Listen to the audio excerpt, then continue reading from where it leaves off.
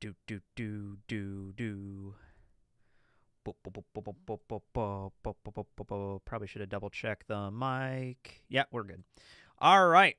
Hello, everybody, and welcome back to Teching 101 does random One Piece tournaments with random One Piece characters in random One Piece challenges. Well, they may be One Piece related challenges. There may not be. I actually added some new stuff to the list that does actually have some One Piece themed stuff going on here. All right, come on in, everybody. Come on in. Let's rock and roll. Let's lock and roll. Let's rock and roll, like from Mega Man. Yeah. Here's a fun fact. Mega Man's name was Rocky in the original, so there you go. Yeah. Doesn't really make a lot of sense when you think about it. I know they were going with rock and roll, but he was like Rock Man, but he doesn't fire rocks. So, like, I get it. You're making a joke, but is the joke worth the logic? I don't know. I love Mega Man, by the way. I should go back and replay. I have all of the Mega Man games. They re-released all the classic pack on like PlayStation. I played them a few years ago. Yeah. Proto Man's original name is Blues. Is that true? He's red though. He's okay. That might be like a nice little pun. That's actually neat. Yeah. What am I playing at the moment? I'm actually playing a random version of Pokemon Leaf Green, I think. I think it's Leaf Green or Fire Red, one of the two. I have this little emulator Game Boy thing that has all these games on it. I just finished playing Harmony of Dissonance, which was really fun. I never played that game before. Juiced is like the best Belmont, really. Yes. Adrian! I love Mega Man X. Okay, so this is like controversial opinion. I didn't care too much for Mega Man X. I like the original NES Mega Man games. I tried a few of the Mega Man X games for the SNES, and I just didn't care for them too much. Although Mega Man Legends, I'm not going to say it's an amazing game, but I did play it way back in the day. I rented that game from the... Okay, so back in the day, we didn't have a Blockbuster, but we had a video warehouse, which was like... It was like a Blockbuster, but not quite a Blockbuster, and you can rent video games from it. And I remember renting Mega Man Legends for the PlayStation. I think it was for the N64 as well, but I had a PlayStation. I rented that game like 4 or 5 times, and I could never beat it. I never beat the game as a kid. Yeah. Mega Man.exe. Yeah, the anime? Yeah, I mean, like, I think it was just called, what is it? Mega Man NT Warrior, or something like that, right?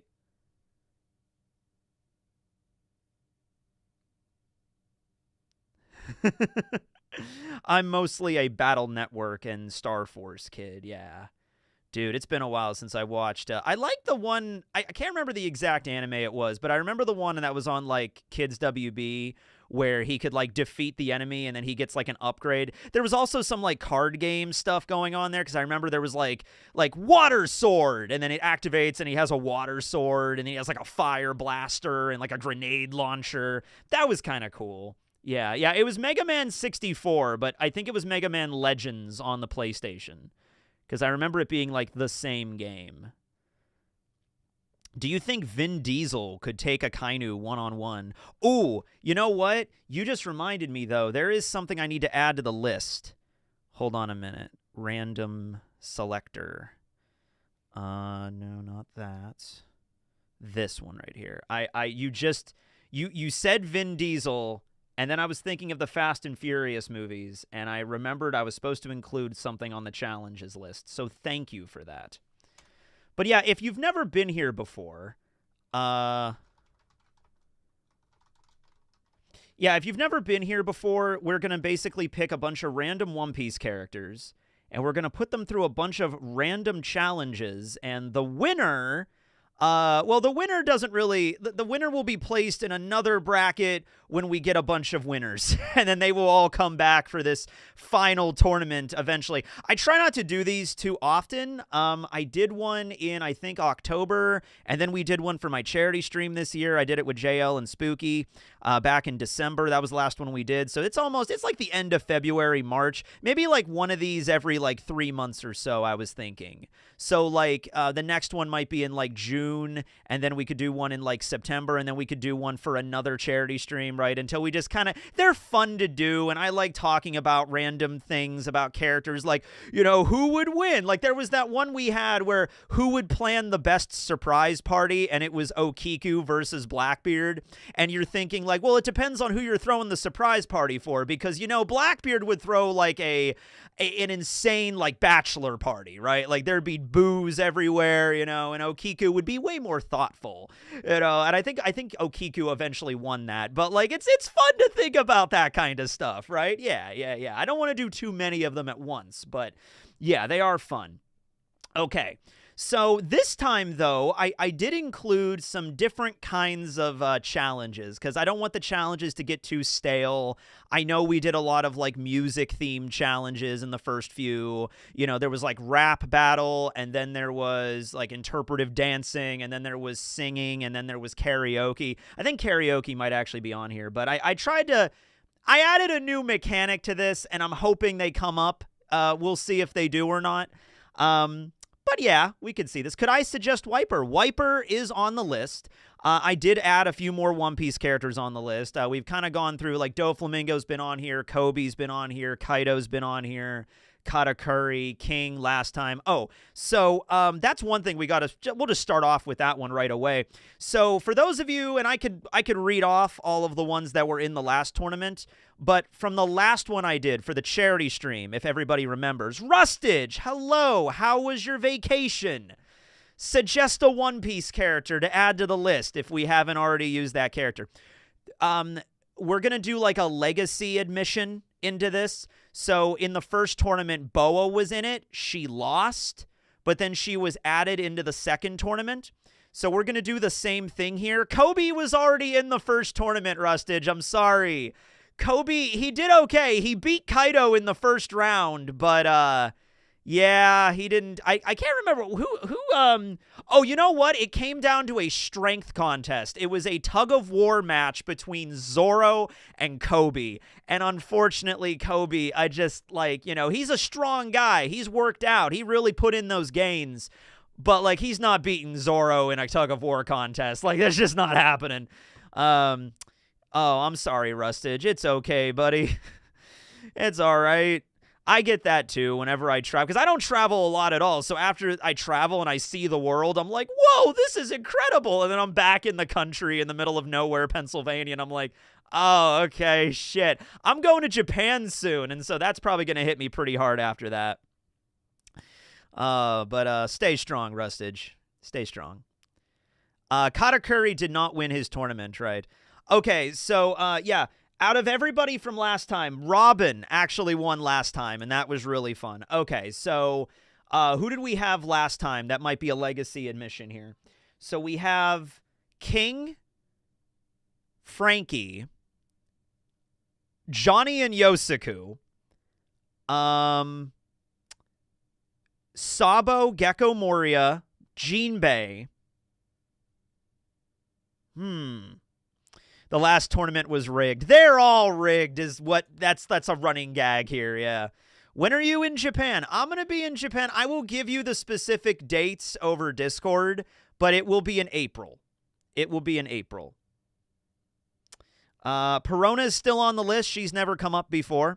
Oh, by the way, so I did roll it beforehand because I had to make a thumbnail for this stream. So the reason that Kuro and Baccarat are on the thumbnail is because those two came up, so I needed somebody for the thumbnail. So we have Captain Kuro of 100 Plans, which I'm actually really happy to see him in the tournament. I hope he's going to do some cool shit. And then we have Baccarat, who's like the only movie character I included, but she has the most like broken devil fruit ever. It's going to be really fun to argue around Baccarat. Although it's not completely invincible. There are ways to beat it. Yeah. What's this tournament about? We're just going to have a bunch of random matches here. Yeah. So, let me just, let me start this off with a poll. And I will, let's see here.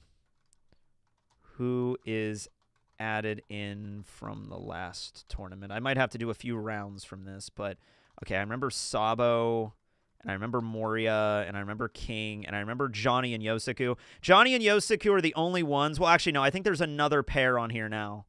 But last time, they were the only ones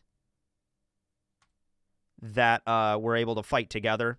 So we'll do this, and then we'll add some other ones. Kuro of the 100 Plans, none of which make any sense now. Yeah, I mean, like, he's supposed to be, like, super intelligent, but, I mean, like, his plan wasn't that great. Okay, we have King.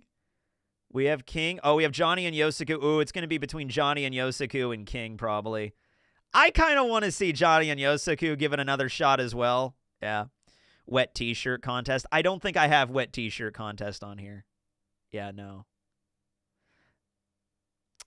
Yes, I have caught up with Akane Banashi. They just had a time skip, and I'm really interested in seeing where it's going.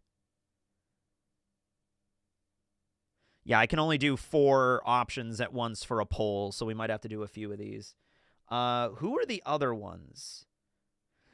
Speed Jill. You mean Speed Jiru? I don't think I have Speed Jiru on here. I included characters. We'll see. We're going to roll for the characters. We're going to get some Straw Hats on here. We're going to get some characters from the rest of the series on here. I think Johnny and Yosaku are going to win this. Are you reading any non-manga? Yeah, I'm trying to read Way of Kings. It's just taken me a while. And there was this other book by, what's it called? The Once and Only Witches by, hold on a second. I read one of her books and I really liked it, and this is another one she wrote. I read a book called, Alex Haro wrote a book called Starling House that I read on my Kindle. It was like the first book I read on my Kindle, and I really liked it. And then there's also, I think it's called The Once and Future Witches that I'm also reading right now. Yeah, The Once and Future Witches. It's also really good, yeah. I'm thinking Johnny and Yosaku got this.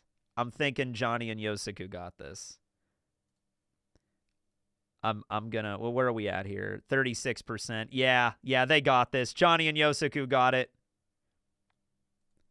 All right. So the other ones, let's see. We also had Frankie and who was the other Straw Hat last time? Jinbei.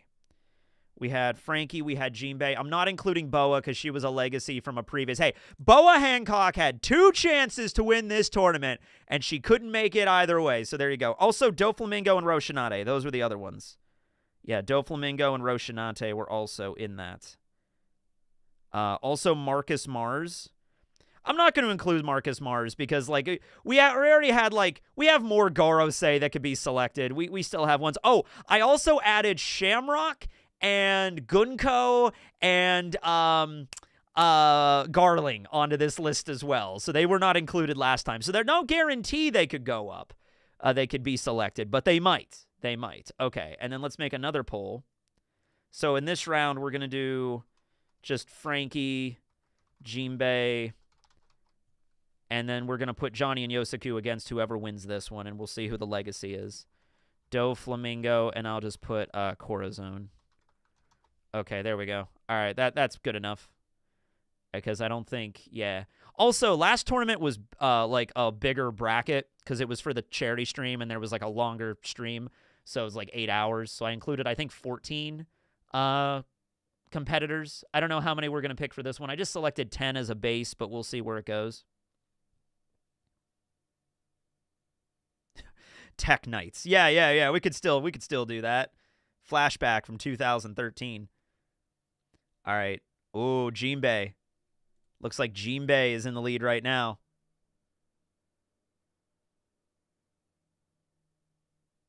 It would be fun to see Gunko. I think Gunko is going to fight Frankie in the actual story. It's probably between Jinbei and Dofi right now. Yeah. I finally started watching Daima. I finally started Daima. I'm aware of what's going on right now in Daima because it's impossible to avoid that. I know the transformations that are involved and everything. But I'm on like episode 7 of Daima. I'm enjoying it. The opening is fire. Like it really does give like old school Dragon Ball vibes. And the fact this is like the last thing Toriyama worked on before he passed, it's really it's like it's a good series, but it's also kind of like somber at the same time because he's like, hey, I just want to put out like this story that I fell in love with one more time before I go, to leave that with everybody. And it's so good. Oh, the opening is incredible. I was listening to the opening this morning. I was at the gym this morning listening to the damn thing. Hey, Shenlong. His name is Shenlong in the original, not Shenron. But yeah, dude, I didn't even know that the dragon had a name. I don't think they say, do they say the dragon's name in the English dub? They probably, like, early on. I mean, eventually they say it. But I don't know if it was ever, like, when his name first shows up, because for some reason I didn't remember what the dragon's name was until way later into Z. I think they just drop it all of a sudden. I don't know if there's ever, like, is there ever a moment where they're like, the dragon's name is Shenron, or the dragon himself comes out and like, I am Shenron, because he never says that. He always says, I am the eternal dragon. He never actually says his name is Shenron, I think, in the English dub.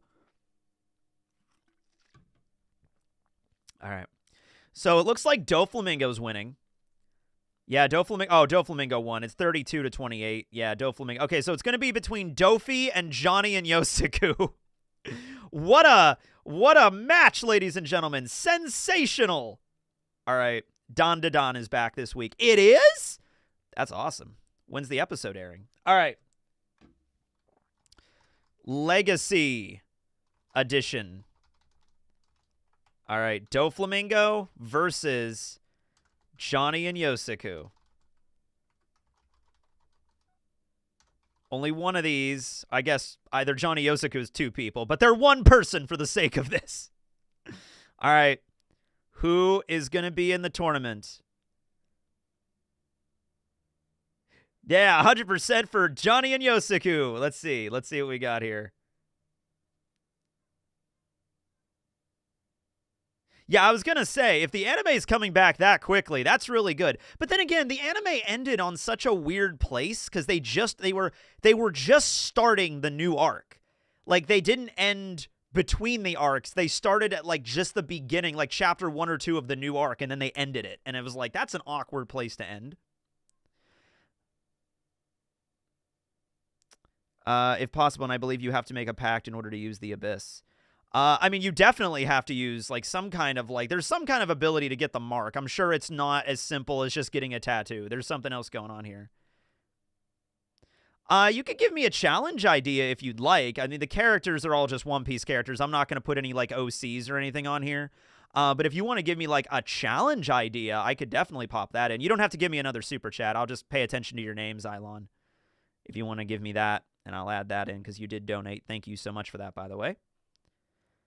Oh, I like the end of Undead Unluck. It was very fitting for the story. I wasn't like, I'm not going to talk about it too much, but yeah. Oh, I would say SSJ4 is better in Daima. Like, definitely. William is canon, right? I thought about, maybe in the next one, I'll include the One Piece D&D crew on the list. Maybe. See, I disagree. I think Daima's Super Saiyan 4 looks better. I think it always looked better just with the Gogeta hair, without the black hair. I think it looks better with the red hair as, like, default. But that's just an opinion. This is so close. Ah, man, Doflamingo, Johnny and Yosuku. This is so close.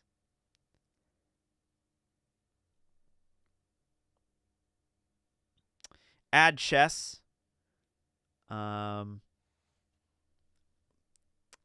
Hold on a minute. Let me go back a little bit here. Yeah. It's looking like it's going to be Dofi. I wanted to see Johnny and Yosuku back again, but if the people say Doflamingo, if the people want Doflamingo back in this, we got to have Doflamingo.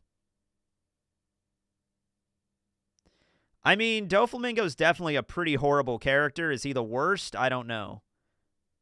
Hold on a minute. I'm pretty sure Doflamingo won. I'm just going to add a border around this to make it look nicer. How thick do we want to make this border? Maximum thickness. There we go. There we go. There we go. That's nice. Oh, chess boxing. Yeah, that is a thing. Happy birthday, by the way, Vermilion. Happy birthday. All right, it's Doflamingo. But let me include chess boxing. I also did add more combat-themed ones in this. Because who knows? You know what I mean? Yeah, I like that idea. Like the Super Saiyan God Beerus dreamt about with the red hair. Yeah, I like that idea. That's cool.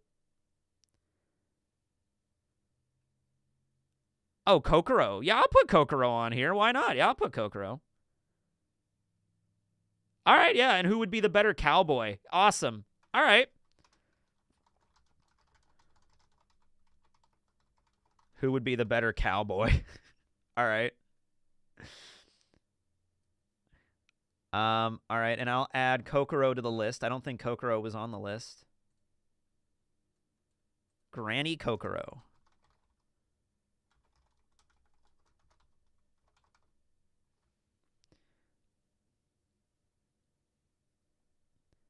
T-Bone. I don't think T-Bone's on here. I'll add T-Bone. All right. But we got to get started soon because I'm already 20 minutes into this and we haven't really started yet. So just kind of easing into it, but we do got to get moving here. All right. Add Gabon. Gabon's already on here. I already included Scooper Gabon because I knew he was going to come up. And I put Whoop Slap on here too, yeah. All right. Well, it looks like Doflamingo has won. So he is going to be added in as the legacy. I'll just put him on a random team. We're going to randomize all of these anyway. Doflamingo. Don Quixote. Doflamingo. Sorry, Johnny and Yosaku. You gave it your best, but Doflamingo's just cooler. All right. Is Panda Man on the list? Panda Man is on the list. All right. So first thing we're going to do is we're going to add in some straw hats. We already used a lot of them. I used 3 for each one, so we only have a few left. I did include Vivi, because why not? Vivi counts as a straw hat. She absolutely does. So first thing we're going to do is we're going to roll 3 random straw hats. There's only, I think, 4 or 5 left on this list. There's 5. So we have Luffy, Usopp, Sanji, Chopper, and Vivi. Okay, so we're going to pick 3 of them, and then the last 2 will just be in the next tournament automatically. We'll just do that. Okay. Yamato is more of a straw hat than Vivi. No, Vivi's definitely more of a straw hat than Yamato. I mean, I want Yamato to join as well, but Vivi's definitely more of a straw hat than Yamato. Okay, let's see here. Random picker thing. Okay, so the first straw hat that's going to be on the list is Chopper. Chopper's added in. These will all be randomized, so don't worry about that. All right, Chopper's the first one up. Gonna remove him from the list now. Okay. All right. Who's the next one? Vivi. All right, I'm glad Vivi's on here. All right. We got Vivi. Vivi. Depends on the 4Kids dub or the Funimation. Vivi or Vivi? One of the two. All right, and then the last, it's going to be between Luffy, Usopp, and Sanji. It's so funny that Luffy... I'm actually kind of glad Luffy hasn't been in the tournament until... Like, it's been 3 tournaments and Luffy hasn't been in either of them because, like, he's kind of broken, but, you know. Does Vivi get Karu? You know what? Yes. Because I put Doc Q on here, and I included Stronger with Doc Q. So you know what? I'm including Vivi with Karu. Vivi gets Karu. There we go. There we go. Vivi gets Karu. Is the duck gonna help? I don't know. It depends on the competition. Who would make the best movie and who would run the best restaurant? I've definitely done the restaurant ones before, but I can include... who would make the best movie? Because I don't think that one is on yet. Let's include that one. Who would... Oh, actually... No, that's a different one. I'll include them both. I think these are different. They're both movie-related, but one is more about acting and another one is more about... This would be more about directing. Who would be a better movie director? That would be... Yeah, that's a different thing than acting. I have another one on there for that. Okay. What kind of movie? So I also am going to use ChatGPT whenever asking questions like that, like, what kind of movie is it? And I'll ask ChatGPT to generate, like, a scenario, and then we'll go through for that. Not all of them, but the ones that need a scenario, we have that to do it. So that's how I do that there. All right. So we have Vivi, Karu, and then we have Chopper. All right. Was there a copyright issue with the way Vivi is pronounced? Maybe. I don't think so. I think it might have just been a mispronunciation. It's not like a Zoro Zolo thing. I don't think it is. But yeah. All right, here we go. Sanji or Luffy or Usopp? I kind of hope it's Usopp. I kind of hope Sanji and Luffy are just off to the side. Like, damn it, we never get picked for these. It's Usopp! Woohoo! All right. We got Usopp, baby. Usopp's just like Luffy and Sanji are like, come on, really? And Usopp's like, sorry, guys. I'm in the tournament this time. Better luck on number 4. Usopp could carry the day, ladies and gentlemen. Usopp could carry the day. The only Straw Hat that made it all the way through the tournament that won the whole damn thing so far. So we have Karasu won the first one. And then we had Robin winning the second one. And then this is the third one. Okay. Yeah.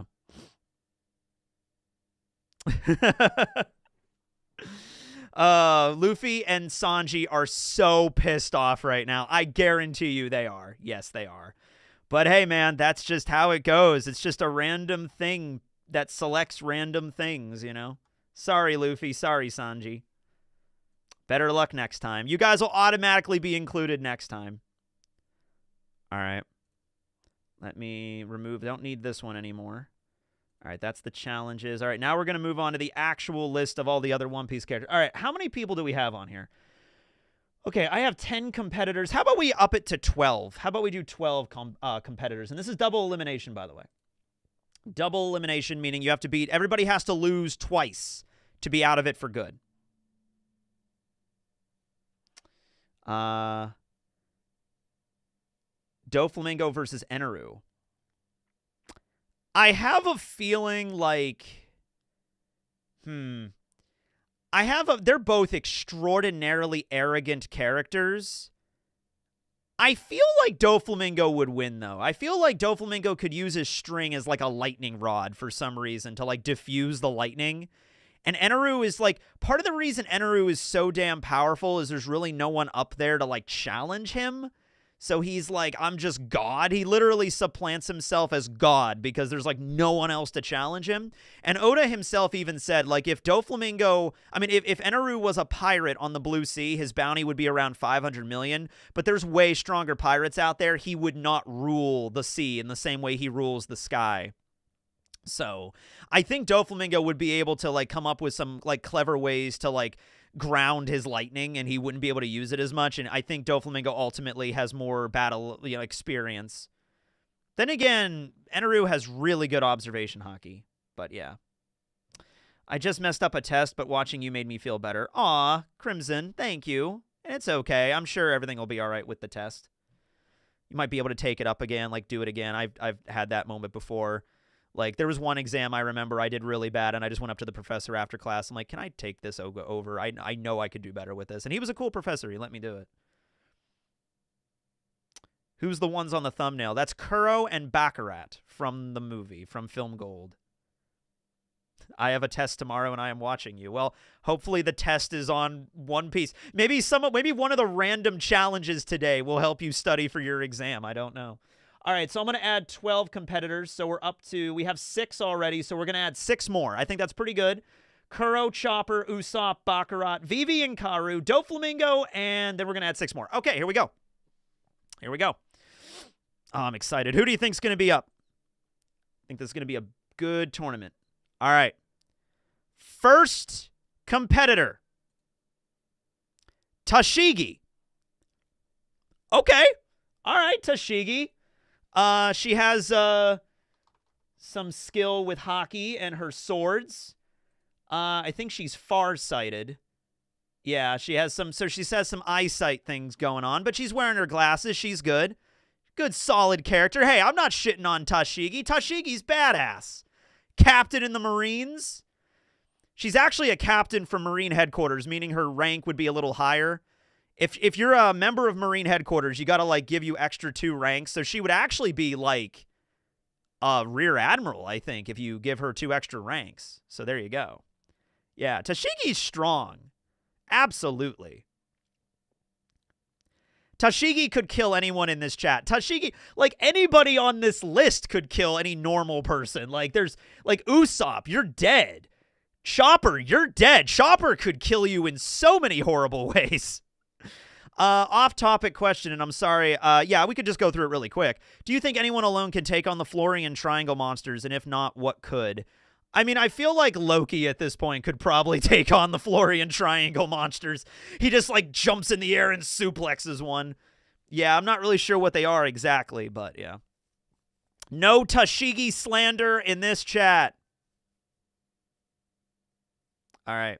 Rear Admiral Tashigi. Okay. Who is next?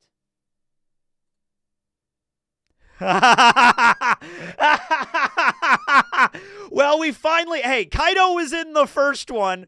Dude, I'm telling you what right now, if there's any challenges that require 2 arms, he's immediately just disqualified. Oh, shit. Well, hey, Daddy's in town now. It's time. Shanks is now on board, ladies and gentlemen. He might not win this. Kaido did not win the first one. Kaido lost to Karasu ultimately, all right? These competitions are not even close to fair. Oh. He can use his hockey to replace his left arm. Oh, damn. Shanks just barges right into the tournament, drunk as shit, like time to fight. Oh, dude. Oh. So, but hey, you know what? Like, there's competitions out there. I guarantee you Usopp would beat Shanks in 100%. 100%. We need Shamrock. Shamrock is on the list. I did add Shamrock. Hey, we had Roshinate versus Doflamingo in the last tournament. It would be great if we had Shanks and Shamrock in this one. We need to have Shamrock. But hey, I'm leaving it up to the rules, man. Leaving it up to the rules. There, we got 4 more competitors. We got Shanks and we have Tashigi. Who's next? Okay, we already had Vivi. Oh, shit! Oh, shit! Oh, snap! Oh, fucking hell, man! Oh! Oh!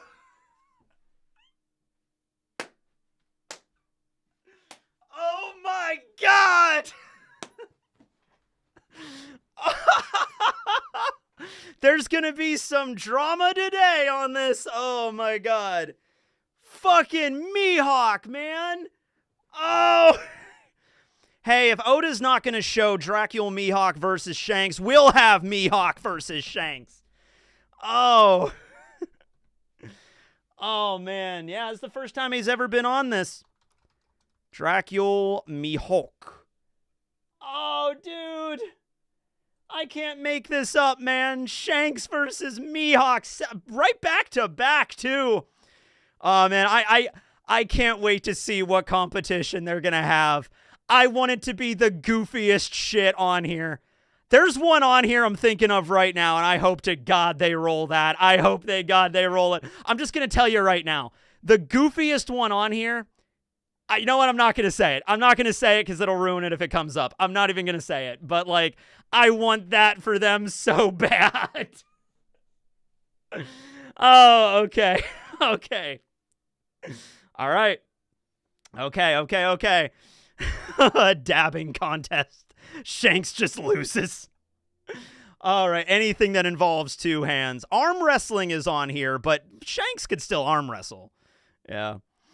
All right. Okay, here we go. That's perfect. I can't make that up. All right, we got 3 more competitors. 3 more. Baby 5. Okay. Not as insane as the last two, but we'll go with Baby 5. She has one of the coolest devil fruits in the story, man. She can make any weapon out of nothing. She could turn into a missile. She could turn into a giant flamethrower. She could do a bunch of crazy shit. We got Sai. Sai shows up, cheering her on. Yeah, there we go. All right, 2 more. Oh, God. This tournament. Okay, I want you to imagine. It's GARP. We rolled GARP. For those of you listening to this right now that are not, like, paying attention actively to the screen, it's GARP. I want you to imagine the waiting room for this tournament. Everybody, like, Usopp is like, hey, tough luck, Luffy and Sanji. I got the ticket this time. He walks in, and it's just Shanks, Mihawk, and Garp. And Garp's there, and he's like, Usopp, you're on my grandson's crew. How you doing, man? And Usopp's there like,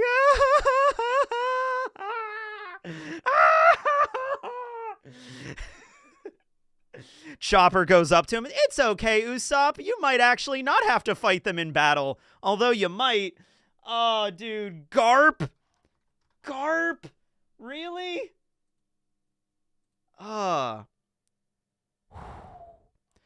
Usopp might defeat them all.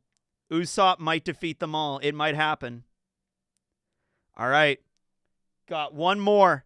One more competitor today. Who's it going to be? Is it going to be somebody crazy broken, or is it going to just be random character? I put some random. Makino is on this list, just letting you know. The bartender from Luffy's village is on this list. All right, last competitor. I hope it's just... I might as well at this point make it a Kainu or some shit, you know what I mean? Oh, shit. Hold on a minute. Okay. Okay. Sorry. Okay. I have a family member in the hospital right now, and it's just, my mom is telling me what's going on right now. Okay. All right. Last competitor. Don Krieg. Okay. Don Krieg. Best wishes. Yeah, I think it's going to be all right, but thank you. As my uncle, he had chest pains last night, and he's in the hospital. Yeah. He has some blockages. I think they have to operate on him. Well, he's getting some scans today. I don't want to... Yeah, he should be okay. I hope he's all right, though. My mom was talking to him this morning. But, all right. Yeah. Okay. Sorry about that. Yeah. So, Don Krieg.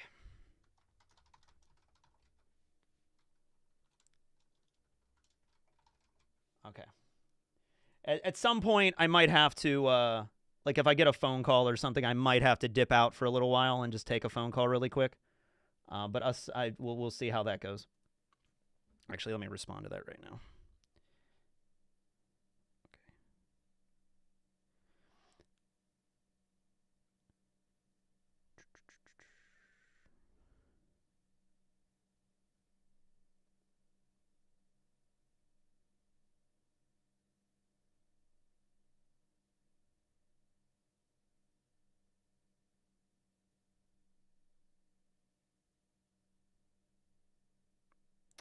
Okay. Manga or live action Krieg? Oh yeah, live action Krieg that got wiped out by Mihawk on the beach there. I do love how Mihawk just straight up kills Krieg in the live action, because we all know that would go down. Hey, Krieg is actually still alive. We see him on Pirate Island. And Geen is there as well. Pearl is too. We don't know how stronger Krieg has gotten though. He looks a little bit more buff, but we just don't know for sure. So we're going to have to go with Don Krieg from the Baratier arc. We're going to have to... Now, I will use Don Krieg at his strongest. So, like, he's kind of, like, weakened after his crew got wrecked by Mihawk in the Grand Line. So we'll at least give Krieg, like, his full armament of like, weaponry and everything like that. So he'll have all that stuff going on and everything. He won't be like dying of starvation or anything. So that is something. Can we at least give him basic hockey? No, because we have no idea if he has basic hockey. He probably does now, but we have no idea. All we know is he's on Pirate Island right now. That's all we know. So he had the largest pirate armada in the East. It wasn't the strongest, but it was the largest. So that's something, I guess. Yeah. Okay. So we have this is our roster for the third tournament.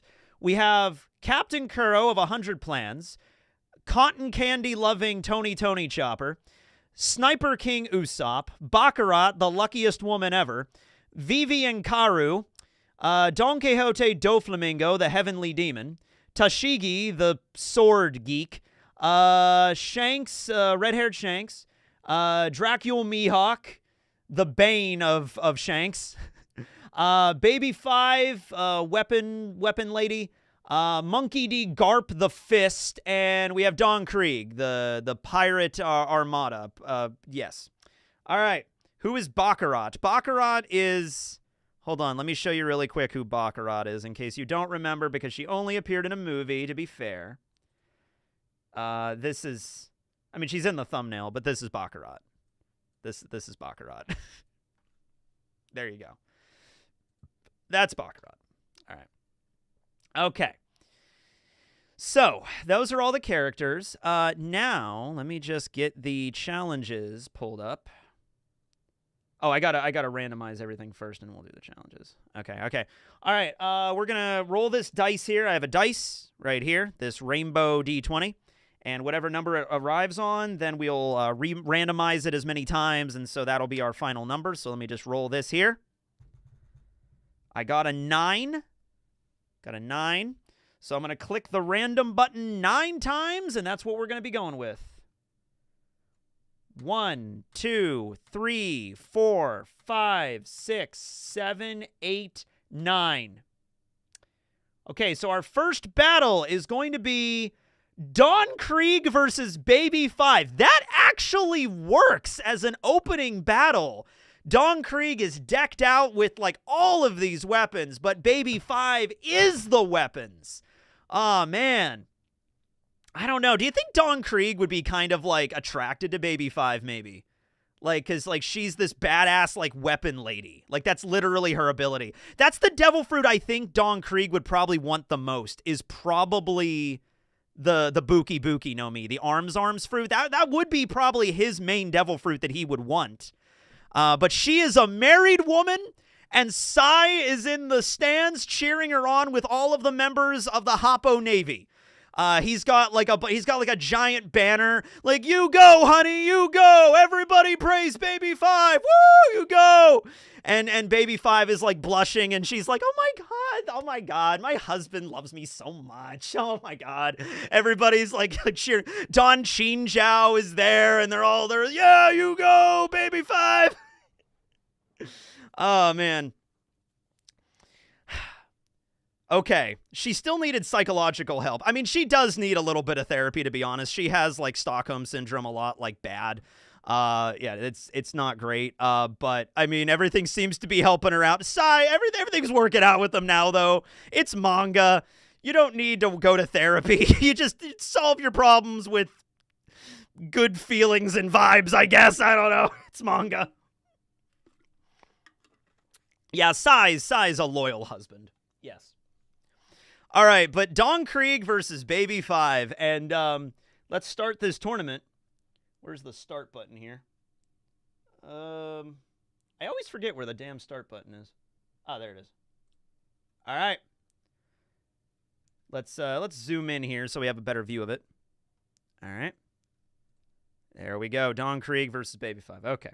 So for those of you that don't remember how this is going to work, I'm going to roll a random challenge from this list, and we're going to discuss it.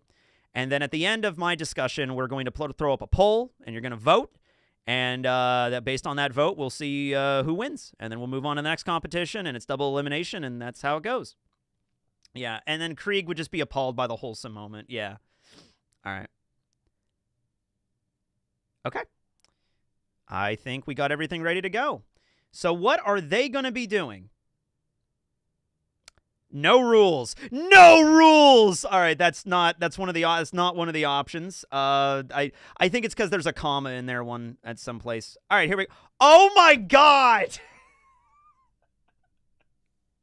Who would make the best wedding planner?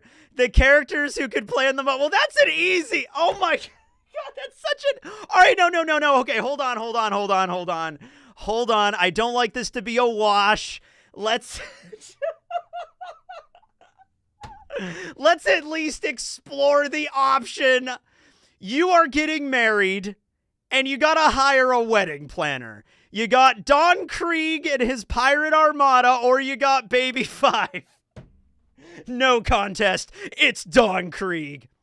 Dude, I just picture them going into the tournament, and it's like the first match, Don Krieg versus Baby 5. And Don Krieg is like, oh, okay. He's got his like giant bazooka all polished up, and he's ready to go. And he's just like, yeah, let's do this. It's gonna fight. Yeah, let's go. And it's like, who would make the best wedding planner? And Don Krieg's like, oh, son of a bitch. What the fuck does that mean? You know?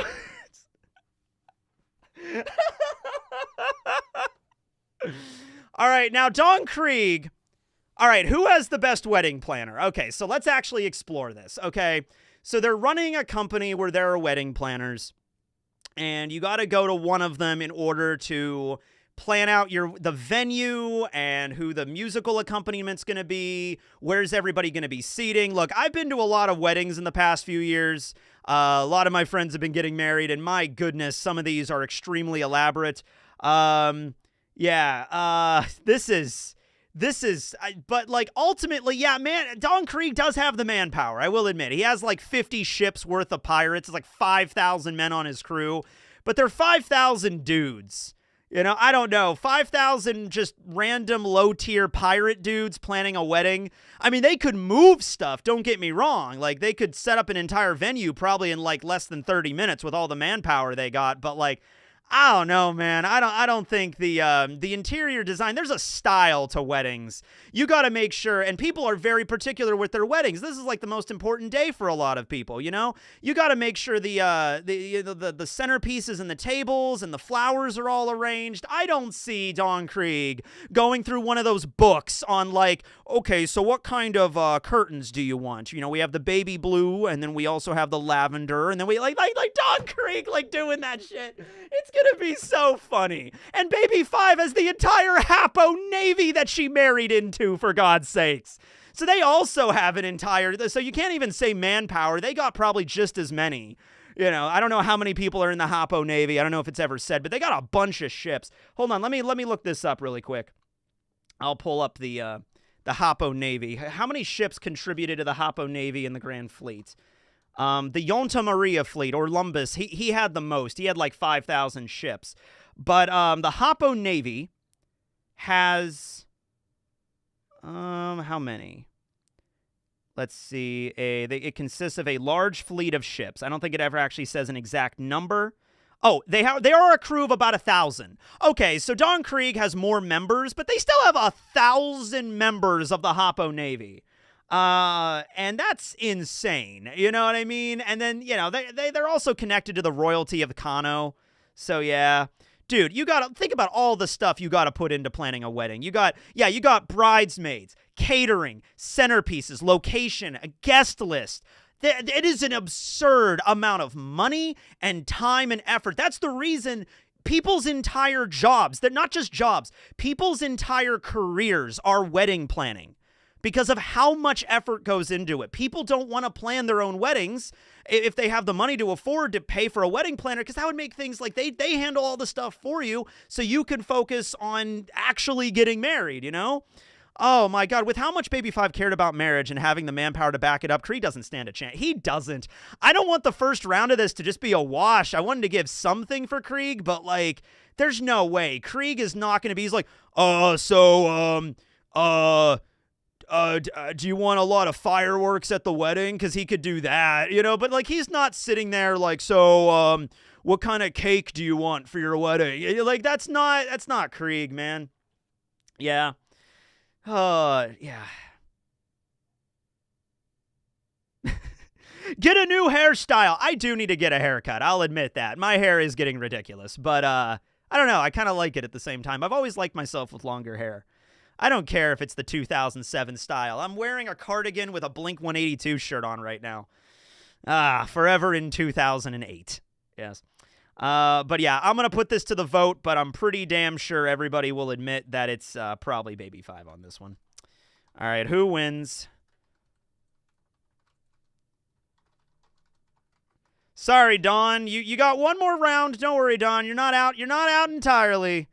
Oh, man, he low-rolled that. You got Baby 5 high-rolled that. Don Krieg low-rolled that. Like, that was the perfect thing for Baby 5. She just got married, too. Like, that's perfect. Maybe this is rigged. I don't know. I don't think it is, but maybe at this point, I'm kind of questioning it myself, and I put it together. Baby 5 has the whole Kano kingdom backing her. She does. I mean, yeah. It's a wash. It's like 85. Hey, 15% think Don Krieg might, you know. Oh, man. I mean, hey, if you got to hire somebody for your wedding, I mean, if Don Krieg's the only person available, I mean, like I said, there is something to go on there. They do have the manpower to, like, set up an entire venue. You know, they could literally build an entire venue, probably. You know, if it's like you're out in the field and it's like, I want a barn to get married in. A couple of my friends got married out in this nice little country ranch, like estate kind of thing last year, 2 years ago. And they had their wedding in a barn, and it was really nice. And it was just a cool vibe all around. And it was like a really beautiful, serene kind of place in the late summer. It was a really nice wedding. And they could probably build all that stuff themselves, you know. But come on now. Like, even Geen helping him. Geen is the man demon. He's not the wedding planning demon. You know, he's like, yeah. I think Don Krieg would do a more respectable job than some people. I think he would at least do a 12% competent job. I think the 12% is kind of warranted for Krieg. But yeah, Baby 5's going to blow this out of the water. You can't trust a man with sideburns to have style.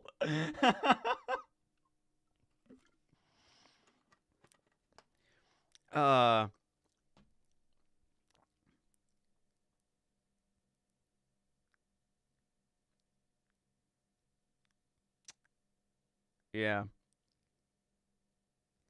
Also, you got to remember, Baby 5 would be invested in this. She would be going through the options for the floral arrangements, and she'd be super excited. Be like, oh my god, I think this one would work great for you two. You know, the purple roses, they're really in right now. And Krieg's gonna be sitting there with Geen, going through the freaking things like, I don't know, these are like purple flowers. These are blue. These are also blue. These are another blue. I don't know why there's so many damn blue flowers, but whatever. I mean, I guess if you want that kind of stuff. Like, that's going to be Krieg at this. He's going to suck at this. Yeah. All right. Baby 5 wins this 88%. All right. End the poll. All right. Sorry, Krieg. All right. Can't go wrong with red. I mean, red roses are nice. Yes. All right. The next battle is... Oh my god, I didn't even notice Shanks and Mihawk were in round 1 of this! I was so focused on Krieg and Baby 5, I didn't realize Shanks and Mihawk are right out of the gate with this! Oh my god! Well, let's get this out of the way first, I guess. Or second. Okay, here's the battle. Let's pray power scaling is not involved. There's a few of these that are totally actual fights. All right, dude. Oh, this is insane. I have no idea. Okay. All right. And I mean, like, if certain things... And here's the thing. No matter who wins or loses this, they might have to do a rematch later. Because it's totally possible. Like, let's say Shanks wins this and Mihawk goes to the losers. Mihawk could fight his way through losers bracket, and then he has to fight Shanks again. So there might even be more than one Shanks and Mihawk fight. This is going to be epic, and I just want it to be a really dumb contest. I really do. All right, well, we'll see what happens. We'll see. All right, ready, guys? Here we go. A poetry slam. Who would perform an impromptu poem based on a given theme? All right, let's look up the theme. I'm kind of leaning toward Mihawk right now, guys. Shanks is a drunk. He's not super poetic. All right? Mihawk wins.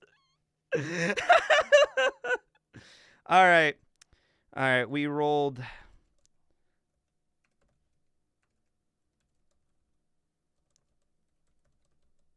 Give me a theme for a poem in a coffee house. So this is coffee house poetry. This is total coffee, like think Persona 5, LeBlanc Cafe kind of poetry. That kind of vibe in the background, you know. Actually, let's pull some of that up right now. Hold on a minute.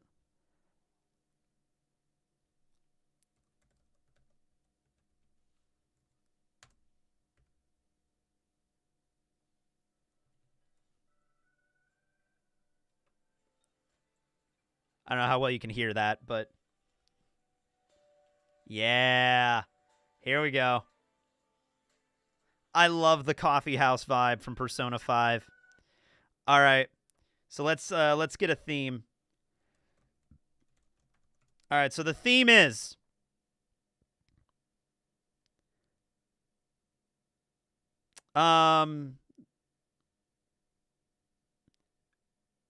okay. Here is a theme. The Weight of a Promise. A poem exploring the burden and beauty of promises, those kept and broken or left unspoken. I think that kind of works for Shanks and Mihawk, honestly. It can touch on themes of loyalty, regret, love, betrayal, or hope, reflecting on how a single vow can shape a life or relationship or even a destiny. This is a fight. I think this is, yeah. Like, because you can have Shanks writing a poem about Roger and the stuff that's left unspoken there, or about his friend Buggy, because you know there's some regrets there, or even Uta, if you want to include Film Red as canon. Mihawk could write stuff about... Dude, Mihawk could write a whole poem about how he feels abandoned now that Shanks lost an arm and he can't... You know what I mean? It's like, I feel like I lost my friend. You know, like, this is... Oh, this is close. Oh, Shanks is literate. Shanks can read. Well, wait, hold on. Yeah, Shanks can read. Oh, dude, okay.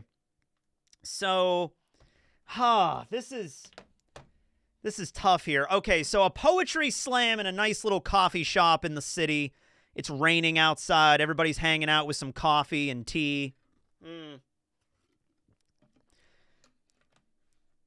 Sojiro is hanging out behind the counter. Let me explain on how to make coffee. Okay. All right. Now, what topic would Shanks go with? What is the most, I'm going to say, palpable aspect of Shanks's relationships in his life that he would sit down and write a really dramatic poem about, involving like promises kept and promises left unbroken and stuff like that? Do you think he would write about Roger? Do you think he would write about Uta? Do you think... I feel like Uta, because Uta does show up in the manga. You see her in silhouette. So I think she is canon in that regard. And Luffy, too. Like, yeah, he could write a promise that he made to Luffy. It's not a sea shanty. This is a serious poem. But then Mihawk just, I think, has the vibes for this. I think Mihawk spends most of his time... What does Mihawk mostly do in his castle? When Mihawk is not traveling around fighting people and destroying Don Krieg's fleet, what is Mihawk doing in his castle the entire time? Do you think he's just getting drunk on wine like 99% of his time? No, he hangs out in a fucking Dracula castle, man. You know he's writing poetry in there. You know he's doing that, right? He does it. Okay, Mihawk is not a drunk. Mihawk is not just getting drunk every single waking hour of the day. Yeah. He also has the time, too. Shanks is out traveling around all the time. Mihawk has plenty of time the last, 10, 20 years to just hang out and just write poetry. Yeah. He's probably already got a poem ready. I'll give it to you, yeah. It's okay if he is drunk. Some of the best writers are alcoholics. I mean, look at Stephen King. Think about all the writers that write about characters that are also alcoholics. There's some stuff going on there. Yeah. So in that case, Shanks and Mihawk both kind of have, like, if we're looking at it that way, I always remember the quote from John Cusack from the movie 1408. And Samuel L. Jackson's character is offering him a cigar, and he's like, "No, I don't smoke. How about a drink?" "Oh, yeah, of course I drink. I just said I was a writer. Of course I drink." You know, so yeah.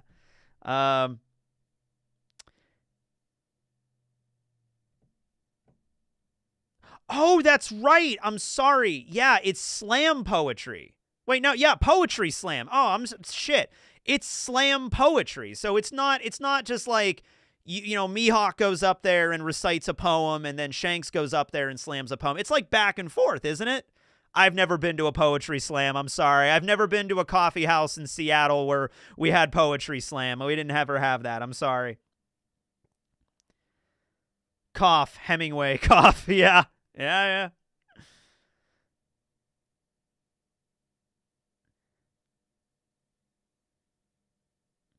Mihawk is more the wine guy that gives more of a writer vibe. Yeah, I mean, really, he is. Don't get me wrong. I think Shanks could pull out something that would actually make you think, because I think Shanks he puts on that air of like carefree pirate, like, let's get drunk, mateys. But in reality, there's some darkness going on under that. I mean, there's some stuff that Shanks has to deal with, right? There are some demons Shanks ultimately has to deal with that might come out in a poetry slam that might be like, whoa, he's like way deeper than you really think. But I really think Mihawk has the one up here.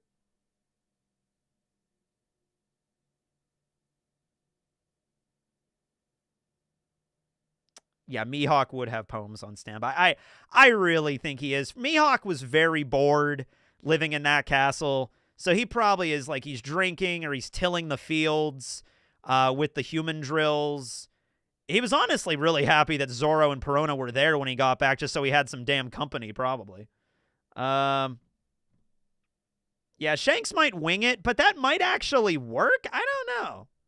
This is tough. I think it's time to go to a poll, because I really got nothing more to add here other than just, like, I think Shanks could write a serious poem that would make you really think about stuff like, whoa, man. And I think Mihawk would also have stuff, like, ready to go. I have an extremely boring English lecture that I don't want to pay attention to. I'd rather listen to a guy poetry scaling fictional characters. Okay, I mean, I'm glad I'm entertaining you, but you should pay attention in class. Or not. I'm not your teacher. Hey, man, I've been in that situation before, too. There was a marketing class I had that I spent most of the time just rereading all of Dressrosa, so it's cool. All right, let's go on the poll. Who wins? Mihawk or Shanks? You know what? Honestly, though, I think this works. I think this works for them. I don't think it's that ridiculous of a competition for both of them. You know? Like, there's way goofier, sillier stuff on here, and I think, yeah.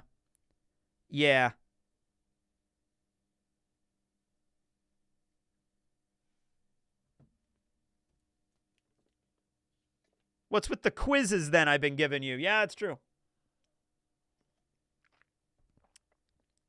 Stay in school, kids. Don't go to work. Stay in school.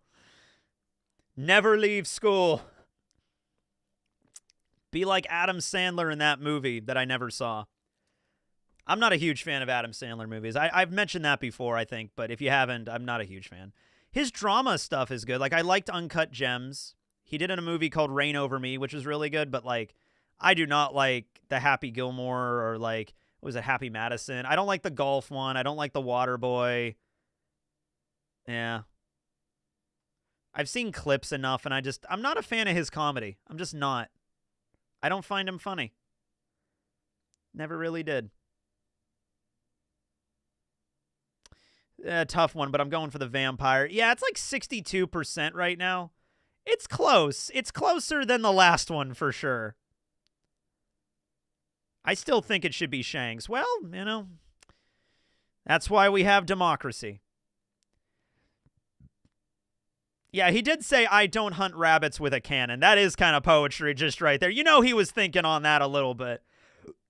Do you think he came up with that off the top of his head, or do you think he had that one written down in his pocket? Either way, if he thought that up on the top of his head, he's good at poetry.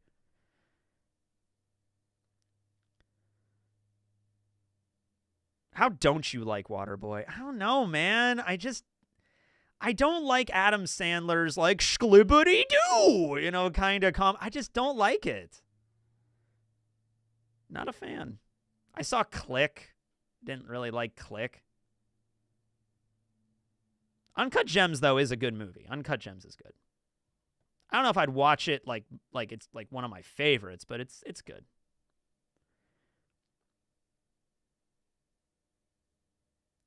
Oh, that's true. Remember when Mihawk was describing the human drills and how they ended up the way they were? Yeah, that does show some inner poetry right there, yeah.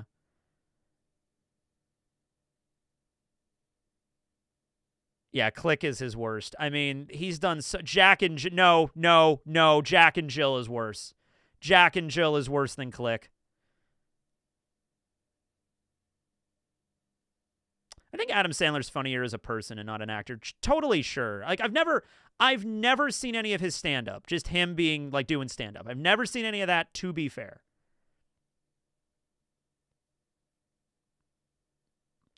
I don't think I've seen The Cobbler, no. 8 Crazy Nights I did not like, no.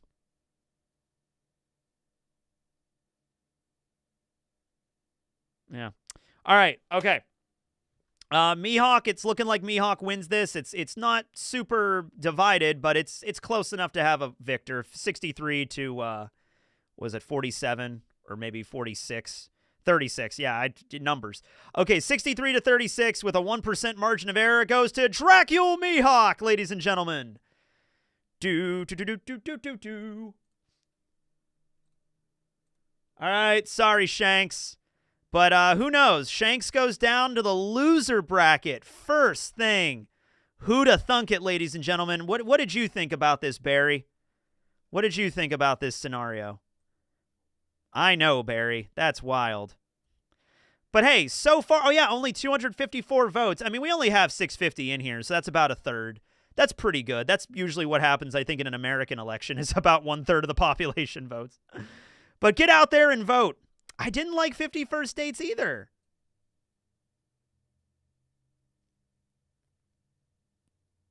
Okay.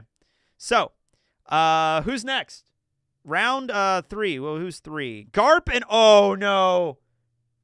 Wait. Garp and Usopp. Oh, man. Poor Usopp. Dude, even if Usopp rolls something that he's good at, he's going to be nervous as hell going into this. I'm not going to factor that in, but he's still going to be nervous as hell going into this. Please let it be a sniping contest. I don't think I put sharpshooting on here. Should I? It's a list of like 100 things. Okay, no. Arm wrestling is on here, and Garp would dominate at that. I did try to put stuff that would automatically... Like, if Garp rolls arm wrestling, he's winning, you know? Like, that's happening. I don't think I put sharpshooting on here. I think last time it was, what was it? The archery contest. Yeah, that's what it was. But I'll put sharpshooting contest on here.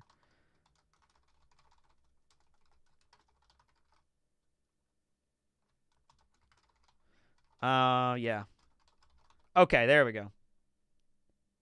Yeah, Usopp has his bag. Usopp has his equipment. They have their devil fruits. They have all their equipment. Unless they're in a particular contest where they have to, like, not use their equipment. Like, that will be, you know, it'll be stated when we get to that. But for right now, yeah, he has all of his equipment. He has all his pop greens and his kabuto and everything. He has all that. Is it going to help at all? I don't know, but yeah. Yeah, Scopper Gabon, well, he was on the list, but we didn't draw him, unfortunately. But he was on the list. All right, here we go. Monkey D. Garp versus Sogeking Usopp. God Usopp. What do we got? I think Usopp's got this. I think he was nervous for nothing. I think he's got it. Speed drawing. Who can create the best artwork in a limited amount of time? I don't think Garp is great at art. I don't think Garp is great at drawing or great. Yeah, Usopp wins. Usopp wins this. Yeah. There it is. Usopp takes the W. There it is. He made the fucking Straw Hat flag. Well, he made the original one with him, and then he drew the... Like, Usopp has art. He can draw. He can draw. He's an artist. All right? Garp has those giant, meaty fists. We've never seen Garp draw something.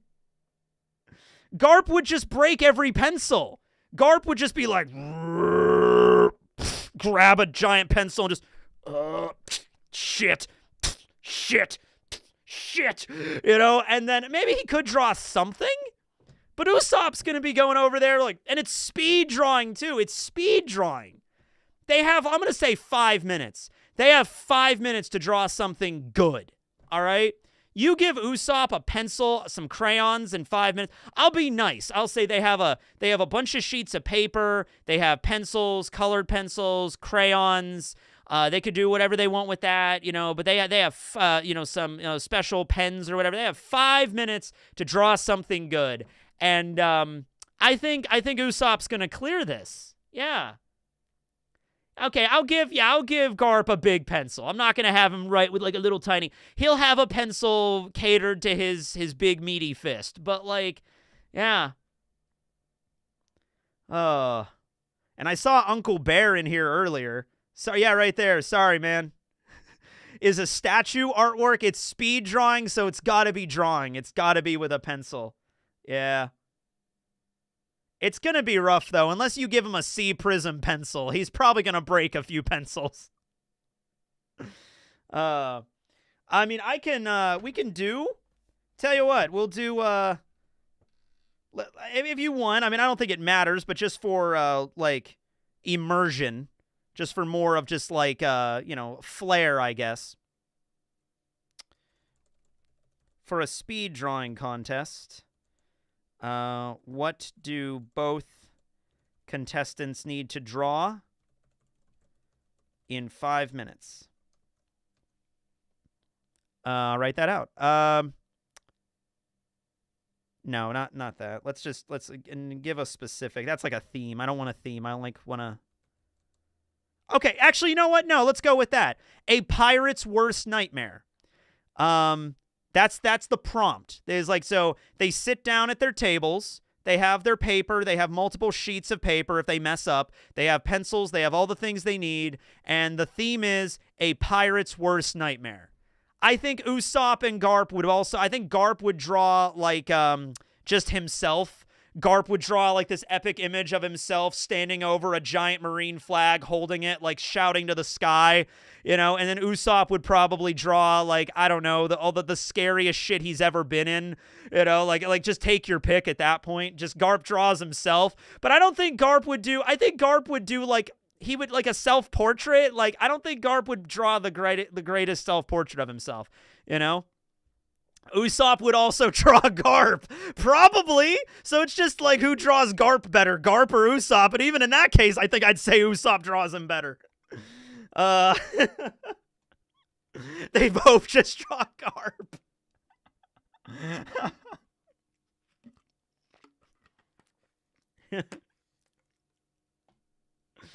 Oh, yeah.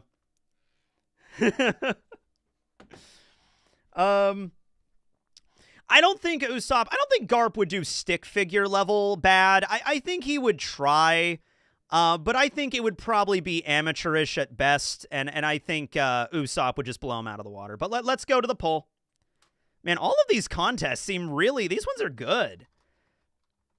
And I'm going to do Usopp. I'm going to do Garp in all capitals because he has to be spelled in all capitals.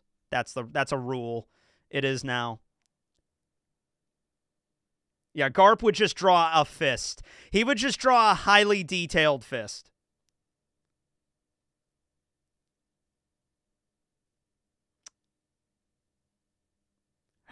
Yeah, Garp just lays his fist down and just draws over it. But even then, he has to do the detail. Yeah. Dude, drawing hands is hard. Okay, I don't sit down and try to draw, like, you know, anime characters and stuff. My friend did, and he's gotten so much better at drawing like characters. But I remember one time, me and him a few years ago went to an anime convention in the area, and he had his artwork with him. And he was showing it to like a comic artist that was at the convention, and the comic artist was looking at it, and he's like, it's not bad, but he was drawing the hands behind the back, like the character was having their hands behind the back, and the artist mentioned like, hey, you got to start working on your hands. I see what you're doing there. You're hiding the hands behind the body, and the reason you're doing that is because I know hands are really hard to draw, but that's what you got to get used to doing. Go look at Horikoshi drawing Tomura with all of his hands. Or Kubo drawing Pernita Parkjoss, like the giant hand. I mean, it's hard, man. It's not easy. Any artist will tell you, hands are hard. I do it. It hurts. Yeah, JL. Oh, hey, JL. How you doing, man? He just covers his fist in ink and just punches the page. Just makes an imprint. That's not drawing, though. That's like an imprint. That's not drawing. Even AI can't draw hands that good. Yeah, give it like another 5 years. Maybe it could do it decent, but right now, not too much. Yeah.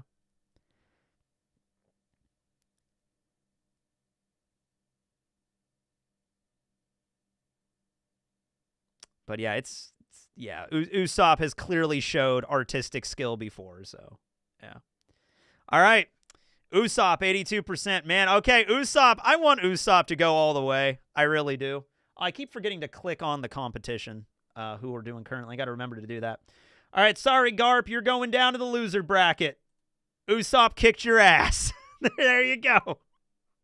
Oh, yeah, Horikoshi was flexing really hard with Tomura's design. I mean, holy crap. There were actually multiple times in the story where Tomura, it would have been perfectly fine for Tomura not to have the hands anymore, and yet he still has the hands. I think Horikoshi was like, well, I'm used to it. Let's just do it.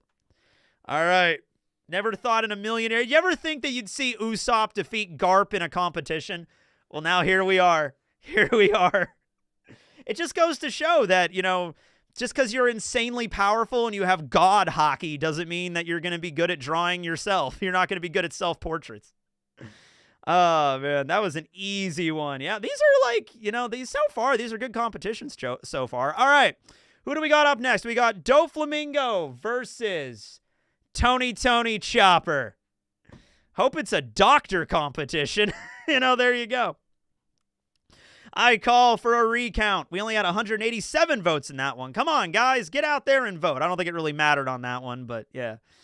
Garp and Shanks lost back-to-back. I know, right? That's just how it goes. All right. Doflamingo's coming in from the last tournament. He's the legacy admission. Chopper is here representing the Straw Hat Pirates. Let's see how we go, man. This loser bracket's going to get crazy. If Doflamingo loses this, that loser bracket is going to explode. All right, here we go. What are they doing? Oh my God, I drew it. Okay. So this is one of the new mechanics that we are introducing. I'm so glad that we drew it. All right, help a random cartoon character. So I have another list of cartoon characters on here. There's also another one that's help a random anime character, but this is the cartoon character one. So I'm going to roll on a list of a random cartoon character, and then we're going to create a scenario based on that character. That character is going to have an issue that Doflamingo is going to have to help them with, and Chopper's going to have to help them with, and who's going to be better at that thing, right? All right. Help them how? Well, we're going to find out here in a second, but first we got to look into cartoons. All right, here we go. All right, so the cartoon character they're going to be beginning to have to help out is Grim from the Grim Adventures of Billy and Mandy. Yep. All right, let's pull this up and see how this is going to go. So Grim from the Grim Adventures of Billy and Mandy is showing up, and he's like, I need you to help me with something. All right. So who do we got? Who? You weren't around. This is going to tell who was around in the early 2000s and who wasn't. All right. So let's see what we got here. All right. All right. What scenario?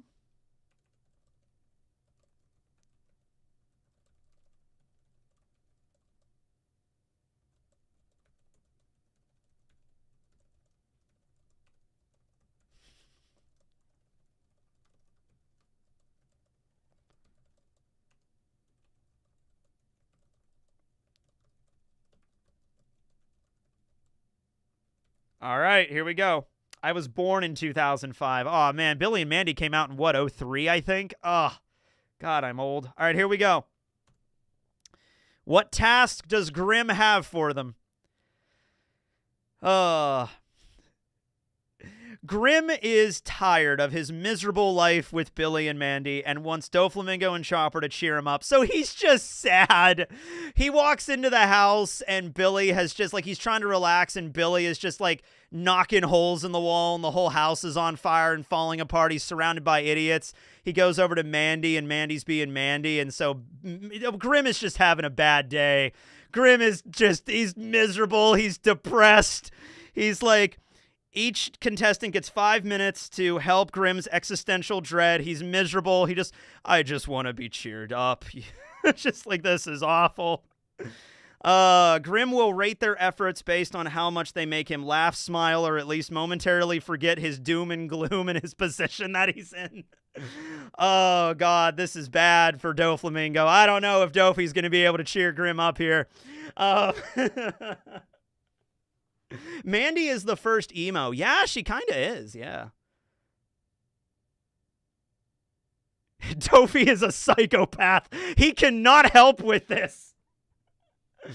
Oh, my God. Who could momentarily cheer up Grimm? Because he's got to go back to this shit afterwards. But who can momentarily cheer him up better? Chopper would be like, hey, it's okay. Oh, by the way, Chopper sees Grimm, and it's just going to remind him of Brooke, right? Because Grimm is a skeleton, Brooke is a skeleton, so Chopper's not going to be freaked out at all. Doflamingo might make fun of him. Doflamingo might just be like, oh, God, what's wrong with you?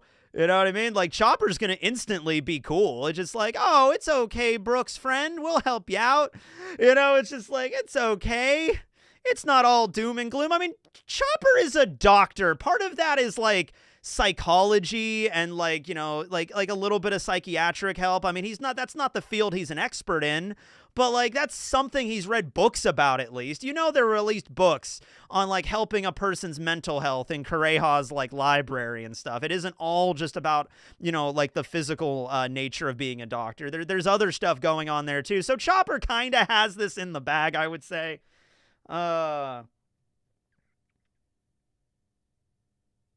Oh, yeah, and Grimm is a genuinely nice person. That's the thing. He's just stuck in a real shit position right now. Yeah.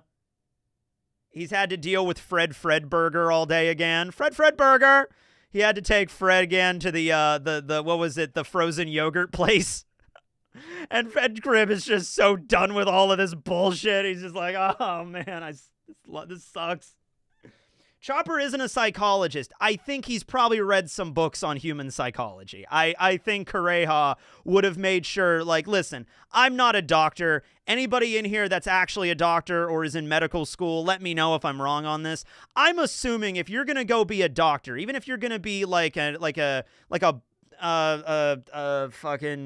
thinking about different kinds of doctor, bone doctor or whatever, I don't know. Even if you're something like that, like, aren't you going to have to take courses at least learning a little bit about human psychology?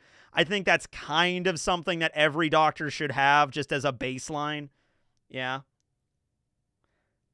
Yeah, you need to know human condition if you're going to treat patients in general, because a lot of this is also like psychosis and stuff like that, Like, you gotta have to know how a patient, like if a patient is like having a panic attack when they go in to see a doctor, you gotta know how to kind of handle that, right?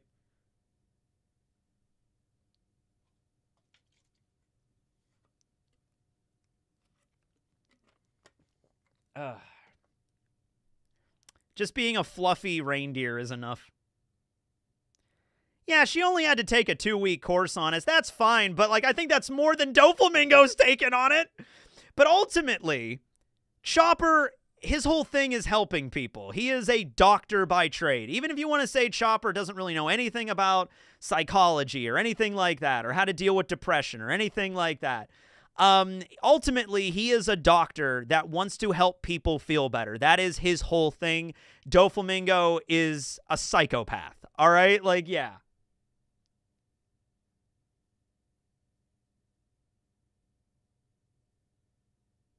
Yeah, let's just role play this. Grimm shows up. Doflamingo and Chopper are right there. Aw, I'm really sad. Which one of you guys can help cheer me up? I think Chopper's got this. All right, let's go to the poll.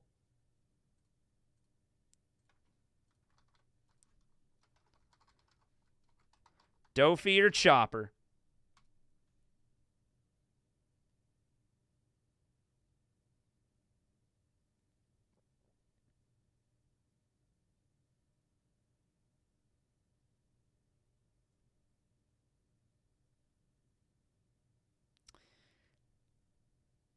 Would Dofi attack Grimm? So the overall idea is they have to do the task to the best of their ability, because otherwise Don Krieg would have just taken out a gun and started fighting Baby 5. That's not how this goes.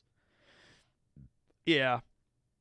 We just eliminated Shanks, Garp, and Dofi all in the first round. Let's go! He did do rehab with Sanji. Yeah, there you go. He helped Sanji through that little bout after the time skip. Yeah. Oh, that's true also. Like, he might... Yeah, but here's the thing. Like, if Doflamingo was like, oh, you have a problem with these kids, I'll just murder them for you. And then he goes and kills Billy and Mandy. By the way, I don't know if Doflamingo would be able to kill Mandy. She is kind of like an eldritch being in some episodes. But, like, let's say he did. I don't think Grimm wants Billy and Mandy to die. I think he just wants to be freed from them. But I don't think he would want them to die. I don't know. I think that might be going a little bit too far even for Grimm. Dude, Mandy fighting Doflamingo, though, that would be a battle for the ages.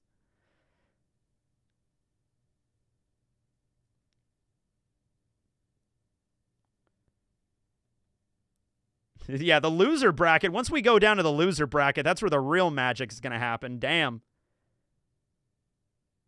Oh, God, right. If Doflamingo kills Billy and Mandy, then Grimm's the fucking Grim Reaper. He's going to have to deal with them again. So, like, that's not even going to help. So that's the worst thing you could do.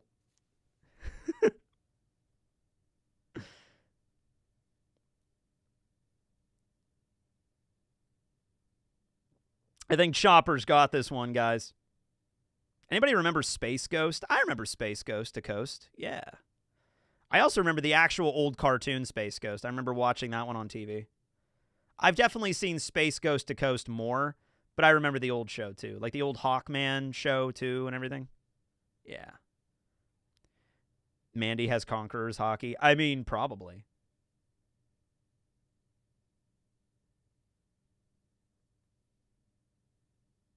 Yeah, but, like, giving Grimm a smile fruit's not going to make him happy. It's just going to make him, like, smile. That's the whole point of the smile fruits. They don't actually make you happy. It's like he's still depressed. He just has a smile on his face now. Though, of course, according to Doflamingo, that would probably be the same thing. Like, there you go. I did it. Craig Ferguson was on Space Ghost once. I got to look that up. Yeah. I know Willie Nelson was on another episode, yeah.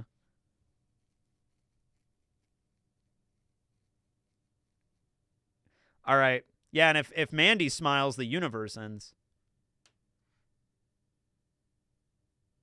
Yeah, laughing while depressed. That's why it's such a horrible thing for all the people in Wano.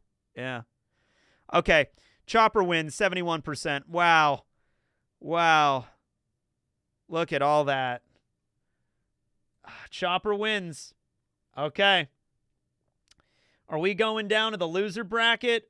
No. We still got a battle up here. Are we going to battle number 5? We have Tashigi versus Baby 5. Okay. That one is, yeah, that's still in this bracket. Okay. All right, we got Tashigi.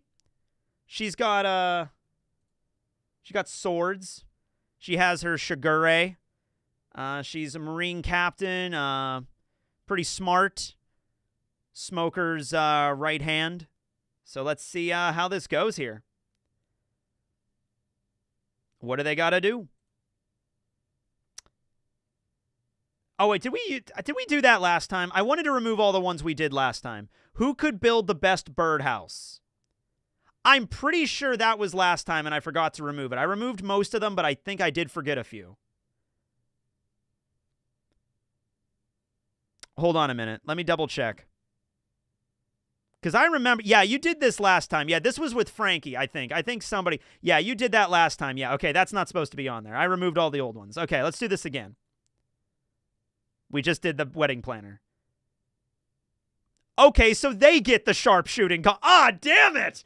Ah, son of a bitch! Oh my god, Tashigi has shit vision! Oh, man.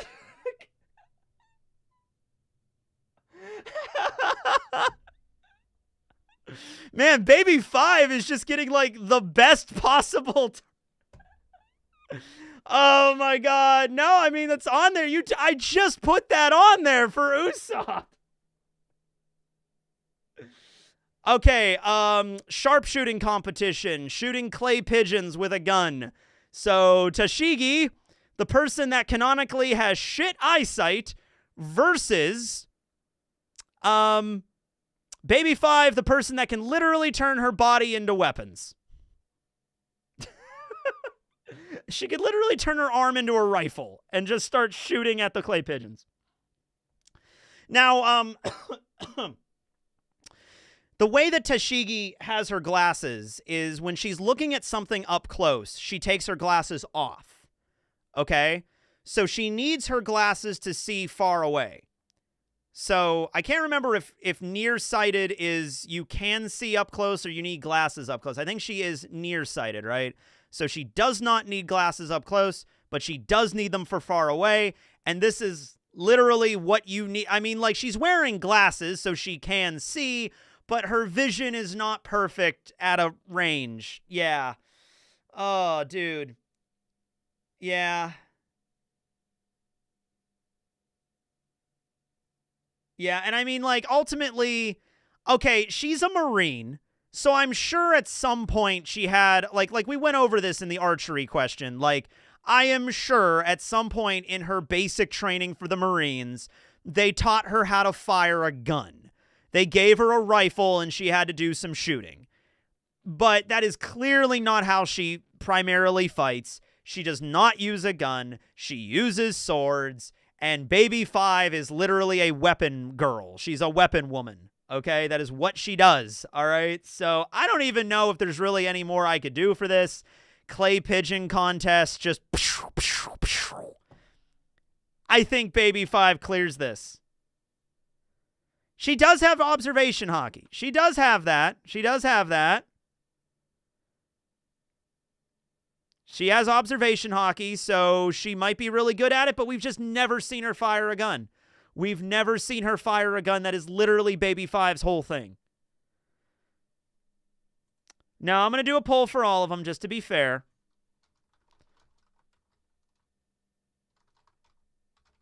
Just to be fair, we're doing them for all of them.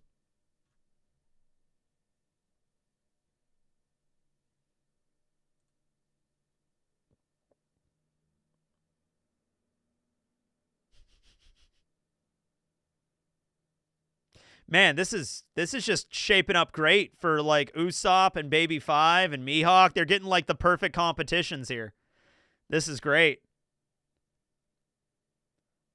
I mean, we know that her hockey is not that great compared to, like, the Straw Hats. I mean, that's not much of a... I mean, obviously the Straw Hats hockey is really good, but it was mentioned that her hockey's not, like, on that level yet. But, I mean, Baby 5... literally turns her arm into a rifle and just done, you know? Just done.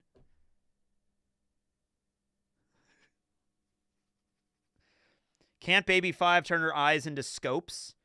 I mean, she can turn her body into any weapon, and guns have sights on them. So, yeah, probably. She probably honestly could. Now, Tashigi's rifle would have a scope on it, too. It's not like, you know, Tashigi gets a shitty flintlock rifle with no scope on it, and then Baby 5 has, like, some really complicated thing, but, like, doesn't matter. Johnny Bravo is on the random cartoon list, so, yeah. I kind of would like Johnny Bravo to be with Sanji, though. If Sanji's in the next tournament, that would be great. If Sanji and Johnny Bravo had to team up, oh, my God. Yeah, she can literally turn into any weapon. That's kind of the whole point of her fruit. It doesn't even have to be a gun. It could be anything. It could be a missile. It can be an RPG. It could be a knife. It could be anything. Yeah, she's absolutely... I really don't think there's any way Tashigi's winning this.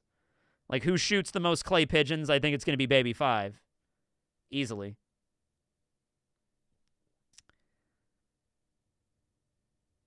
I don't know if she could turn into the bullet being fired, because we've never seen her do that. But yeah.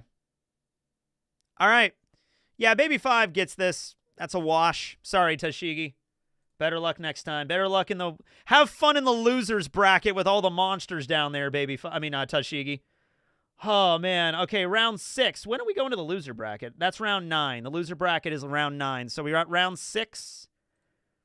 We got Dracule Mihawk, fresh off of his Poetry Slam victory against Shanks, versus Vivi and Karu the Duck. Let's see where this goes. Vivi loses. You don't know. You don't know what the competition is. You don't know what this is. Let's see what we got here. A parkour race. Navigate an obstacle course with agility. All right, so we're doing like parkour. Like, so an obstacle course. I'm picturing it's like a skate park kind of thing. Like, you know, you go around like a city kind of scape and you're like, you know, jumping around and doing all that parkour stuff. I don't know. Like, Karu and Vivi together on that, they could probably bust some sick moves. Yeah. Karu is very fast. That's the whole point. Vivi has Karu. Oh, man, he's part of the Supersonic Ducks. Mihawk is not losing in parkour. Oh, this is going to be contentious. Karu is supersonic, guys. He literally is part of the Supersonic Duck Squadron. All right. And Karu can also kind of fly. I don't think he can fly, but he has wings. He can flutter. You know, he can hover kind of thing, right? Oh, dude. Oh, and also Vivi is athletic as hell, too. She could be doing spins. Like, they could be going near a bridge, and then Karu goes under the bridge, and then Vivi does some, like, somersaults over the bridge and, like, lands on a handstand on Karu, and they keep on going. Oh, Vivi and Karu could do some cool parkour shit. Like, they really could. It's not about speed. It's about style. All right, hold on. Let's look this up. We're going to look up how a parkour competition is actually, like, judged, because I've never even heard of a parkour competition. All right. How are parkour contests judged and graded? Also, generate a... What does a typical parkour course look like?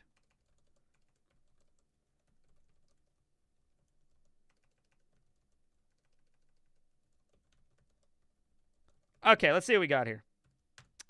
All right. It's taken a while to think. Maybe there's not very many parkour contests out there in the world. There's definitely got to be. Karu can run up walls. He sure can.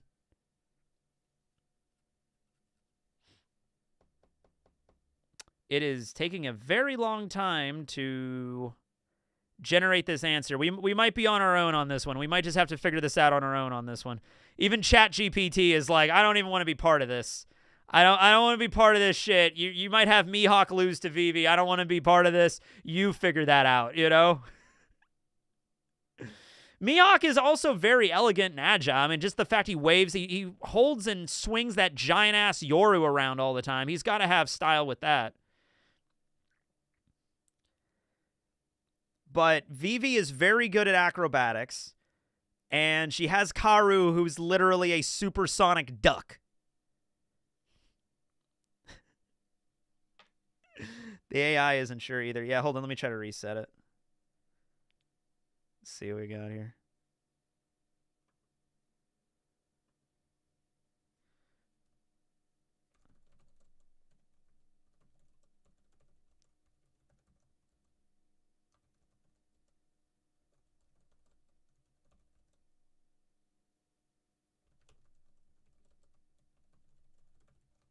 Okay, let's see if this works.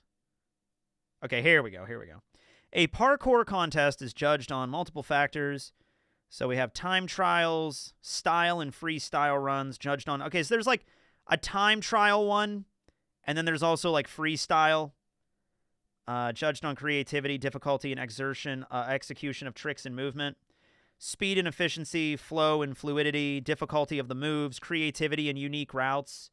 Okay, if there's a creativity aspect to this, I feel like Vivi and Karu kind of got this as like a creativity idea, and risk factor as well. Like how risky was the jump and the twists and the acrobatics and everything they're doing. Okay, here we go. A standard parkour competition is designed to test agility, strength, and creativity. A typical course includes a vaulting section over railings, walls, and barriers, wall climbing and scaling, climbing or cat leaping up high walls, precision jumping, jumping through large gaps, wall running. There's a bar section, like a monkey bars kind of thing, rolling and landing, obstacle weaving, and freestyle zone. A designated area for competitors to showcase flips and tricks, like their own unique styles. So if there's a big-ass, like, urban skate park style parkour arena that they're going through, they got all this shit they got to do, and there's a creativity aspect to this. I'm really leaning on Vivi and Karu here. Yeah, Mihawk could be creative. Yeah, but Vivi and Karu. Vivi has a duck, though. I'm sorry. I mean, like, who's going to vote against a duck? All right? Yeah, I don't know. I feel like Mihawk is more reserved, too. I think Vivi would bust out the really crazy moves, and I feel like Mihawk would be more reserved. All right, let's throw the poll up. Vivi has a duck. She does. All right. Here we go. I'm actually curious. I don't know if Cobra is the judge. Yeah, Cobra's not the judge, but if he was, yeah, we know where those scores are going. It's not just... Okay, Karu is not just a duck. You cannot sit here with a straight face and say Karu is just an ordinary duck.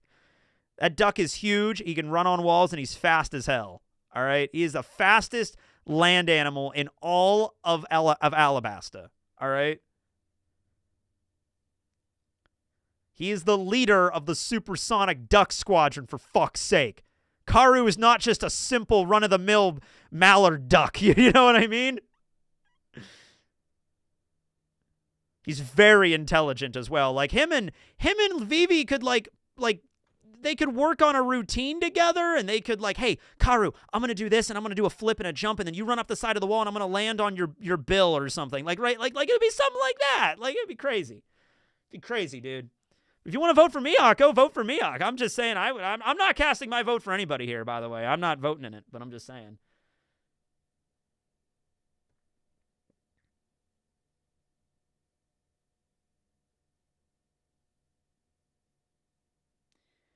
So there is a jumping detail to this, but it is like, could Mihawk use his crazy strength to like just, you know, super speed jump and leap over all of this? Like, yeah, but there's also style to this too. It isn't just like, you know, Mihawk jumps on top of a wall and then jumps on top of another wall and then he lands at the finish line. It's like, I did it. Be like, there's other aspects to this. It's parkour, man. Power scaling. It goes Shanks, Mihawk, and then Karu. Yes. Yes. Yeah, because, okay, so Mihawk is creative enough for poetry, but not for parkour? Yeah, it's almost like those are two completely different things. Mihawk is a goth loner. He is, which makes him amazing at poetry, not so much at parkour. Maybe we could do judges for the next tournament. Yeah, that might be a fun way to spice it up next time. We could do judges for certain competitions or all the competition. Yeah, we could do that. Speed is a factor, but it's not necessarily a race. It's not like whoever wins, like who gets to the finish line first automatically wins. But speed is a factor in judging for sure. We'll do the judge thing next time because we're already like, you know, 7 rounds into this or 6 rounds into this. How many parkouring poets do you know? That's actually a good question.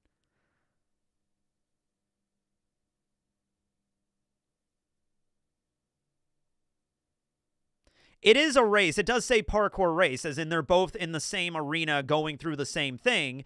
Whoever finishes first will get higher points for that, but there's other factors here. It isn't speed is the only factor. If speed was the only factor, then I mean I would still say Karu is a pretty fast duck, but it's not like a typical foot race, like whoever wins first wins. It's like automatically, right? There's other criteria. There's other subjects and areas involved that you have to get like ranked, I guess, 1 to 10 on, you know?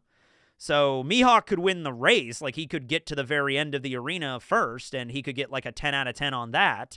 But Vivi could dominate in like all these other categories and might have a higher score.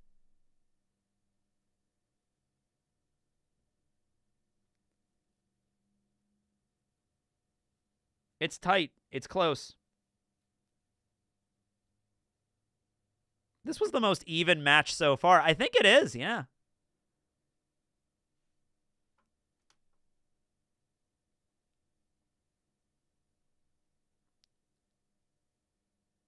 Because you don't know that duck. That duck, man. Parkour is not acrobatics. Well, I just read a thing that says otherwise, so there you go. I'm trusting the AI on this one. I think it is acrobatics. Like, if I was judging a parkour contest, and there's a dude or a woman jumping through all of these obstacles and doing a bunch of flips and tricks and, like, wall running, and wall running was listed on there, I'm going to rank that person higher than just someone that's just, like, you know, just, like, I'm just going to jump over this and not do anything fancy. I was going to say, parkour is, like, by its nature acrobatic, isn't it? You got to do some... There was another thing in there, is, like, falling, like, controlled falling and rolls and stuff like that. Like, because when you're falling from, like, 5 stories up, you know, you got to, like, land the right way. Maybe not 5 stories up, but if you're falling from, like, 1 or 2 stories up and you're hitting the ground, you got to learn how to fall properly or you're breaking something.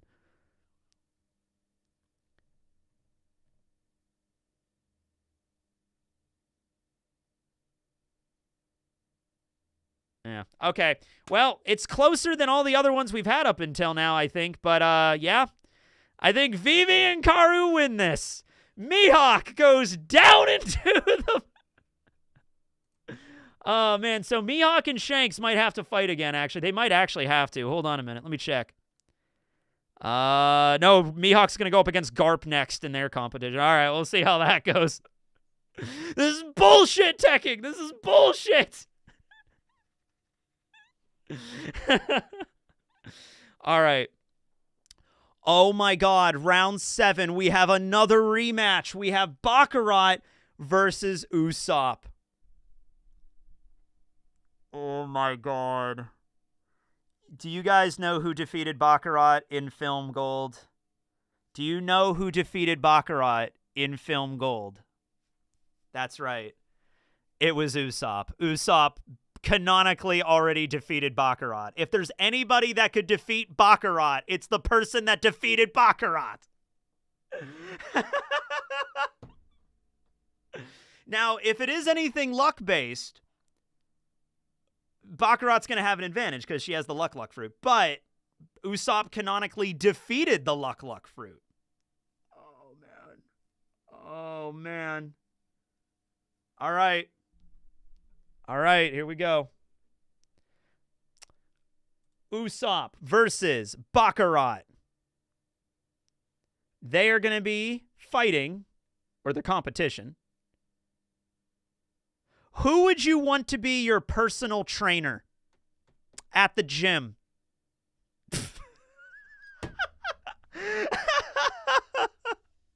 So you're going to the gym.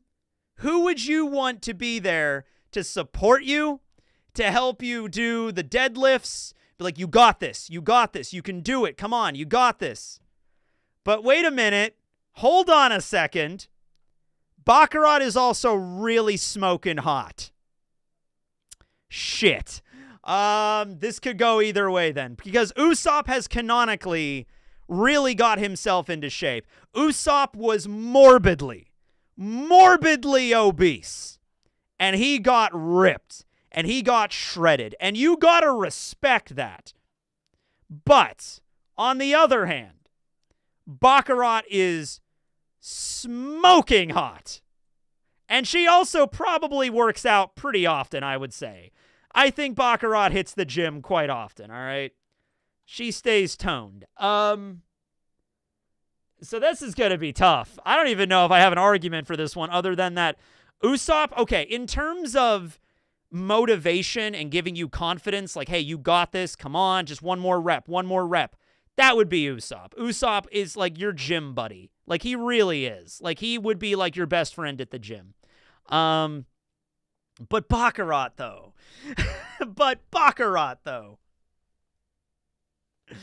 But he would realistically help you out, too. You would get shredded helping out with Usopp. And training with Usopp. And you'd also be chatting about a bunch of stuff. Like, he'd be your friend. You go out to eat after, get some protein. Oh, man, he'd be a great friend and trainer to hang out with. Absolutely. Usopp would be more fun at the gym, but Baccarat is hot. Oh, man.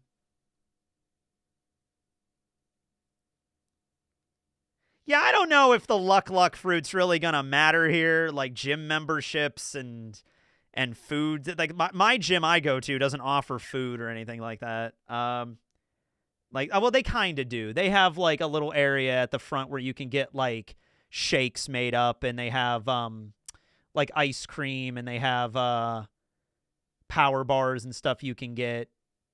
I think they offer food on the weekend, so like for certain events, like certain days they'll have stuff. Yeah. Oh, yeah, yoga, too. Yoga lessons with Baccarat. There you go.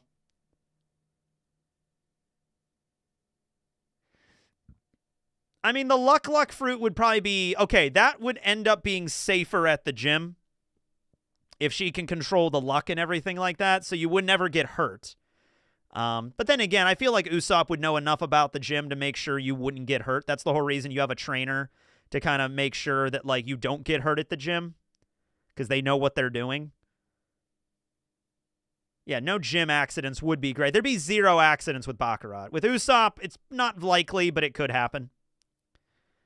Bring back the teching tumble someday.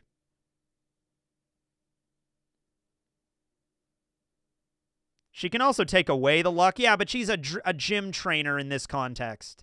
She's a personal trainer, so why would she do that?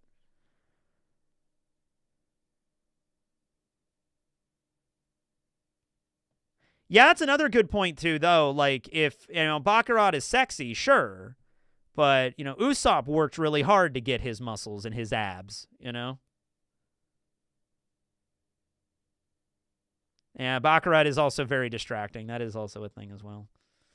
All right, well, I'm not going to push this anymore. I'm just going to throw it up to the poll and see where we go. Who wins? Who loses? You decide. Can I spell Baccarat? Yeah, I'll just look over here. Okay, there we go. There we go. I think this is going to be tough.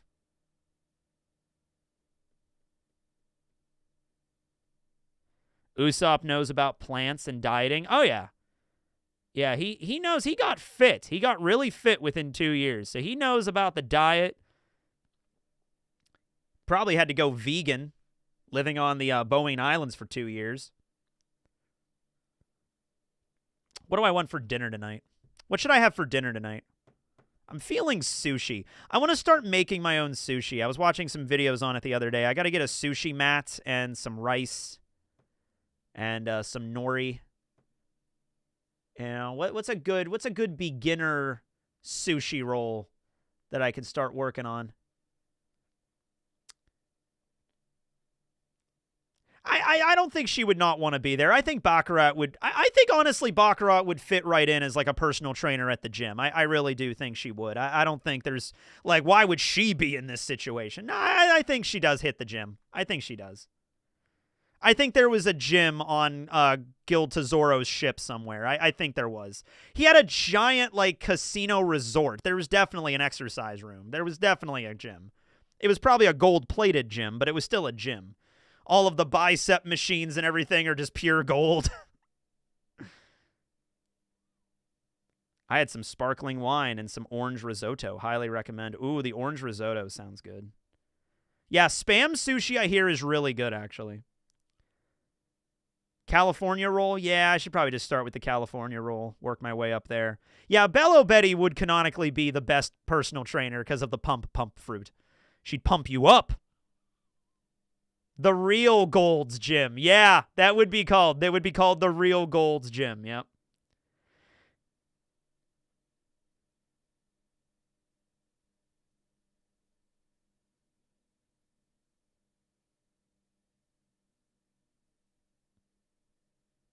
This is, yeah.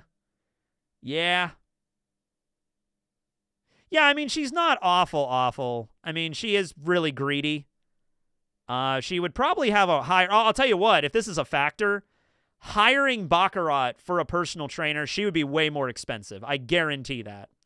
I don't have a personal trainer at my gym. How much... Anybody that has a personal trainer, what do you pay them typically?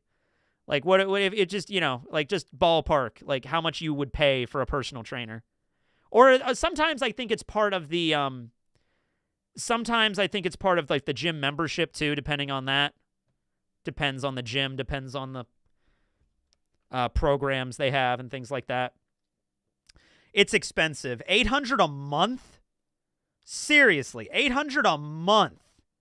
Wow, I did not think it was that much. I've never looked into it. Fun fact, there was a guy that was a trainer at my gym. He's not there anymore because he just had way too many jobs, but he was a fan of my videos. We chatted every now and then. I actually just saw him the other day. He's a cool dude.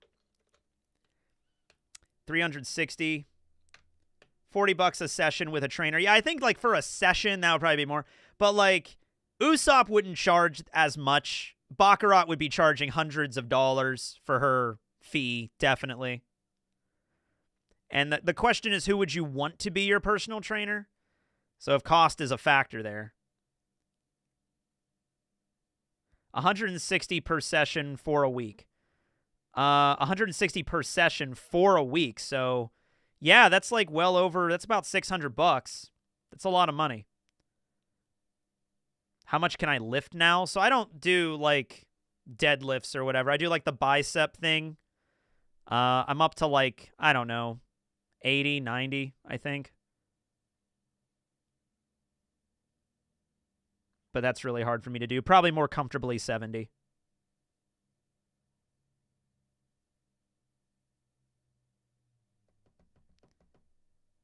Yeah. 90 kilograms. Pounds. But it's like, I could do that, but I wouldn't be able to probably do like 3 reps of 90. There's no way. 70 would probably be better. And even then. But I think I could probably pull that off. But anyway, yeah. Usopp looks like he's got this. Usopp defeats Baccarat once again. I'm telling you, man, Usopp is multifaceted. Usopp is the jack of all trades in this competition, and he's going to take it to the end. Go, Usopp, go. All right, round 8. Oh, we haven't even had the fight with Kuro yet. This is his first battle, because they were seeded. Kuro versus Tony Chopper. Kuro of 100 plans versus Chopper of 100... doctoral theses. I don't know. All right. Logic prevails over horny once again. Well, here we are. All right. I don't know. Chopper, we believe in you. All right, here we go. What are they going to be doing? Climbing a tower while under attack. Scale a massive structure while fending off enemy projectiles. Okay. So you got this giant castle wall that you got to get over. While people are constantly, like, shooting arrows at you and, like, crossbow bolts, and you gotta dodge all this to get up there. I think... Now, Kuro does have a means of doing this. Kuro can move really fast, and he has his claws. He could scale a wall. He could definitely scale a wall. Chopper is an animal that literally has a jumping point, and if the rule is just to climb a tower the fastest while under attack... I feel like Chopper would be fast enough and versatile enough to get to the damn top quicker. Yeah. Chopper has a fucking guard point and a jump point. Yeah. I don't know if Monster Point would, okay, hold on a minute. We got to figure out how tall this castle tower is. Hold on. I don't know if that might just make him a bigger target. I don't know if Monster Point right out of the gate might be the best move for Chopper here. Being a smaller target might be better. All right.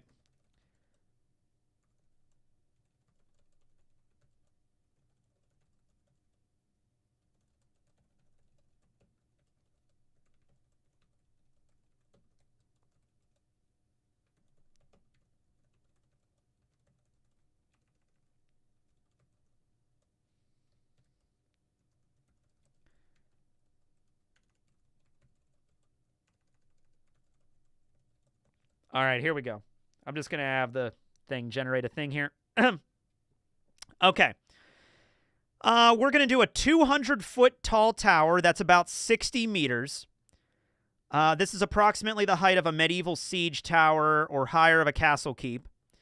Let's see, the projectiles. Oh, it actually, okay, it's going to get tougher the higher up they go. So we got like crossbows firing, maybe some rocks being thrown at them. Higher up, you get maybe like a spearman. Higher up, the final section, you got flaming arrows and maybe hot tar being dumped over the side because that's what they would do, or hot oil.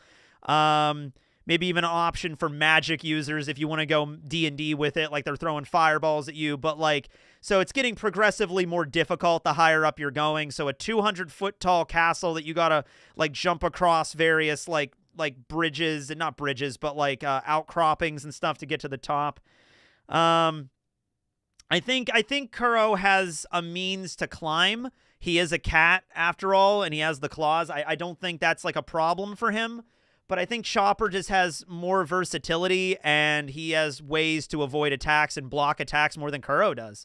I think Kuro's going to be getting way more. Now, Kuro also has some endurance. Like, if Kuro gets shot with an arrow in the back, I don't think that's going to make him drop immediately. But, like, 10 arrows, 20 arrows, you know, get some boiling tar on him if he can't dodge everything at once. I mean, that's gets a spear in the shoulder. Like, I don't know, man. I don't know. Are they climbing a ladder? No, they're like climbing up like a siege tower in various different like ways to do it. Like outcroppings and stuff. There's like little handholds and shit. Chopper is not more versatile than Kuro of 1,000 plans. All right, which plan works best for this? Plan number Kuro is like he has his glasses. Hold on.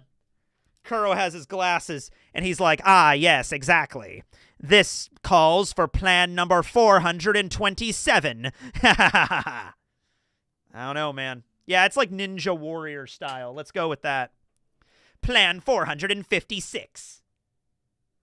Wouldn't he need to be in human point? No, he wouldn't need to be in human point. Get to the top of the tower. This isn't some kind of like competition like that's like judged like the parkour thing or anything. This is just trying to get to the top of a fucking tower without getting killed. That's what this is. This is like teleported back to medieval times. Have fun. Get to the top of the tower. You know, that's it. That's what the rule is here. There's not much to it.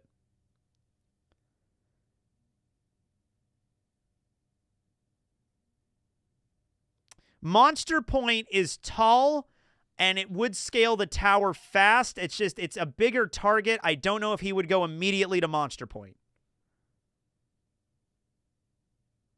I mean, it's an option for sure, but Monster Point's not going to let him just, like, jump to the top. He would still have to climb it. I'm just thinking Jumping Point and Kung Fu Point and even Guard Point when things are heading at him are better options here. Yeah. And he hasn't also canonically mastered Soro. That's true. Yeah. He also... I could maybe see him using Geppo, but he hasn't seen using it, so I can't just give it to him. Okay, you know what? Sabotaging, I am going to say, because this is not like a judged contest. This is just get to the top of the tower. So I'm going to say they can fuck with each other if they want to.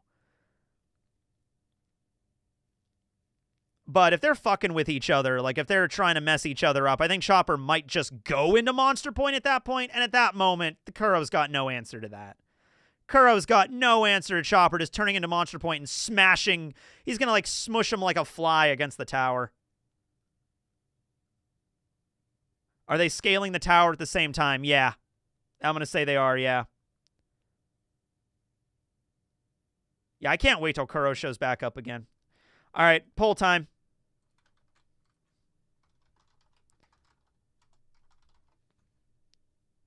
Chopper is pretty gullible. Factor that in, too. Kuro is very brilliant, and Chopper is gullible. And Chopper's never met Kuro before, so he has no idea. This is so thought-provoking. I mean, this one kind of is, yeah. What if Kuro tries to, like, manipulate him in some way? Like, look out, reindeer! And then he looks, and then that's when Kuro, like, slashes him or something. I don't think it would kill him. But, he could do that. Subterfuge is a factor, just like everything else is a factor. On this one, yeah.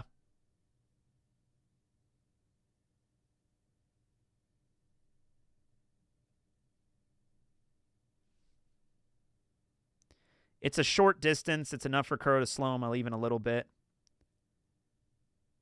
He did fool people for years. That's true. You can't jump up a flat wall. It's not a flat wall. There's handholds and stuff that you can use.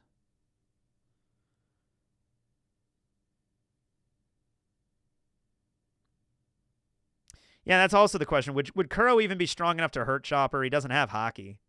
That's true.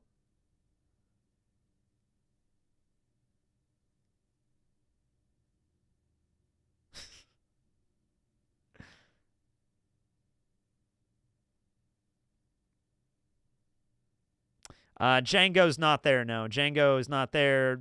Kuro does not have an ally. Chopper doesn't have any allies. Just Chopper and Kuro trying to climb up a medieval siege tower.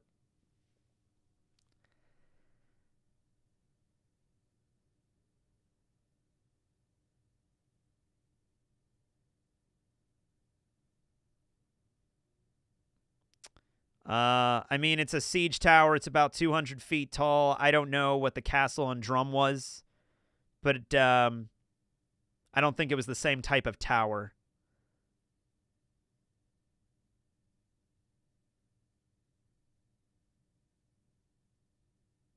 Yeah, Django's in the Marines, too, now. I wonder what would happen if Django and Kuro ever met again, you know? Like, so, you're a Marine now, huh? I got out of the game, Kuro. I got out. Don't pull me back in.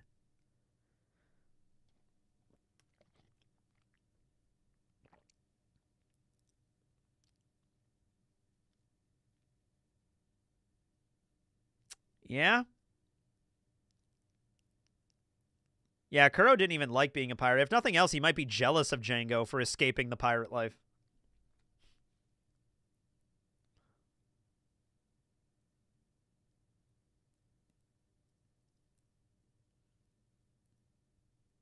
All right. Well, it's pretty uneven. I mean, it's 25% to 75% in Chopper's favor, so I'm going to go Chopper. Chopper. I think Kuro might try to mess with him, but I think ultimately, like, I think Kuro's going to get one shot at that, like messing with Chopper, and if he messes with Chopper and he doesn't manage to knock him off the tower, which is not a guarantee, Chopper might turn around and be like, hey, you messed with me, how dare you? And then he might attack him, and then just, you know, I think Chopper's going to be strong enough to, like, knock Kuro down or knock him back quite a bit. Yeah. All right. We got Chopper as the winner there. All right. I think we're going down into the loser bracket. Oh, but we got, okay. So moving on to the loser bracket. Oh, this is insane down here. Look at all these really strong fighters. But we're kicking it off with actually the two villains of the East Blue. We're kicking it off with Kuro. So we're just doing back-to-back Kuro rounds because he was the last person on the list. We got Kuro versus Don Krieg. So, I mean, if we're just going by bounties, Kuro's bounty was 16 million before it was not frozen, before it was like they thought he was dead and it was decommissioned. Krieg's is 17 million. So they actually are kind of comparable. Like a Kuro versus Krieg fight, I think they both have a chance of winning. I think Kuro would probably have the edge just because he's smarter. But Krieg has like those gas weapons and shit. You know what I mean? But we'll see what happens. Let's see what goes down. A hot dog eating contest. All right, I think Krieg's got this, because Krieg, we do know canonically he can eat a lot because he was starving and then he ate all that food and he got powered up from that. Just also going by just their body types, Krieg's gonna eat more hot dogs than Kuro. Kuro is like a classy dude. He's like I think he would honestly find the hot dog eating contest beneath him. He's gonna try his best because that's it. But like I don't see Kuro eating. Like I love how the chat exploded on that. Like Krieg wins this. Krieg wins. It's just like the hot dog eating contest. That's where it really shines right there. The fucking hot dog eating contest. Is cheating allowed? This one is an actual competition, so no, cheating is not allowed. Like it's no. You're up there on a long table at the county fair, and it's the time for the 26th annual hot dog eating competition. Start eating. Have you ever seen competitive eating contests? Like they're wild, man. They're crazy. There's this one dude that's like what's the world record? Hold on, let me look that up really quick. There's a dude. I watched an interview with him not too long ago. That was like the world record holder. Hot dog eating contest record. Joey Chestnut holds the record for eating the most hot dogs in a 10-minute period with 83. What the fuck? 83 hot dogs in 10 minutes.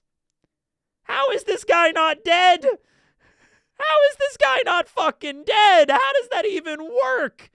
How does his stomach function? Jesus Christ. Joey Chestnut always slams those dogs. Yeah, his old record was 76.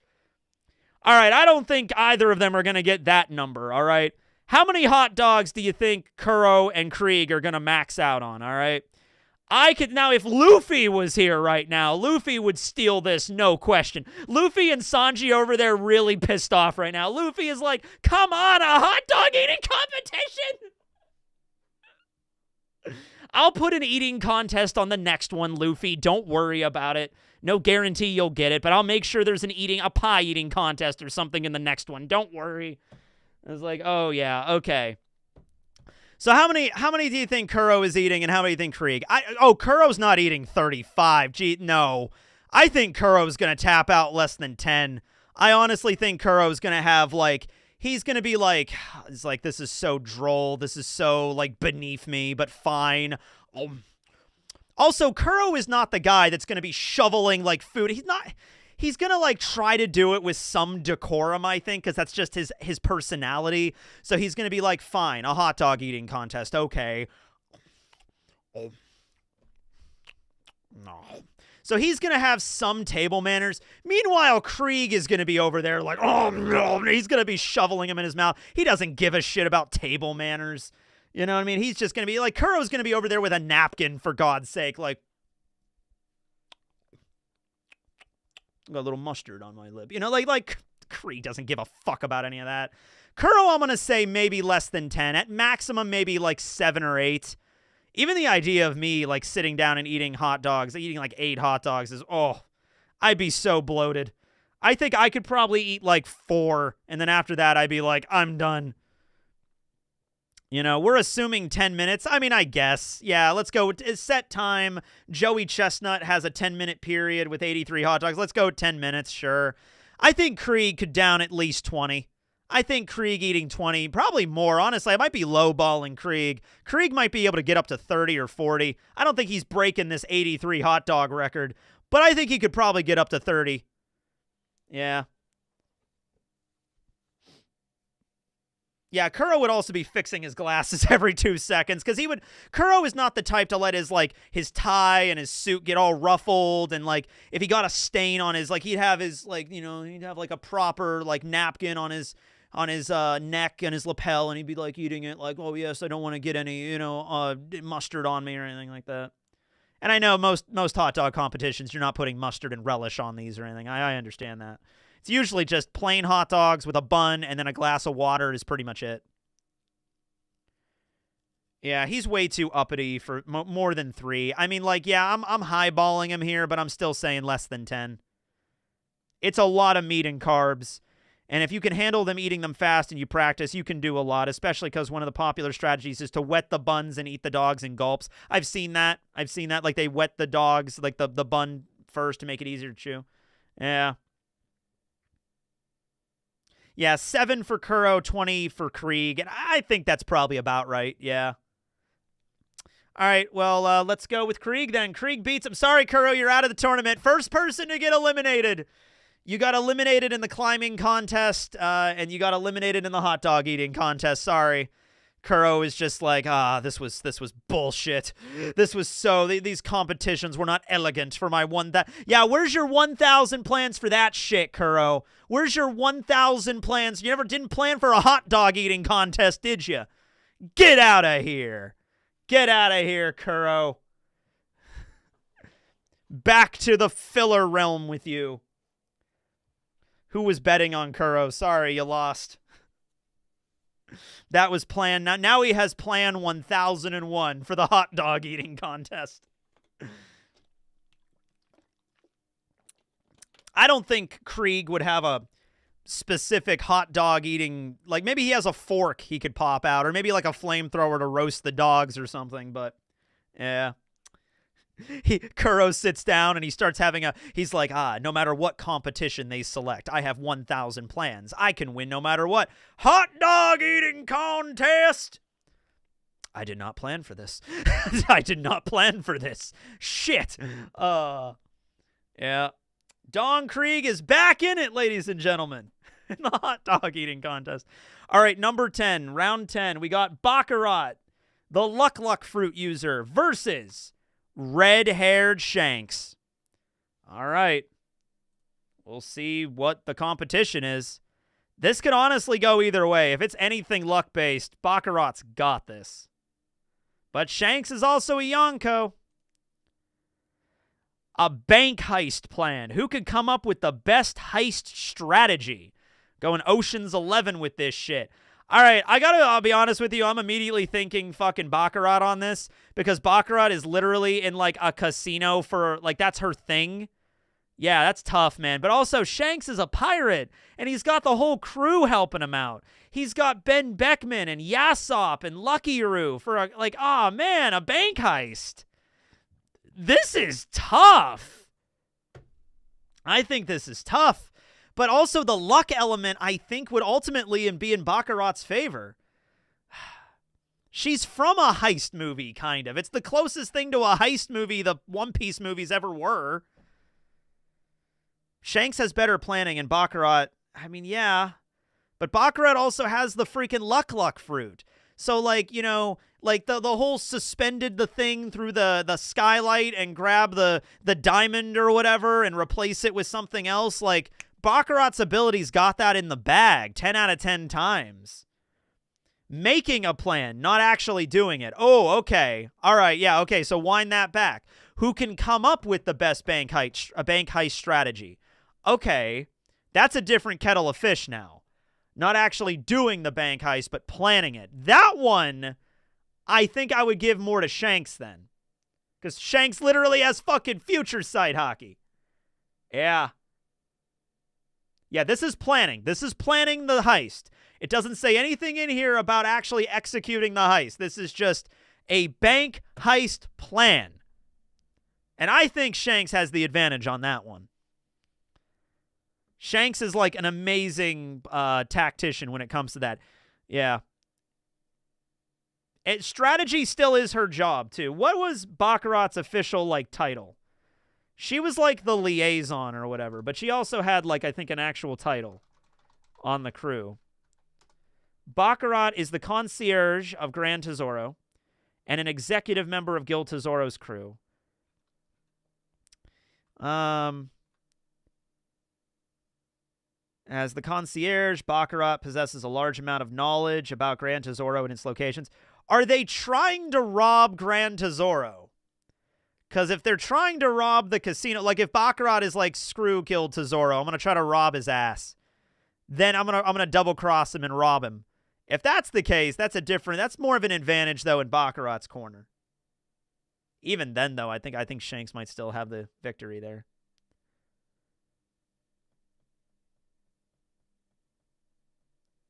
Baccarat is literally a strategy game. Yeah, but, I mean, just because she's named after a strategy game doesn't mean. And we also have to account for the factor that she is hot.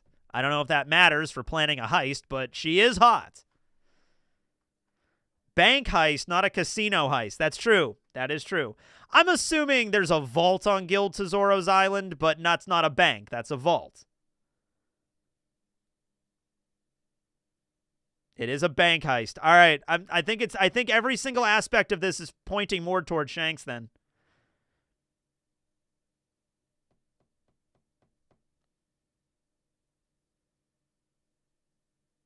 All right.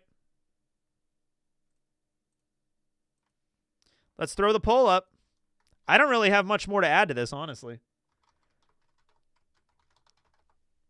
It's just really comes down to like their tactical skills and planning and stuff. Baccarat or Shanks? Vote now at your local polling place.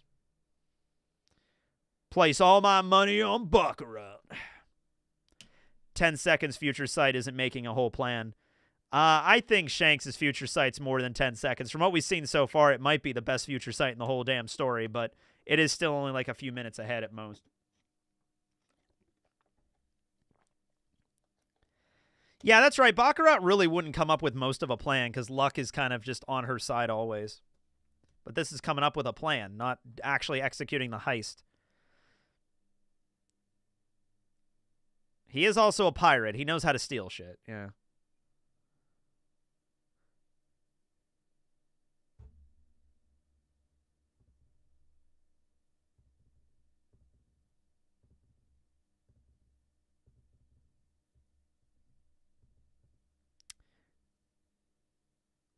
Yeah. Well, okay, I'm going to say future sight then is really not going to be a factor here, but it's more of just their planning skills in general. That is also true. I could see her plan just being like, I'll just walk in and take it because that's how she always does everything because that's literally how she's been ever since she had the luck fruit.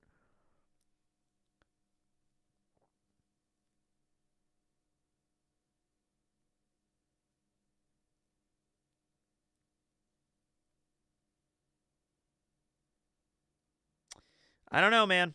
I don't know. Shanks' plan is so good, it's been over 20 years, and we still don't know it. That's how good of a plan it is.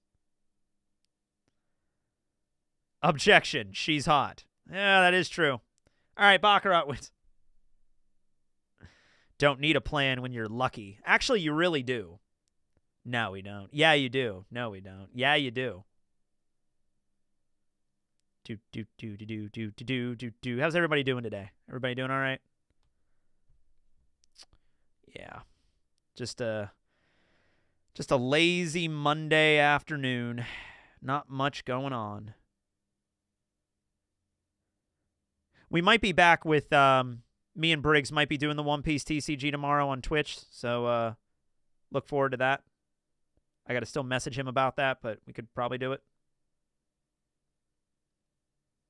Doing good. Doing great. That's good. That's good to hear.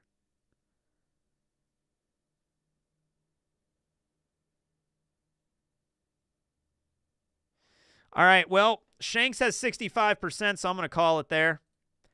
It was close, 65 to 15%. No. Why did I say 65? Oh, I was comparing it to 50. 65 to 50. I don't know. I don't know percentages. 64 to 35. There we go. Doing good but very tired. Oh, go get some sleep. It's okay. This is going to be recorded, so it's not a big deal. That's not math, teching. I went to school to be a journalist or some shit. I didn't go to school to be a math guy. All right. Shanks wins the bank heist plan. And Baccarat is out of the tournament. I thought Baccarat was going to be a major problem in this just because of the luck fruit, but she went 2 and out. There you go. That's all there is to it. All right, round 11 is going to be Mihawk versus Monkey D. Garp. And one of these people has to bow out at this point, man. He's out, and that's it. So who's it going to be? She got really unlucky on the contest. I guess so. I guess Usopp really did use up all of her luck in the movie. She doesn't have any left. Okay, here we go. Who would be the better movie director? All right, that was one of the fans added in earlier. Okay, so who would be a better movie director? Dracule Mihawk or Garp? So, first of all, I'm going to say these are separate projects because obviously these two making the same movie is a problem. So, what kind of movie would Mihawk make and what kind of movie would Garp make? I'm thinking that Mihawk would probably want to direct a movie either about samurai or maybe a vampire movie, like Nosferatu just came out a little while ago. That was a really good movie. I could see him directing a horror movie or a samurai movie, kind of something like that. For some reason, I see Garp directing a Western. I think Garp would be like a Western fan. Or like an old military, like a World War II era kind of movie, you know? Like Garp would direct a movie coming this summer, The Battle of the Bulge, directed by Monkey D. Garp. Like I could see him writing like a Saving Private Ryan type deal, you know what I mean? Something like that. Like a war movie. Yeah. One word, Twilight. I don't think Mihawk would direct Twilight. I don't think Mihawk would direct Twilight. Or he makes Vampire Samurai. Ooh, the Vampire Samurai. Yeah. I see Mihawk directing a noir. I could see that. Like an old school crime detective movie directed by Dracule Mihawk. I could see that. I could definitely see that. So they both have genres that they're really into. Whatever genre you want to say, Mihawk is film noir and Garp is a Western or a war movie. I mean, both, they're going to direct their movie that they would be the best at directing, but ultimately, who is the better director? Oh, man. This is tough because I would go see a war movie directed by Garp, and I would also see a noir or a horror film or a samurai film directed by Mihawk. Like, and I think they would both do a pretty competent job at this.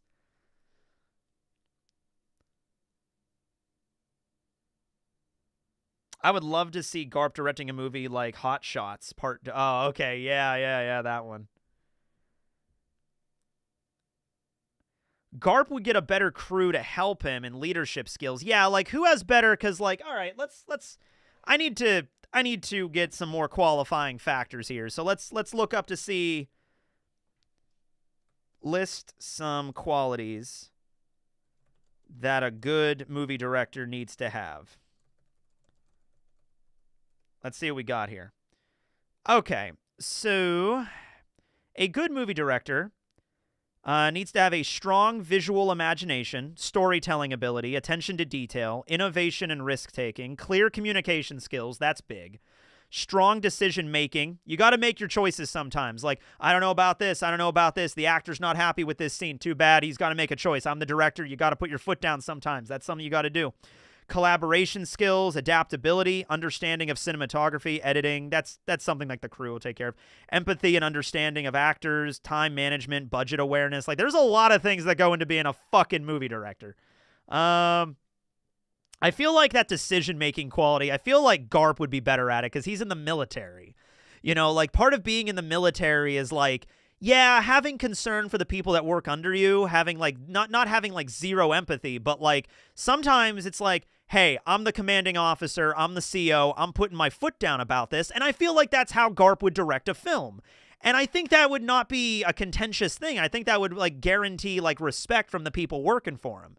You know, like, hey, I understand this scene doesn't make sense for you, the actor, but like this has to be in the movie. This is my movie. I'm putting my foot down on this one. This is going to be in the movie, all right? And it's like, all right, you're the director. I respect that decision, Garp. And who the fuck's going to argue with Garp? You know what I mean? I don't think Garp would take it seriously. I think he would absolutely take it seriously if it was a movie that he wanted to direct. Like, Garp has interests. Garp has hobbies, right? Like what hobbies does Garp have? That's probably something that's been revealed before. Garp most likely, because Oda's talked about a lot of this before. He might have some hobbies he's been talked about. Garp's hobbies. Let's see here.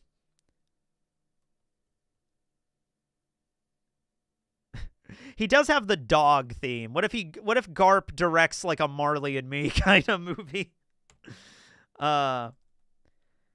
His hobby is a senbei party. What? Oh, is that like the rice cracker thing because of Sengoku? That would be funny. What is senbei? I'm going to Japan soon. I should know this. Yeah, it's the rice cracker thing that he was hanging out with. Okay, that's not really a movie. That's more of like on set. He would be holding senbei parties for everybody. Yeah. Garp makes Airbud 3. Yeah! Fuck, I'd watch it. Yeah.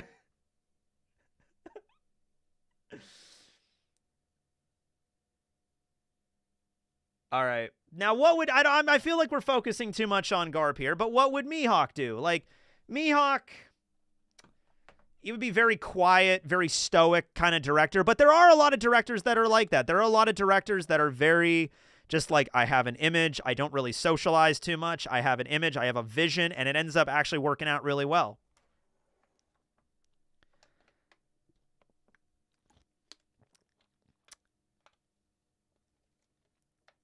Small indie movie versus like 5 people in his crew. Yeah, I mean, that could be something like that, yeah. Once again, I feel like Garp would do the bombastic war movie. Mihawk might be more of an independent noir kind of thing, yeah. Like a very specific kind of vision. They would both be really good movie directors. I really think there would be. I think I'll go to poll. If it's 50-50, which it might be, we could do a draw, but I got to see what the poll is first. Or if it's so close to being 50-50. We'll see. It would be close. It would be very, very close for these two.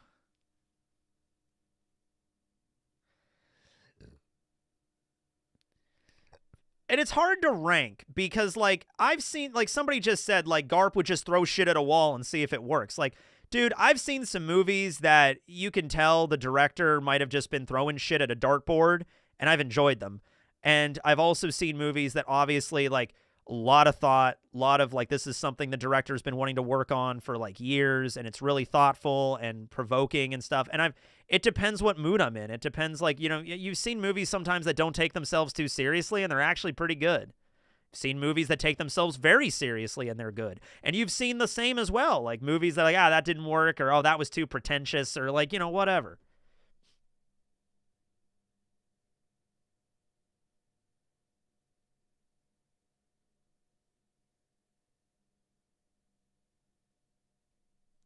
This is close.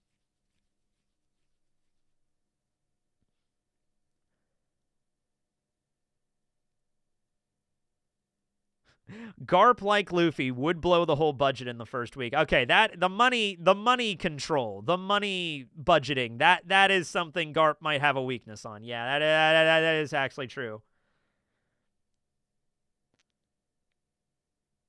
My t-shirt is a Blink 182 shirt.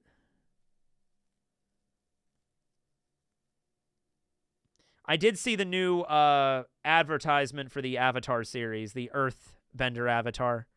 Apparently the world is going into like it's not post-apocalyptic, but it's like really bad. So I don't know if that's their attempt. Like, so the world was basically like in the 1920s in Korra, and it's like, okay, where do we go from here? Do we make it like modern days? Like, do we make it like the 1980s for the next season, or do we have something happen? And it kind of goes back to basics a little bit like in the original series. And I guess they decided that like an apocalyptic event occurred, so it's not the same as our world. Like maybe, I don't know how I feel about it, like the world building setting. You know, it's like, oh yeah, you know how we had like movies and radio and everything like that in Korra? Yeah, that's all gone now because the apocalypse happened, so we're going back to the old school things. And I'm like, I don't know if I feel about that. I kind of like the idea that technology improved.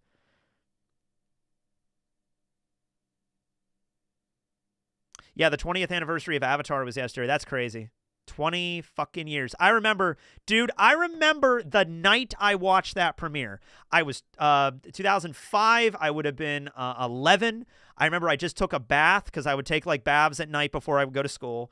You know, like the night before. And then I would get out of the bath and I would go downstairs around 8 o'clock and I would watch cartoons with my dad. And I remember this new cartoon was being advertised. It was called Avatar: The Last Airbender. I think the first 2 episodes aired the same night. And I'm sitting there after my bath watching it and being like, whoa, this is so good. And I just, like, immediately loved it. No, it came out in 05. Came out in 05, dude. February 05. I remember that day. I was 11 years old. Yeah, I think I missed a few episodes in season 1, but after season 2, like after season 2 started, I watched everything. I was so into that show. I remember watching it with my friend. Dude, I remember they released season 3 episodes on DVD before they aired on TV. I remember this. So I saw The Day of Black Sun before it aired on TV. So I went to my friend Nick in school, and I'm like, oh my God, Nick, I watched The Day of Black Sun. I got the DVD. You won't believe what happens. And I remember Nick looked at me, and he was like, I know what happens. They beat the Fire Lord, and then that's the end of the series. I'm like, no, they don't. They actually lose the war. And it's like, what? And it's like, yeah, like, that's crazy. I remember that. Fun times. Fun times. All right. Oh my God, it's 50-50. It's a draw. It's a fucking draw. It's 50-50. I know it says 50-49. It's 50-50. It is. We don't get draws very often, but they can happen. It is a draw. Garp and Mihawk would both direct an impeccably good movie, and I agree with that. I don't think that's bullshit. I think that's one that literally they go up against one another, and I don't think there's a clear winner there. So we re-roll. We re-roll the competition. Holy shit. That was legit. That was legit. And I go see both of their movies. Yes. I want a documentary behind the scenes. Yeah, Garp's sitting there on set, and he's like, yeah, well, you know, when I was first hired to direct this movie, I wasn't really sure. I've never directed a movie in my life.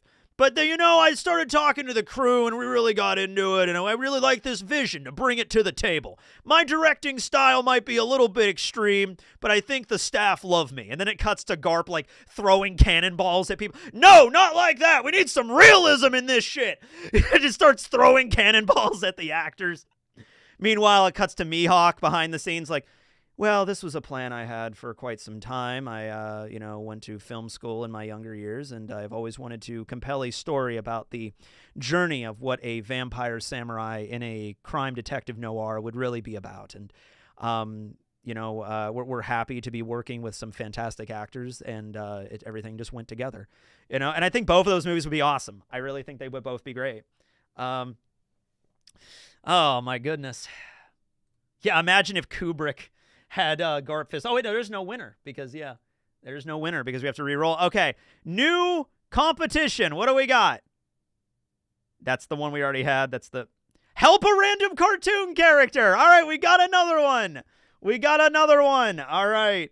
So which cartoon character is Garp and Mihawk going to have to help out here? Oh, my God. Bender from Futurama. I'm saying this right now. I think Garp might vibe better with Bender. Oh, my God. All right. Hey, what's up, meatbags? I got a job for you.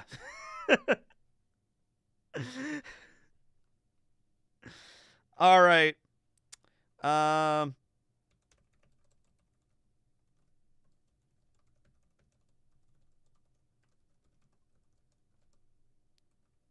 Bender Bending Rodriguez, yes. Oh, that's right, but Bender is also against the police. Yeah, Garp is a Marine. I don't know how this is going to go. All right.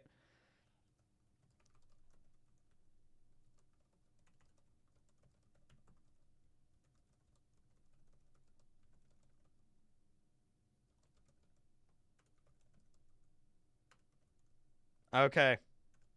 Let's see what we got. What's the competition? What does he got to do?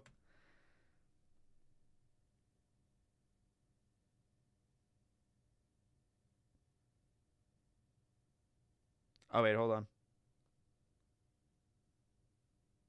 Okay, that's just generating like a heist thing. So let's do another one because we just did that. We just did a heist question.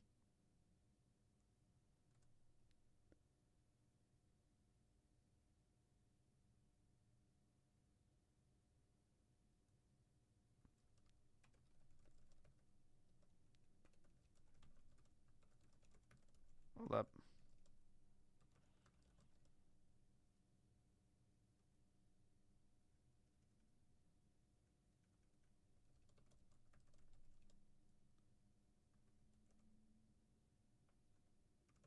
Oh, and also have it being read in Bender's voice, like a script. That would also be really funny. I could try that.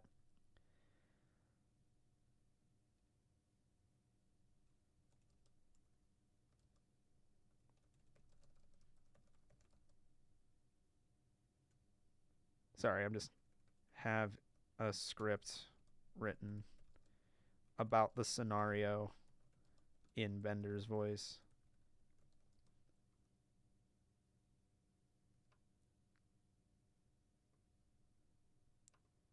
All right, let's see what we got here. The booze off. Okay, what's this now? Okay, Bender has secured the strongest, most dangerous alcoholic beverage ever created. And, okay, there's a Bender's challenge, all right. All right, you primitive meat bags, listen up. Today we have the most important question in history. Who's got the ironest liver? Me, Bender, champion of the chug, or you two pirate? Okay, so it's basically just a drinking contest. You two pirate freaks, what are you doing? I could see Bender just like looking at Garp and Mihawk and like, yeah, you're both pirates, sure, why not? That's Garp's thing, but Mihawk can also drink really well too. So basically, this is just Bender wants somebody to drink with. Who's the best drinking partner for Bender? That's basically what this is. He just slams a bottle of the strongest fucking booze that he could find on the table, and he's like, all right, which one of you is better at holding your booze? Let's go. Glug, glug, glug, glug, glug. They just starting a giant drinking contest. All right. Okay. All right, so that's what we got. Bender just wants drinking buddies, because nobody else would have been like Fry, and, you know, nobody else is going to be able to handle the booze. So it's up to Garp and Mihawk, but they both can canonically drink so much. Then again, Garp is bigger. Garp has more, like, you know.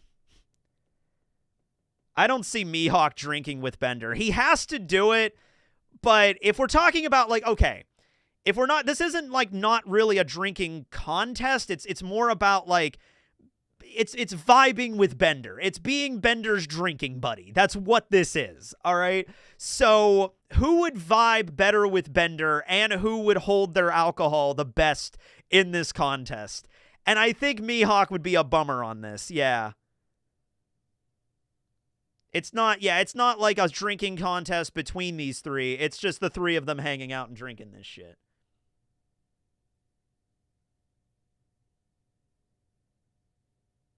I mean, holding your booze is part of it, but having a drinking partner means like a drinking partner, right? Like hanging out with someone, chatting with them, talking about shit, shooting the shit. That's like what it's about. Garp is way more fun. I think Garp would vibe way more with Bender than Mihawk. As just like, there's other cartoon characters that are more solemn. Like, who's somebody that Mihawk might vibe with? Samurai Jack. I think Samurai Jack might vibe more with Mihawk. Who else was on here? Plankton is on here. Grunkle Stan from Gravity Falls. I think he would also vibe more with Mihawk than a Marine. I don't know. Maybe not. I don't know. But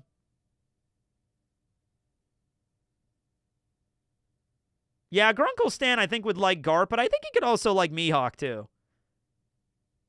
Finn would love Mihawk, honestly. Oh yeah, Finn would think Mihawk's the coolest guy that ever existed ever, period. Which he kind of is.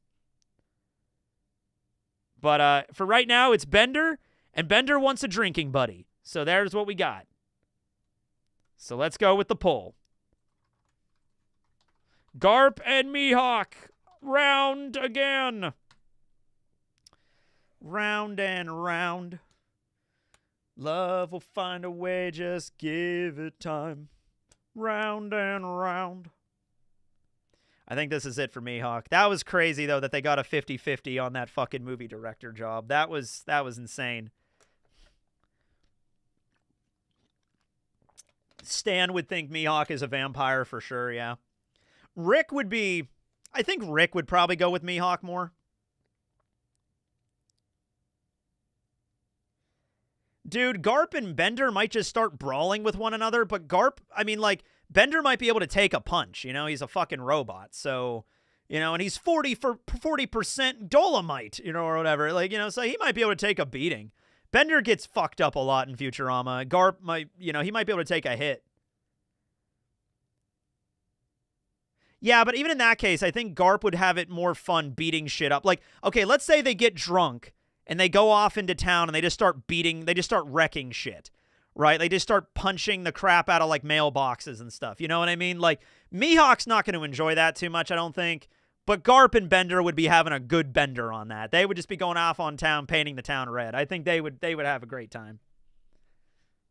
I love you, you bad, sassy robot guy. You know, just like, you cigar. Oh, they also smoke cigars. Bender smokes the cigar. Garp's also smoking the big fat cigars. Mihawk doesn't really smoke. I mean, would he? Probably. But, like, you got Garp and Bender over at the bar smoking these giant-ass cigars, drinking this super strong booze. Oh, man, that's just a fun night, I think. Yeah. Mihawk, I think, would just be a third wheel in this scenario. I think so. Yeah. He's 40% Sea Prism. Garp is the better wingman, for sure, yeah. Yeah, Bender is sturdy as fuck, too. Yeah. Cigars and whiskey, yeah. Yeah, it's Garp. It's Garp. Garp plays the guitar. I think Bender does, too. Yeah, it's really funny with Bender. They throughout the story say how much percentage he's made of, and it goes over 100%. Like, I'm 40% titanium and 30% iron and 50% dolomite, and, you know, like, there's like all these different percentages that he is. It just doesn't make any sense, but it's funny. All right. Sue. Oh, you're learning to play the guitar. Good job, man. I tried, but I gave up pretty quickly. I have a keyboard I kind of doodle on, though. All right. Where are we? Hold on a minute. Where's the... Oh, there we go. Okay. Garp wins. Sorry, Mihawk, out of the tournament. That was... Mihawk put up a fight, though. Mihawk fought against Shanks, fought against Garp. He had to fight Garp twice, got into a draw. Man, that's crazy. But Garp ultimately wins. Shiny metal ass, yeah. 20% unobtainium, yeah. The MacGuffin thing, yeah. I need unobtainium. All right. Round 12. Tashigi versus Don Quixote do Flamingo. All right. Last time Tashigi got, like, one of the worst rolls. So I kind of hope she gets a role right now that's perfect for her, you know? So we'll see. Oh, wait, no, that's a cartoon character. All right, if I roll the cartoon character thing again, the next one's going to be Courage. Because I rolled it by accident just now, but Courage is up if it is the cartoon character. It probably won't be. That's not a thing. A street fight. Oh, fuck. I'm sorry, Tashigi. A straight up street fight. Just no bullshit. Fucking motherfucking street fight. Oh, I'm sorry, Tashigi. I'm so sorry. No, this is a straight up fight. No, just devil fruits, hockey, swords, whatever you got. Street fight. Tashigi's fucking dead. I'm so sorry. I am so sorry. Oh. Oh, man. Sorry. Run, Tashigi. Run. Oh, she can't even beat Monet. Oh. Okay, out of curiosity, how far do you think? Do you think it would be a one-shot? I don't think it would be a one-shot. But Tashigi's definitely losing. Doflamingo rolls up. He realizes, you know, she's like so beneath him. He uses his like pentachromatic strings. Maybe Tashigi's able to hockey up her sword to cut them or at least knock them back. But then Doflamingo just uses Parasito or uses Overheat. I don't think Tashigi's blocking Overheat. And then if he really, really is having trouble, he just turns the Awakening on and just fucking destroys her. Like, it's not gonna be a great matchup, no. It's over in a minute. Yeah, it's over within a minute. Yeah, Dofli also one-shotted Smoker, Tashigi's boss. Yeah, sorry, Tashigi. Okay, do I need to do a poll on this one? I will. I will, just for the sake of it.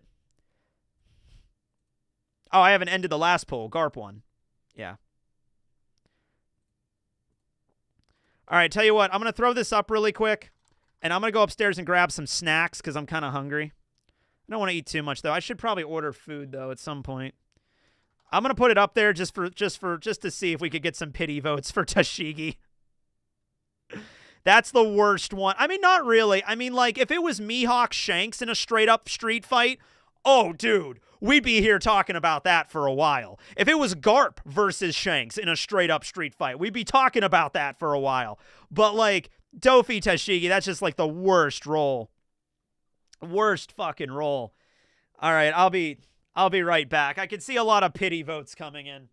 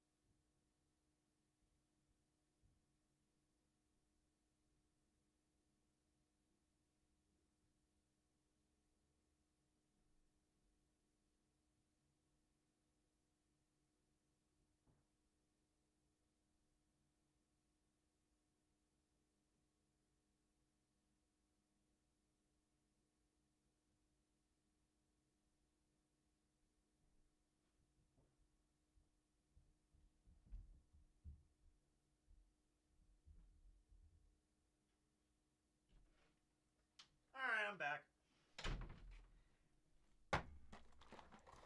Did you ever just like go into your fridge and just like need food and just like shove like random like cheese and just like that's what I just basically did. Like, oh, salami, oh cheese, just Swiss cheese. So good though. I'll do that sometimes when I'm like in between videos. Like if I film a video and I have to do like D&D after or something, I'll just go to my fridge and just like, I need nutrients. Nom nom.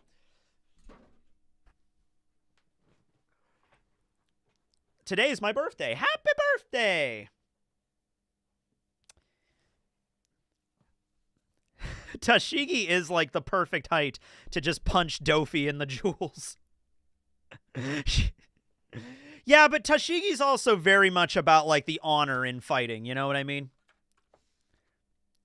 Yeah. Oh, I also really like, I had Swiss just now, but like the little mozzarella that you can get at the store. My favorite like midnight snack. This is, if you're curious, what I will do is it'll literally be like 11 o'clock at night and I'll be like, man, I'm hungry. And I'll get a croissant, like a little piece of bread and some salami and some pieces of mozzarella and some, so like honey. I'll put like hot honey on it too. So I'll just be like dipping the bread into the honey, and then I get some like saltiness from the salami and then some cheese. That's my go-to like midnight snack platter kind of thing I'd do. Also these wasabi flavored peas. These are so good. All right. So who wins? I'll try not to chew right into the mic. All right.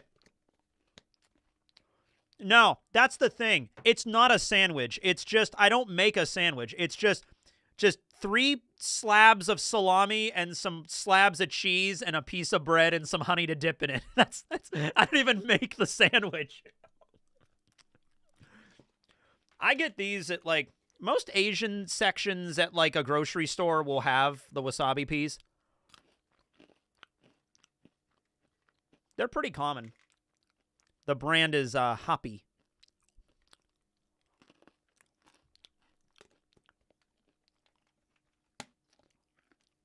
It's a half-ass sandwich. Now, you guys aren't getting it. I'm not making a sandwich. I have a plate with just all the ingredients around the plate. I don't actually put anything together. Yeah, but that's funny. Okay, so Tashigi unfortunately loses. I'm so sorry, Tashigi. I mean, you got kind of shafted here because you were up against what, Baby 5 in the shooting contest, and then Doflamingo in just a street fight. Like, there's no way you're winning that. I'm sorry. Yeah. Okay. Also, I got yogurt raisins. Those are good. It's a potential sandwich. It's like all of the pieces to a sandwich, and if I had time to, like, if I wanted to take a knife out and cut the croissant in half and layer the actual cheese and meat on there, it would be a sandwich. But I don't.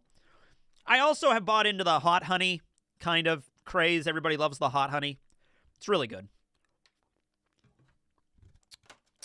You're making me hungry. Well, I'm going to order sushi here in a moment, too. So, all right. Yeah, it's a charcuterie board. I make myself a midnight charcuterie board. It's basically what it is. Oh, I should get grapes. I should add grapes to it, too. That would be great. Yeah. All right. So, that was round 12. We're now going to round 13. Who's round 13? Up here. Baby 5 versus Vivi and Karu. All right. So, Baby 5 has now gotten, I think, in order of operations, like, the best possible rolls for her both times. So, let's see if her luck can continue. Where is the... Oh, there it is. Okay, here we go. Win the Squid Game. Who can pass the Squid Game tests? All right. Let's just go Season 1 to make it simple. Okay, Squid Game. So, the one is red light, green light. And then there's the one where you gotta remove the little pieces from that piece of honey or whatever it is. And I know Tug of War was in there. And I know the jumping over the glass barrier was in there. And then the final round is like the, you know, you got to fight against, you do the Squid Game at the very end. Let's see here. I'm missing one. Which one am I forgetting? Baby 5 would kill everybody during the PvP night. That is true. Yeah. Like, there is the competitions. So, okay, look, like, you could argue, like, her getting shot's not going to kill her because, you know, she's strong. But you could just say that, like, if she's playing red light, green light, and if she messes up and she gets seen and she gets shot, she's out. Like, that's how it goes. Oh, the marbles one. I forgot about the marbles one. All right. So this is okay, look. both of these characters are strong enough that they could just, like, kill all the guards, probably, and it's like, it's not even a thing. So don't even worry about that. Let's just look at it from the perspective of it is a gauntlet of 6 different games that Vivi and Baby 5 are going to compete with. And also Karu is there, too. So let's go through these. Red light, green light. I think they both would probably succeed at that. I think they both be pretty good. Vivi would probably do it quicker because she's on Karu, but I think they would probably get through that no problem. The next one is the thing where they have to cut out the, I forget what it's called in Korean, but where they have to cut out the little shapes, okay? In that regard, I think they would both be... Okay, so that actually throws some, like, tacticalness in there. Like, who would be smart enough to maybe figure out the trick? Yeah. The honeycomb, that's what it is. Yeah. Does Karu get his own shape? I'm going to say Karu and Vivi are a group in this, like Johnny and Yosuku. So they all... Like, Johnny and Yosuku would only get one shape. Karu and Vivi also get one shape. That's how it goes. Could they both achieve at that without messing it up? I feel like Baby 5 would be more likely to mess it up than Vivi would. I feel like Vivi might figure out the trick sooner. Then we have the tug of war. Tug of war between them. I don't know if Baby 5's weapons... And also, I'm trying to think, like, her weapons being useful here. Her weapons aren't going to be useful in red light, green light. Her weapons are not going to be useful in the... Well, okay. See, this is the thing. Would Baby 5 overthink this? Like the honeycomb thing. She's like, oh, I have to melt it. I'll make a flamethrower out of my finger. Oh, shit. I fucked it up and it got destroyed. Then she's out. Could she overthink it and be like, oh, I know what would help me right now? An AK-47. Oh, shit. Like, it actually didn't help me out, you know? Like, you gotta, I know, a bazooka. You know, like, that could mess her up, too. Tug of war, she could turn into a tank. We've never seen her turn into a tank. A tank is a vehicle, but it's also a weapon, but it's also a vehicle. We've never seen her turn into a tank. Hold on a minute. I don't know if it would apply to that. We've seen Beiji turn into a tank, but we haven't seen her. What are the weapons that we see that she could transform into? All right, this is what she's got.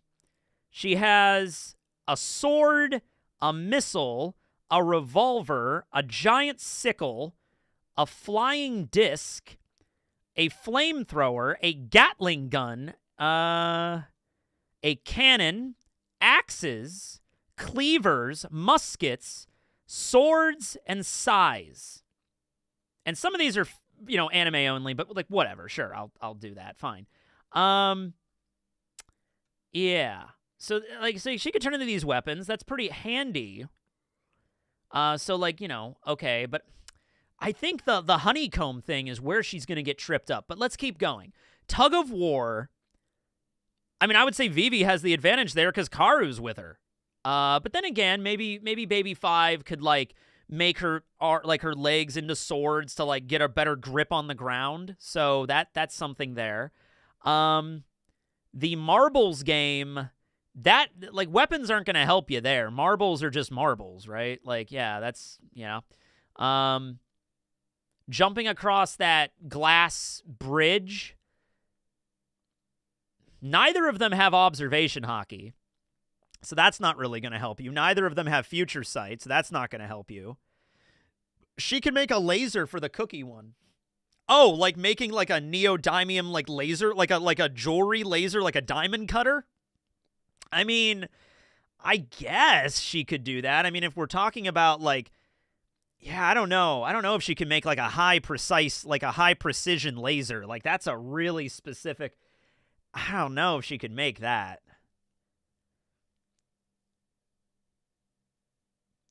Yeah, that's not really a weapon. I mean, it can be a weapon. If you get hit with a diamond laser, you're gonna get hurt, but like it's also not really a weapon. She could shoot bullets onto the bridge. That is true. She does have range capabilities that way. And then honestly, what we're coming down to is the final battle of the game is just there. Oh, there is also that one where there's that big brawl in the barracks at night. If it's a straight up fight, Baby 5 beats Vivi. Just turns into just a Gatling gun and just, just completely annihilates Vivi and Karu. And I feel like if that's part of the Squid Game, and then at the end of it, it just comes down to playing Squid Game, which involves like a brawl as part of it. And in which case, Vivi has no weapons on her. I mean, maybe even if you want to give her peacock slashers, Baby 5 just turns into a giant meat cleaver, and she could, win that way. Yeah. Yeah. I mean, she could turn into a missile, and but the idea is completing the games. But one of the games is kind of a fight. Objection: Vivi in a fight would outsmart Baby 5. That is true. Didn't the end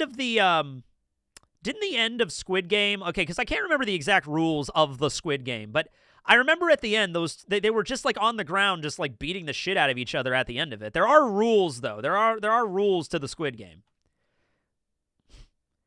But Baby 5 might not get past the marbles. That might be better for manipulation on Vivi's end of it. This is tough. Vivi and Karu versus Baby 5 in the Squid Game. Huh. Tekking, would you mind singing me a barbershop song? Goodbye, my Coney Island baby. I don't know. I remember that from an episode of The Simpsons way back in the day. Homer's Barbershop Quartet.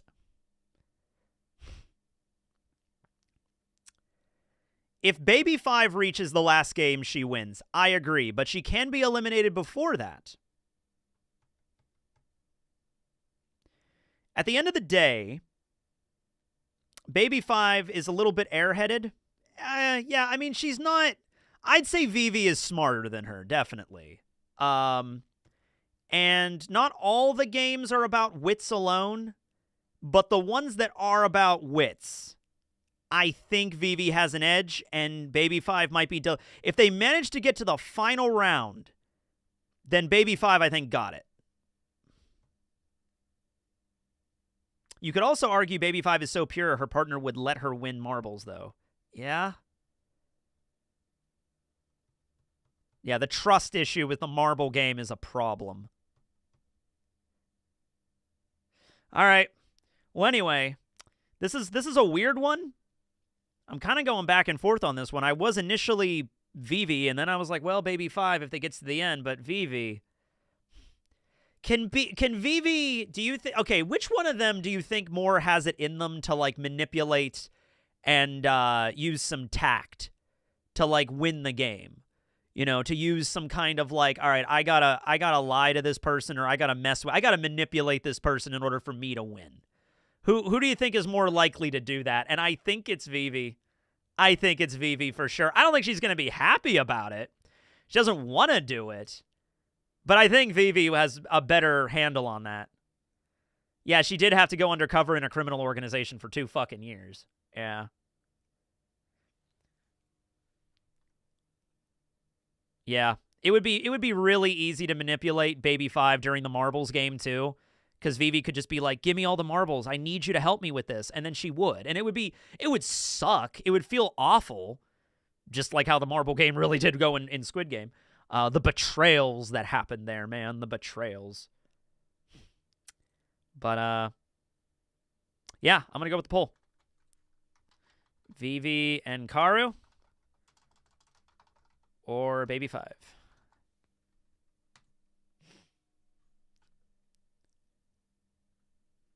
All right.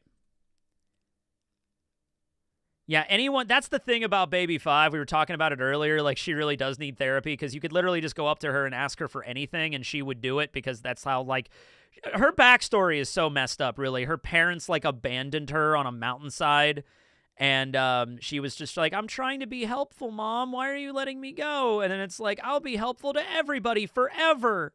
And it's not a great, it's a really messed up backstory for her.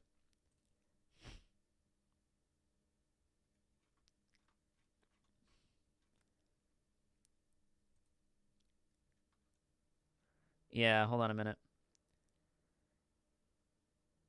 Baby 5 was born where her family only saw her as a burden. Her mother abandoned her in the mountains, saying she was useless. Since then, Baby 5 became obsessed with serving others in order to feel being needed by others. That is awful, but would Vivi manipulate that? I don't know. In a competition?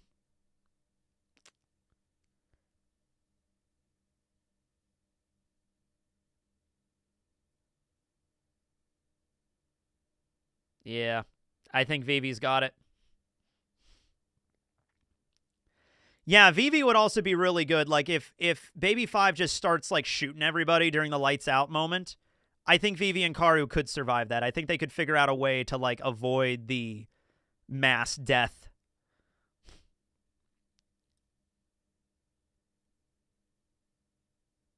I'm just picturing Karu wearing one of the Squid Game, like, the sweats, you know, like the hoodie and everything. Like, that's just funny.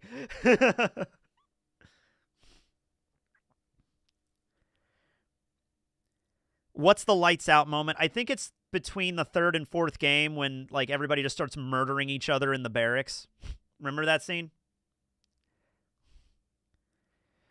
I mean, she would know about Baby 5's issues because, like, this is like going, like, the marbles game is like game number 4 of 6. And, like, a lot of people would be trimmed down by that point, and they would start to. I definitely guarantee that Vivi and Baby 5 would have been in contact with one another at that point, would have, like, talked to one another at that point. Like, yeah. Squid Game Karu variant. I'm excited for season 3. Yeah, season 2 was really good. People said they didn't like season 2 because, like, it didn't finish the games. And it's like, well, they're already filming. I think they filmed season 2 and 3 at the same time. That's what they were kind of doing. So it's like, whatever.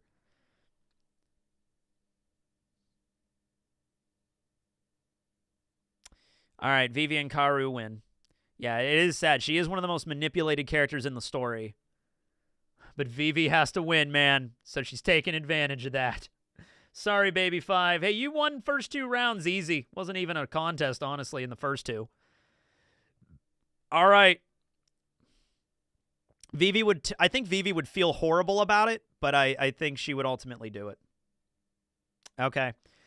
Round 14. Usopp versus Chopper. Oh, man. Oh, man. 2 Straw Hats. It's always sad when you see 2. We went from a sad battle to another sad battle. Usopp and Chopper, man, they fought together so many times. They fought together against Miss Merry Christmas and Mr. 4. They fought together at Fishman Island. And now they're pitted against one another. This is going to be a tough one. This is going to be a showdown. All right, what do they got? What do they have to do? What do we have? Who would be the best dungeon master? I made a video about this, and I think the answer is uniformly Usopp would be the better dungeon master. I seriously, go back on the channel. I made a whole video talking about which Straw Hats would be good at, like, D&D. And I think we arrived at, like, Robin and Usopp would be the best dungeon masters. Robin for, like, a really well-thought-out world-building session, like, campaign, and then Usopp would just be really having fun with it. Chopper's campaign would be like, hey, guys, you're in the Gumdrop Forest. And I'd be like, okay, we're in the Gumdrop Forest. All right, and you got to fight against a giant chocolate dragon. Okay, we're fighting a chocolate dragon. All right, cool. Like, I think it would be fine. It would be an okay one-shot. But Usopp would do a really good campaign. You got to admit it for him. Yeah, Chopper's wholesome campaign would be fun. Chopper would be a good DM. But I think Usopp's just better here. That's his... Usopp, like, really being a good DM is just coming up with a bunch of bullshit, and Usopp is the king of coming up with a bunch of bullshit. Dude, you could go up to Usopp last minute and be like, hey, I want to play D&D, and Usopp's like, yeah, give me 5 minutes, I'll brew some coffee, I'll come up with a session, let's go. You know, that would be Usopp. Easy. Easy, easy. I'm sorry, Chopper. Yeah, improvisational thing is like the bread and butter of D&D, and Usopp's got that in the bag.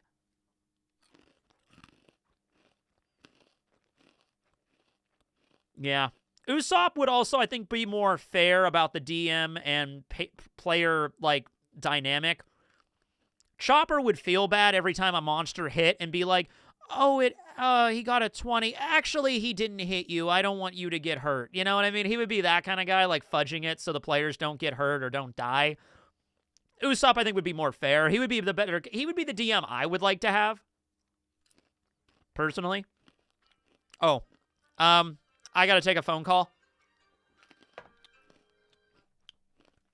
Yeah, hey, give me like 2 seconds. I'm on stream right now. No, you're good. You're good. Is it something like, is it okay? Okay. I'll call you back when I'm done.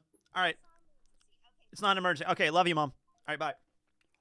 All right, we're good. I wasn't, like, I saw a phone, because I asked my mom, like, hey, if Uncle John's, like, not doing well, like, call me. I'll end the stream's not, I'll end the stream to take a phone call. Don't worry about it. And she called me, and I'm like, shit. I'm like, okay. But, she just said, no, it's not an emergency. It's okay. Just call me later. I'm like, all right. All right. So, you had us worried. I was worried for a second there, because I told her, like, call me if it's an emergency, and she's calling me. Oh, shit.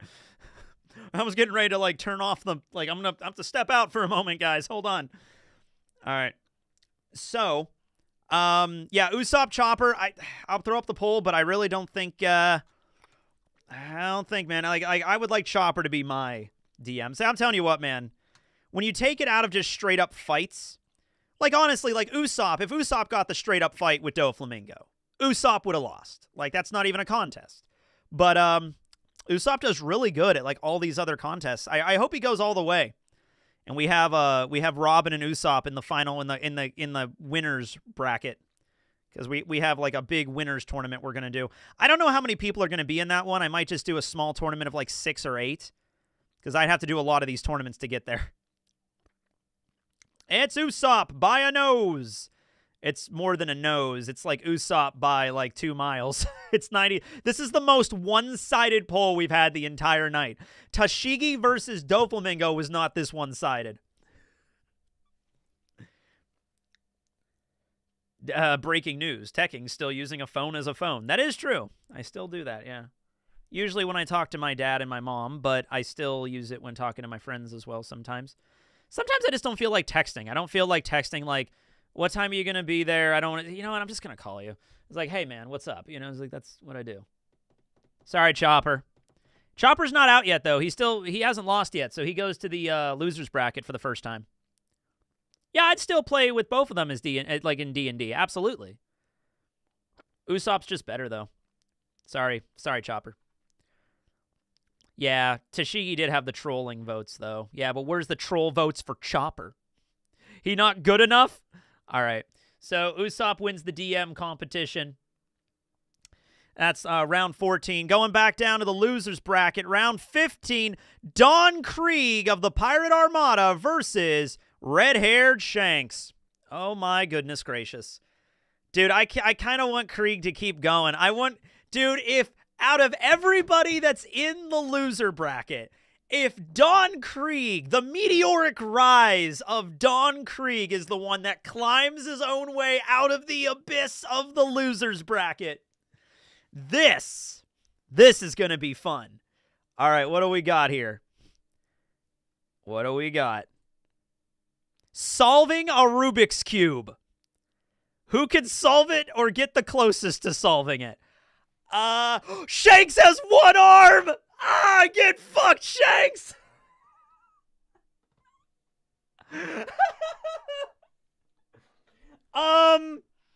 This is gonna be a problem, guys. Hold on, I'm gonna YouTube this really quick. Can you solve a Rubik's Cube with 1 arm? You probably can, but could Shanks do it?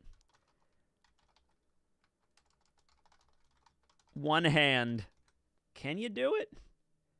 All right, there's a tutorial how to do it one-handed. Okay, this guy, all right. This guy is a professional. Look at this. This is insane. Look at this. I'll show it to you in a second. I just... From a channel called J Perm. Look at this. Okay, so like... Okay, that's like expert level. Like, this is a person that has literally practiced at this their entire... Like, that's like, you know... If the fucking Rubik's Cube doesn't even exist in One Piece. So it's like, here you go, here you go. Shanks is missing an arm, and Krieg is a fucking idiot. So how do you even account for this?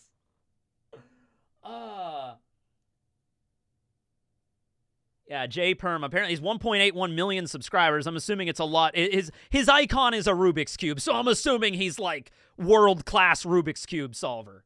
Yeah. You gotta be an expert to do something like that, yeah. Oh, man. Future sight won't work. Yeah, you could see the move 10 seconds in the future. What's that gonna do? You can see 10 seconds in the future you're making a wrong move. Oh, dude. This is tough. I don't know. Krieg would also, I mean, he's not smart. I'm not saying Krieg is going to be standing there like, I know how to solve this. No, he's going to be like, fuck. But at least he has two hands. Oh, dude. Who comes the closest? That's the rule. Who can solve it or at least get the closest to solving the damn thing? I don't know. Krieg also has anger issues. Is there a time limit? Yeah, I'm going to say there has to be a time limit for this. I'll look that up really quick. I'll find out. All right. What is the standard time limit to solve a Rubik's Cube? Man, fucking Krieg getting the wedding planner one and then solve a Rubik's Cube. He just wants to blow shit up. The hot dog eating contest was like, fine, I guess I can eat some dogs. You know what I mean? But like, he just wants to blow shit up so bad, and like, none of the competitions are letting him do that. In a tournament, I'll say. Okay, what's the standard for solving a Rubik's Cube? Probably going to be a couple. Okay, the standard time limit depends. Standard 3x3x3, 10 minutes. Okay, we'll go 10 minutes. 3x3x3 speed solving, most common event, 10 minutes. If a competitor exceeds 10 minutes, the solved record is DNF, did not finish. All right, so who gets the closest? Now, with computers, you actually can like take a Rubik's Cube and have like type in each of the sides, and it'll tell you the fastest way to solve it. So there is a way to do this actually, where Shanks and Krieg are messing with this, and at the end, they probably aren't like very close to it, but it's really just up to luck on like, okay, who got closer? Like, Shanks, you need 17 more steps to solve it. Krieg, you need 21. Ah, damn it, so Shanks win. So I don't even know. They both kind of fail at this, honestly. Like, yeah, I don't know. Should we re-roll this one? I don't know, because it's just leaving it up to luck at that point, because I don't think Krieg is going to be able to get even close to solving the fucking thing. Shanks is smarter than Krieg, but he's also encumbered by only having one arm, or one hand to work with here, so that's going to be a problem.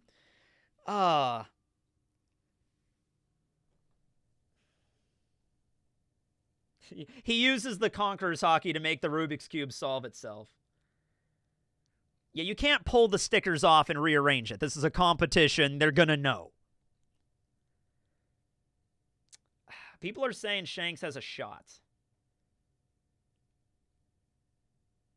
No, because the competition is or gets the closest.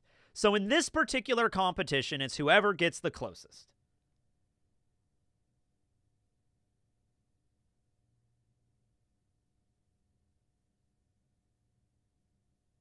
How many... Okay, so let's say Shanks is using Future Sight to figure out the wrong way. How many... Like, there has to be millions, right? Maybe not millions, but, like, at least tens of thousands of different, like, configurations on a Rubik's Cube, right? So Shanks's brain would have to be working like a fucking supercomputer to, like, go through all of the options, like, Future Sight. Is this the right option? Is this the right option? Is this the right option? Is this the right option? Like, it would take, I think, a lot of... Like, that's maybe going a little bit too far with it. Yeah, okay. I'd say we re-roll it or we do a heads for tails on who gets the closest, because I think it is kind of up in the air. And I'm going to probably go with more of a re-roll on this.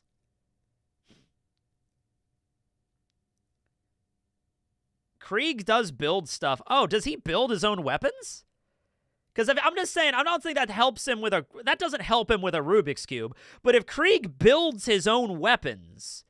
then he's an engineer then. He's used to, like, working with finely tuned, like, items and stuff. If Krieg is, like, screwing stuff together and making a giant bazooka and shit. Yeah.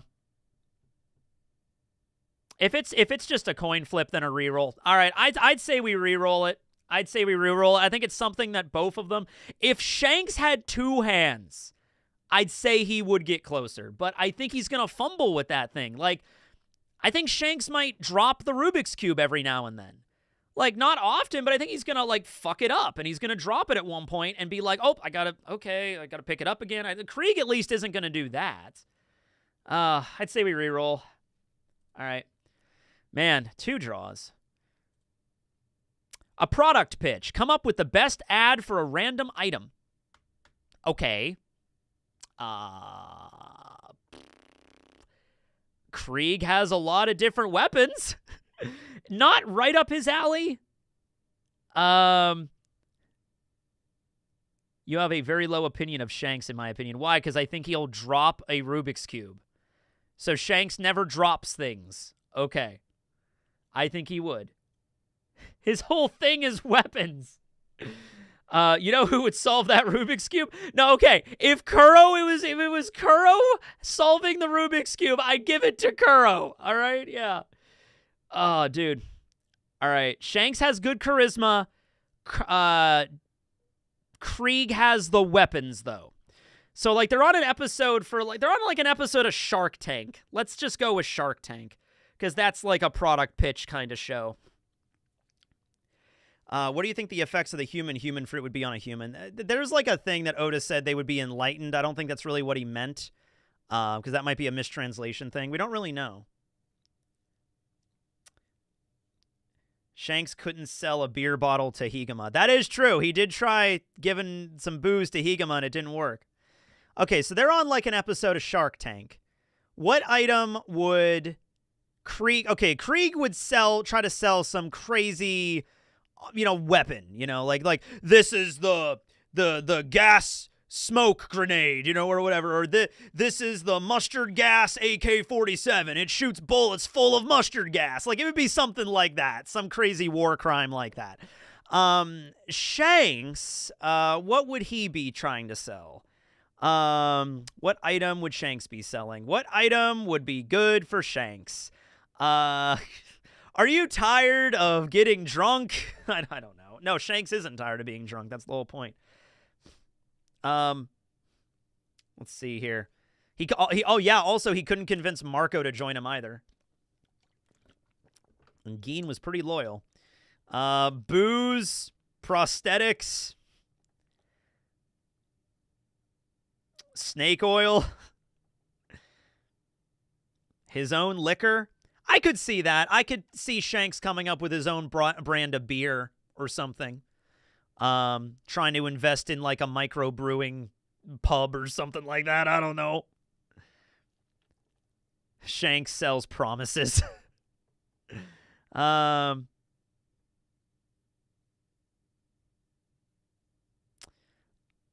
right. I think that is okay. It does say random item. So... how about we do this? I'm going to have it generate me a random item, and we see who would be better at generating that item. I mean, like, there you go. Like, we'll see how it goes.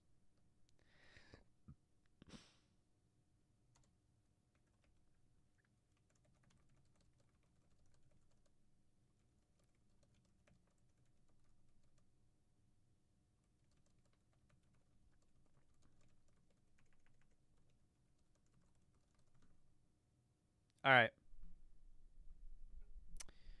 Generate a random item that has to be pitched at a meeting, kind of like Shark Tank. Okay, what's the random item? What are they trying to sell? Oh, should I do a different item for both of them, or should I just keep the same item for both?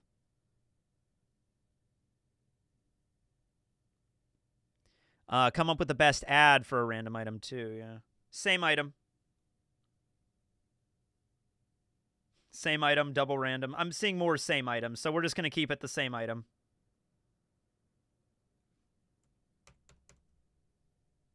Hold on, I got to refresh the fucking page. It's not loading again. This is another one that ChatGPT doesn't want to deal with.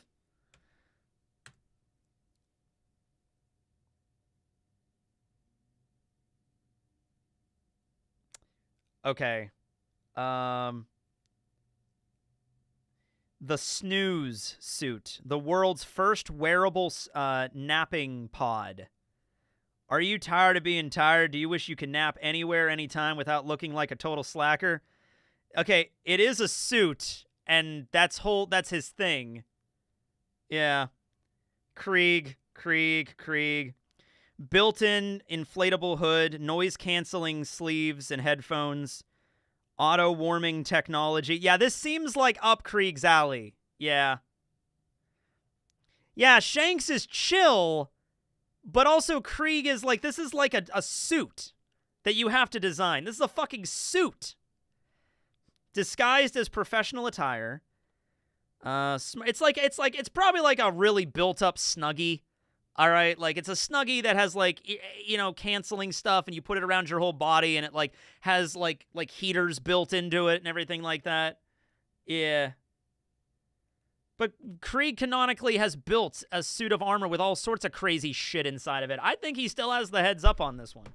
All right, I'm gonna go to this one. This one's, I think, like spinning its wheels. I'm gonna go to the poll on this one. There you go. Don Krieg versus Shanks.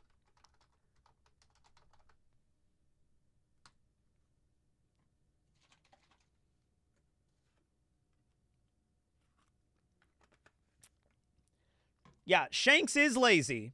Shanks would use this, like, napping suit. I'm sure he would. But, like, this requires you to have to, like, you're Shanks, I mean, Krieg would know better how to design the thing, and he would be able to get into the particulars. It's like, okay, well, first I installed 2 heaters on the butt region to warm your butt up. Then I installed these noise-canceling headphones around here so you could be on a bus or something or an airplane without it sounding like too much noise in the background. And then I installed, like, he could go through the particulars of that because that's what he fucking does. Shanks has more charisma. Yes, he does. Yes. They're advertising it. Yes. But knowing how something is built from the ground up is going to lend to advertising. You could walk through exactly how this thing is done. If they are on like a Shark Tank style show, they are going to be asking questions, the judges, about like, how does this work? Is this safe? You're wearing something that has a warmer in it, like a heater in it. Is that going to be safe? And then Krieg can go through the entire logistics of like, yes, it's 100% safe. We're using this insulating fabric. It cannot catch on fire. I don't know if they would accept it ultimately, but like he can go through the particulars of this.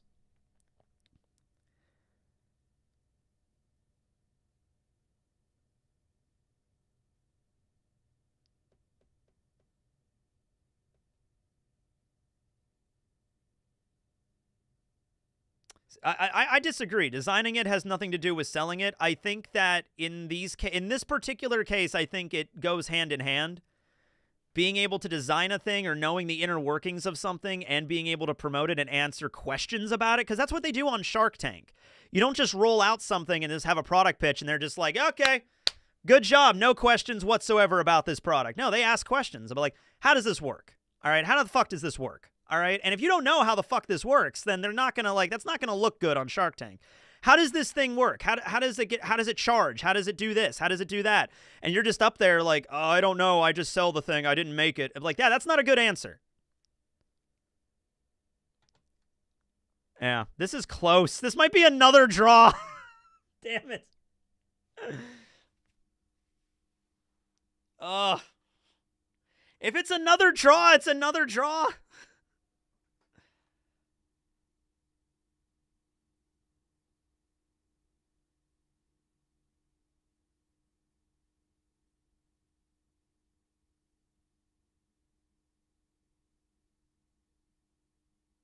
Yeah, if you can't answer questions, like, yeah.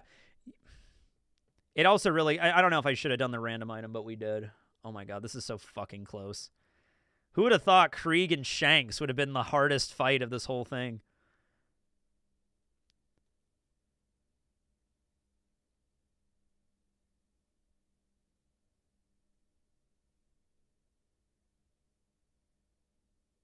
No, it's a product pitch, so I'm coming up with, like, I'm thinking live in person, not a TV ad. It's not a commercial. This is a product pitch. This is, you're at a product pitch meeting a la Shark Tank, and that's what you're doing.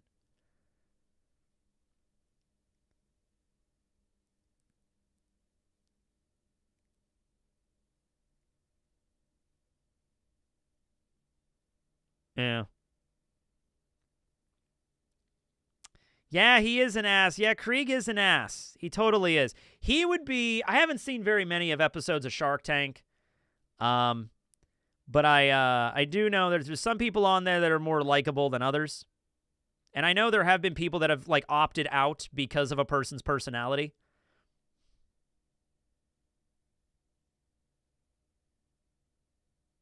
Yeah, Krieg would insult them. He would. You know, if they said anything bad about his product, he would shit on them hard. God, this is so close. Oh my god. Really? Really? Okay, fuck it. It's another draw. It's too close. God damn it. It's another draw. All right. Okay, we have Rubik's Cube product pitch. What's the next one? A Formula One race. Okay, there you go. All right. Formula One race cars. Who's the best at driving a car? Vroom! Formula One race car. Let's go. All right. Shanks or Krieg? Who wins? I've never seen a Formula One race. I don't know how you... I don't know. I mean, like, Shanks has one arm. Are there any one-armed Formula One drivers? Krieg ain't fitting in the car. I'm sure they can. Actually, Krieg is not that big. I mean, but by, like, One Piece standards, he is not that big. He just takes off his armor and puts on, like, the suit. They would both have the racing suit, like the fire, you know, it can't be, like, burned or whatever. You know what I mean? So they would all have that suits on. Krieg is like... Krieg is only... Okay, no, Krieg is big. Krieg's 8 feet tall. But, like, we did that with Garp. Like, I'm not giving Garp a tiny little pencil. He has a fucking car that's big enough for him, you know. How is Shanks gonna... Oh, that's right. I don't know anything about racing. You have to shift gears, right, in a Formula One car? Yeah. Are the cars customizable? No, it's just a Formula One race. It's just that Krieg has a vehicle. They both have vehicles that they can fit in. I'm not going to say that, like, well, Krieg's 8 feet tall, so he's too big to fit in a standard Formula One race car, so Shanks automatically wins. I'm not going to say that because I didn't do that with any of the previous ones. They were given things that are suited to their size and everything like that. But Shanks cannot drive a fucking car. Come on.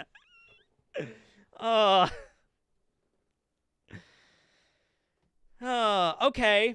All right, but okay, but here's the thing. If I'm giving Krieg a car that's big enough for him to fit in comfortably, then Shanks might also have a car that allows him to drive with one arm. All right, because I can't give that contention to just one person. I can't say, okay, hold on, let me check. Oh, God, this is a fucking mess. This is a fucking mess between these two. All right. Okay, first of all, is there a height limit for Formula One racers? Formula One race cars. All right, how tall is Shanks? I feel like Shanks is like 6'6" or some shit like that. Shanks is... He is 6'6". Got it right on the money. Yeah, Shanks is 6'6". Let's see here. While there is no fixed maximum height, the design of a car must conform to aerodynamic. Well, yeah. Oh no. This is listing the cars. No, the driver. No, I mean a height limit for the drivers. Because you can't have like a 10-foot dude drive a fucking Formula 1 car. All right.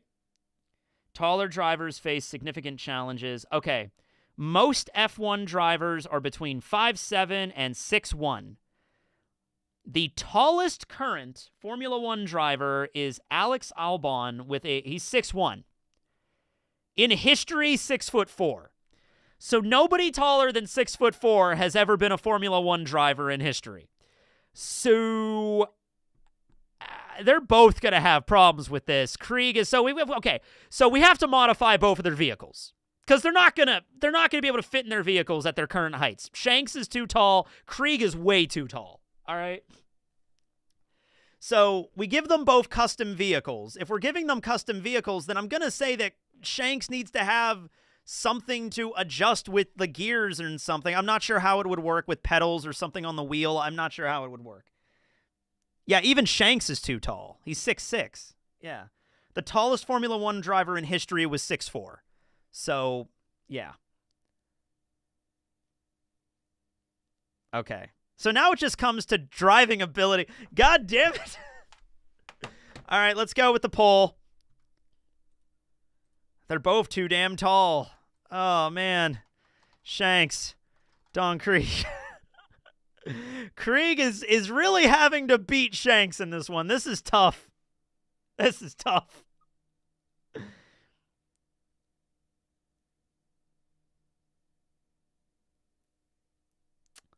Oh, man. I've never watched Formula 1. It's not really big in the States, you know? No, they're not allowed to throw traps on the field or on the course or anything like that. Krieg can't throw, like, it's a race. It's a Formula 1 race. If a Formula 1 race driver throws a fucking spike pit, like, this isn't wacky races. Although, I should include wacky races on this. If it was, okay, wacky races is going on the list. Yeah. I'm including wacky races on here. It might not come up today, but it might come up another time. The wacky races. There we go. There we go. Now that would be customize your own car, add whatever crazy, stupid bullshit you want to include in there. My dad was really into NASCAR when I was growing up. Yeah, he was really into NASCAR. I remember that a little bit. Terry Labonte was his favorite driver. But he's not really into NASCAR anymore. He hasn't watched it in quite some time. It's another damn tie! Oh, it's too close to call. It's another goddamn tie. All right. Round 4. Rubik's Cube. Product pitch. Formula 1 race car. Now whatever this is. This is tough. The ultimate battle between Shanks and Don Krieg. Okay, here we go. What is it? Who would you trust the most to fix your internet? Characters must demonstrate or pretend to have tech-savvy skills. I'm picking Krieg because he can actually build shit. What the fuck kind of information does Shanks have? But who has the ability to pretend that they can?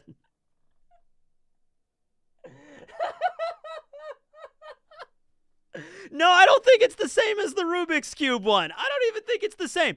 Characters must demonstrate or pretend to have tech-savvy skills. Krieg is winning this. That's Krieg's thing. He might not be able to fix your internet, but I think he'll be able to be more convincing about it than Shanks would.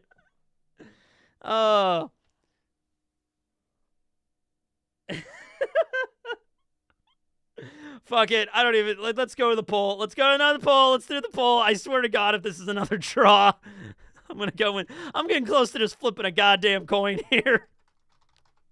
Here. 4th poll. Go. Who would have a better idea on how how to wire. Okay, looking at like a router and cables and shit, who would have a better handle on like what a cable is connected to and like following the line? And it's like, he might not know dick about internet, but like, okay, this is plugged into this, is plugged into this, this clearly needs this. It's like, I think Krieg would be better at it. Oh.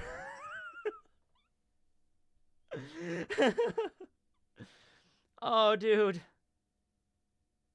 Yeah, Krieg's an asshole, but him being an asshole, I mean, if he could fix your internet, if he says he can fix your internet, okay, I'm telling you what, if your internet's down and Krieg's the only person to ask, I don't know.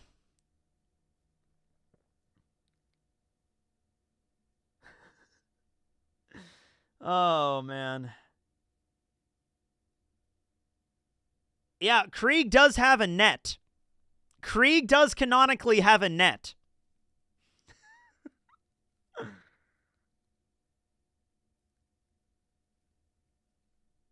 Yeah, you got to give him at least technology-minded. Krieg is a little better on Shanks in that one.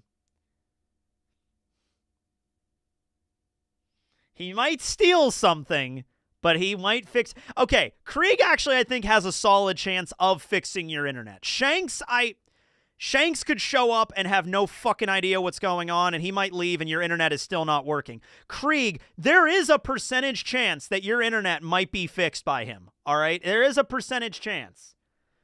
Shanks might bumblefuck his way into doing it, but I think Krieg actually has a solid chance of figuring this out, all right? Yeah, and this is just the loser's bracket, too, yeah. Having a net can fix the Wi-Fi. Actually, okay, Shanks is 39. I think Krieg is older, but not much. Krieg is, I think he's in his 40s. Krieg is 44. There's only like a 5-year difference. Oh, he's the same age as Mihawk.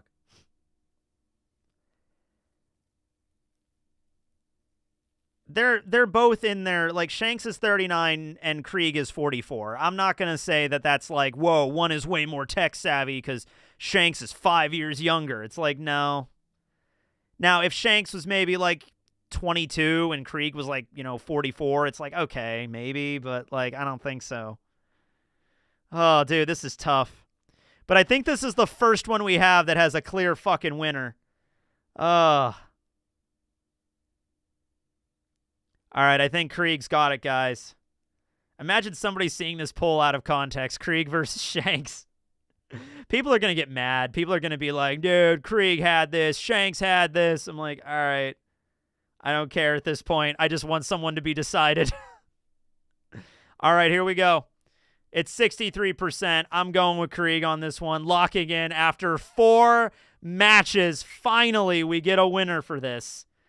The most draws in a single battle we've ever had. And ultimately, Don Krieg comes out victorious. Guaranteed, no matter what, Shanks goes down. And the funny thing is, the greatest part of this whole thing is it's not even arguable. There's not a single point that you can contend with on this. A winner has finally been decided. Oh, God. I would love for Baby 5 to just destroy... Oh, rematch! Rematch between Baby 5. Not yet. We have match 16 to go through. Rematch between Baby 5 and Don Krieg when we get to that.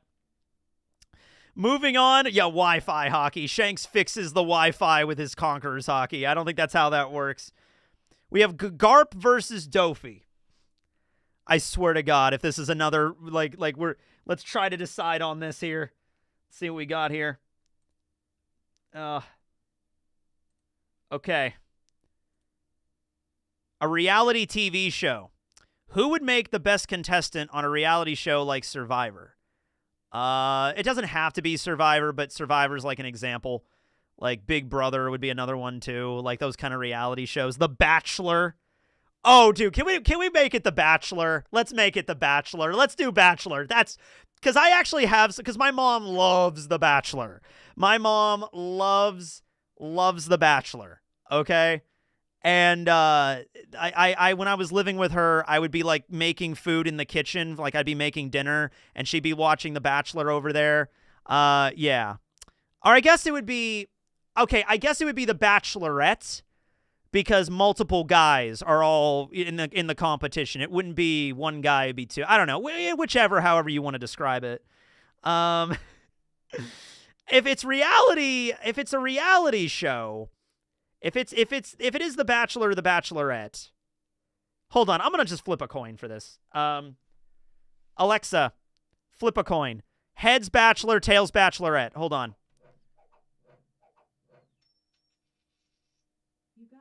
Heads, Bachelor. Okay, so this is the way we're gonna do this. Okay, this is the way we're gonna do this. 2 different seasons of The Bachelor, right? Like, okay. Garp is the Bachelor in one season, and there's a bunch of women, and then there's Doflamingo there.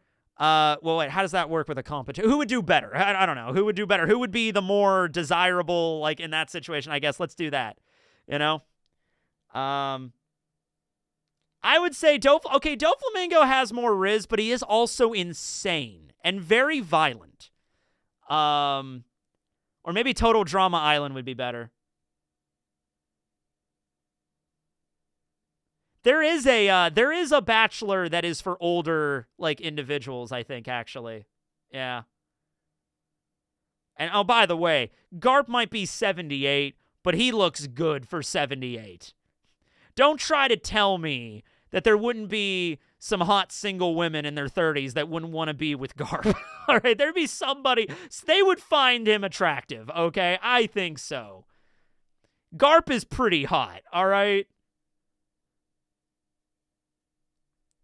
Okay, we need to, all right, it's a reality show. We need to decide on a reality show. I don't think it's fair for me to just pick one. Let's do a random reality show. Let's do that one, okay?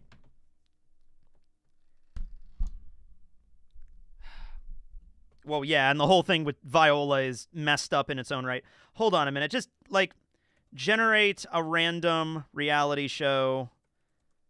I'm going to say Western reality show because it might pick one that I've never heard of. Western reality show that is fairly popular that people would know. Okay, I'm just going to ask it to generate a reality show, and we're going to see which one they're good at, okay? Here we go. Oh, last poll is still up. Yeah, Krieg won. Krieg won! Don Krieg! Don Creek. I think in some versions it's Creek. Yeah. All right. What do we got for a reality show? Oh, okay, so it literally just picks Survivor. Okay, I guess it really likes Survivor. Okay.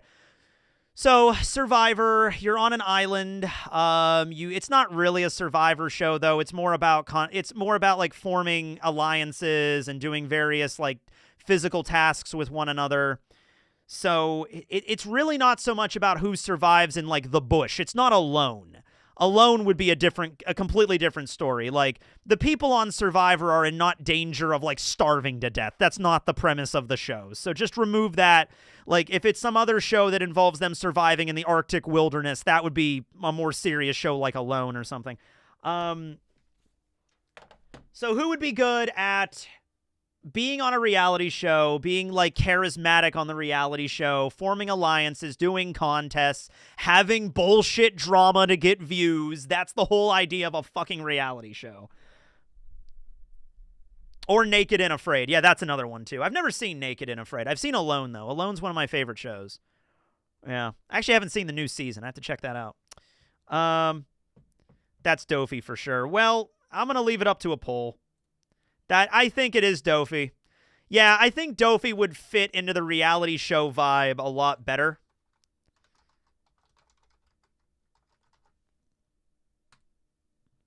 Starting drama with people, like forming alliances, but then double-crossing them and backstabbing them, and then I wanted to win the $1 million the whole time. Like, that's Doflamingo.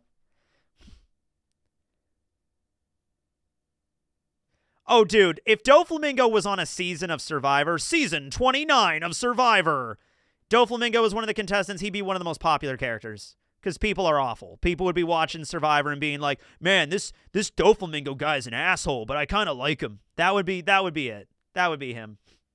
It's a drama show. It's Dofi. We can't kill the competition, but in terms of being a good reality show contestant, I think he's got this. Oh my God, are they on season 60? Alexa, what season of Survivor are they on? The next season of Survivor, season 48. 48. God, I lowballed that. Damn.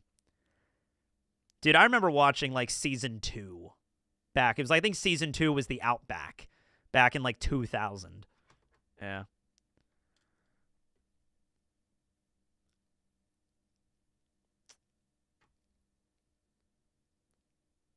Yeah, that is his best. That is literally his environment. Yeah. If it was alone, I would go Garp. First-time caller, long-time fan. You predicted the whole death of Mulesguard and God's Knights. Did I? I don't remember if I predicted that one. Maybe I did. I don't remember. I've made a lot of videos. But thank you. Thanks for joining in. Thanks for the $10. All right, Doflamingo's got 69%. Nice, so I think he's got this. So Doflamingo wins. Sorry, Garp, you're done. And now, getting into the final battles here. Round 17, Baby 5 versus Don Krieg. The rematch of the millennium, ladies and gentlemen. Will it be another thing of planning a wedding? Because that would be hilarious. All right. Is Krieg finally going to be able to show off his weapons? Who would be the best pirate captain?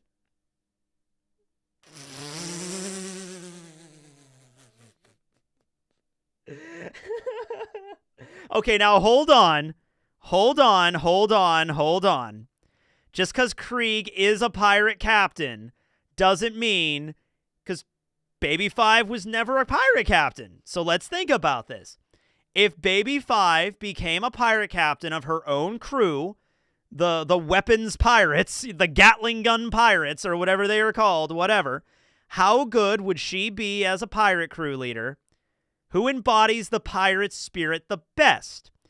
And the thing is, Krieg is actually horrible at following the pirate code.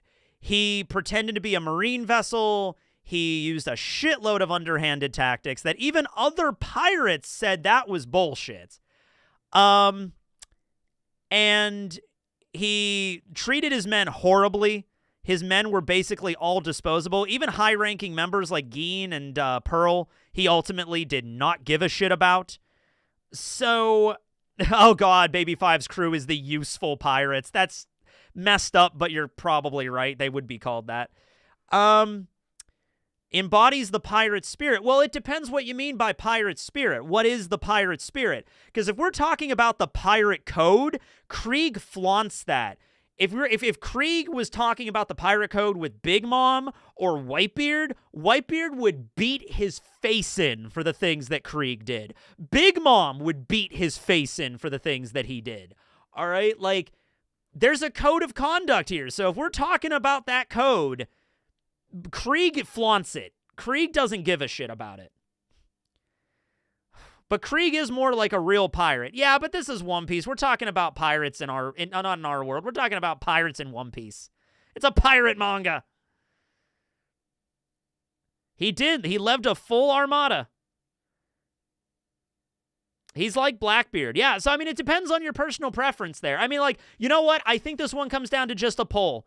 If you think that Krieg embodies a pirate, go ahead. If you think the idea of a pirate is more of like there is a code of honor, or maybe you think bullshit, pirates are pirates, you know, Blackbeard is a better pirate than Whitebeard ever was, or bullshit, Whitebeard was a better pirate than Blackbeard ever was because he had honor. Or you say, whatever, it doesn't matter. They're all pirates. They're all criminals. Maybe you have the Akainu view of it, because that's the whole idea with One Piece. There's different perspectives on all of this shit. What makes a pirate? Are all pirates evil? Are all pirates good? Some people, like Akainu, think all pirates are evil. There is no exceptions. Other people, like Kuzan, have a more open-ended view of this. So it really depends on your personal view of justice, and with that being said, I'm just going to leave it up to a poll, because that is really where this all comes down to. Where does your personal justice lie in this series? Do you think Blackbeard is more of a pirate, or do you think Whitebeard is more of a pirate? The answer to that question is going to determine who wins, Don Krieg or Baby 5. So let's go. Because Baby 5 would definitely more be an honorable pirate. I guarantee. So go ahead. See who wins.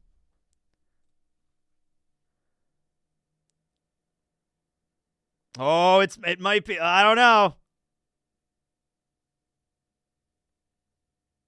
It's the One Piece world, so we're going to say pirate in the One Piece world.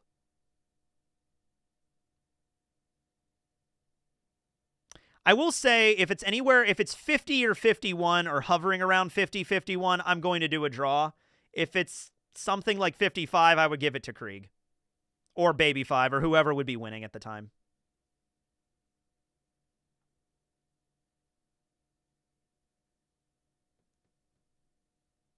No, she would have a more honorable crew than Krieg, definitely. She would give a shit about her own people more than Krieg. Krieg didn't care. Krieg ultimately did not care about Geen, did not care about Pearl. They're still together, so maybe he had a change of heart now, but I'm just going by Krieg during the Baratier, because we have no idea what kind of, like, character change or arc he might have went through in the last 2 years, you know?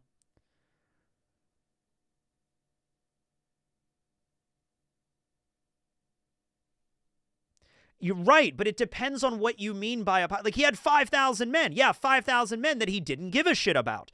There are people in the One Piece world that would view that as, like, you're not a real pirate then because you didn't give a fuck about your own men. There would be people with that opinion. That's the idea. It's your own opinion. Should a pirate captain give a shit about their own men? If the answer is yes, then Krieg is a horrible pirate captain. If he does give a shit, then that should be what it is. Then I probably Baby 5.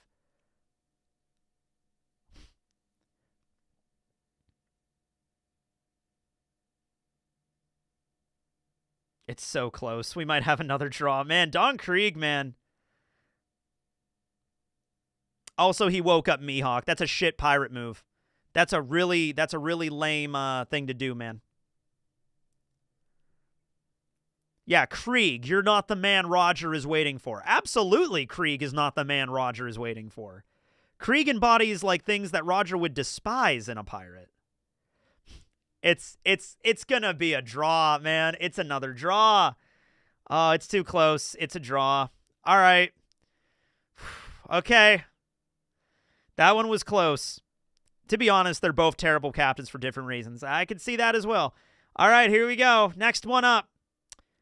Who would be better at being Santa Claus? Who would make the best Santa Claus? I don't... All right. Yeah, it's not who would you prefer as your pirate captain. All right, well, that one I feel might have done it. I think Baby 5 might have this one.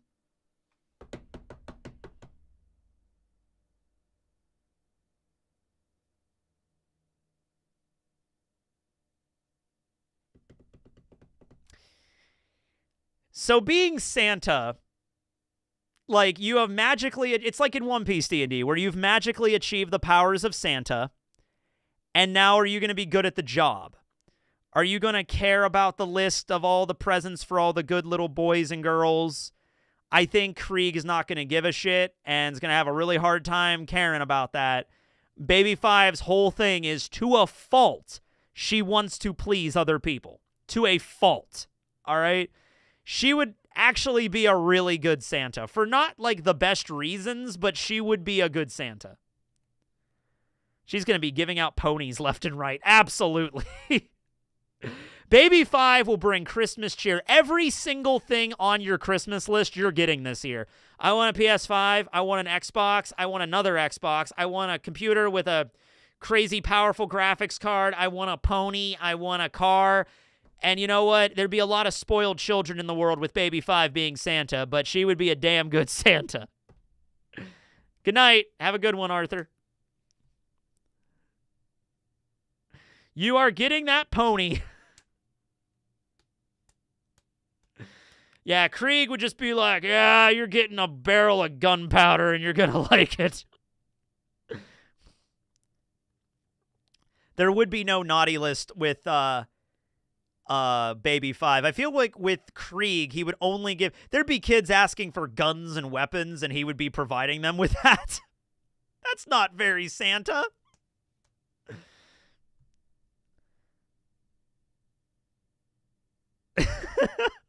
The idea of picturing Krieg as Santa, though, like, he has the outfit and the beard and the fucking hat. He would rob the houses. He probably would. He would probably rob the houses. Oh, dude. Given he opens up a child goes downstairs to open up a weapon, it's a freaking RPG. It's a 50 caliber sniper rifle. Like, oh man. Ralphie really wanted that Red Ryder BB gun. Whoa! A minigun! Like, that's funny, but it's not a great Santa Claus.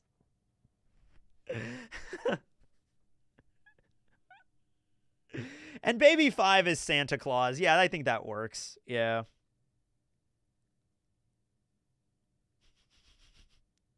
Hey, little Timmy, want some MH5 gas? It's a nerve agent.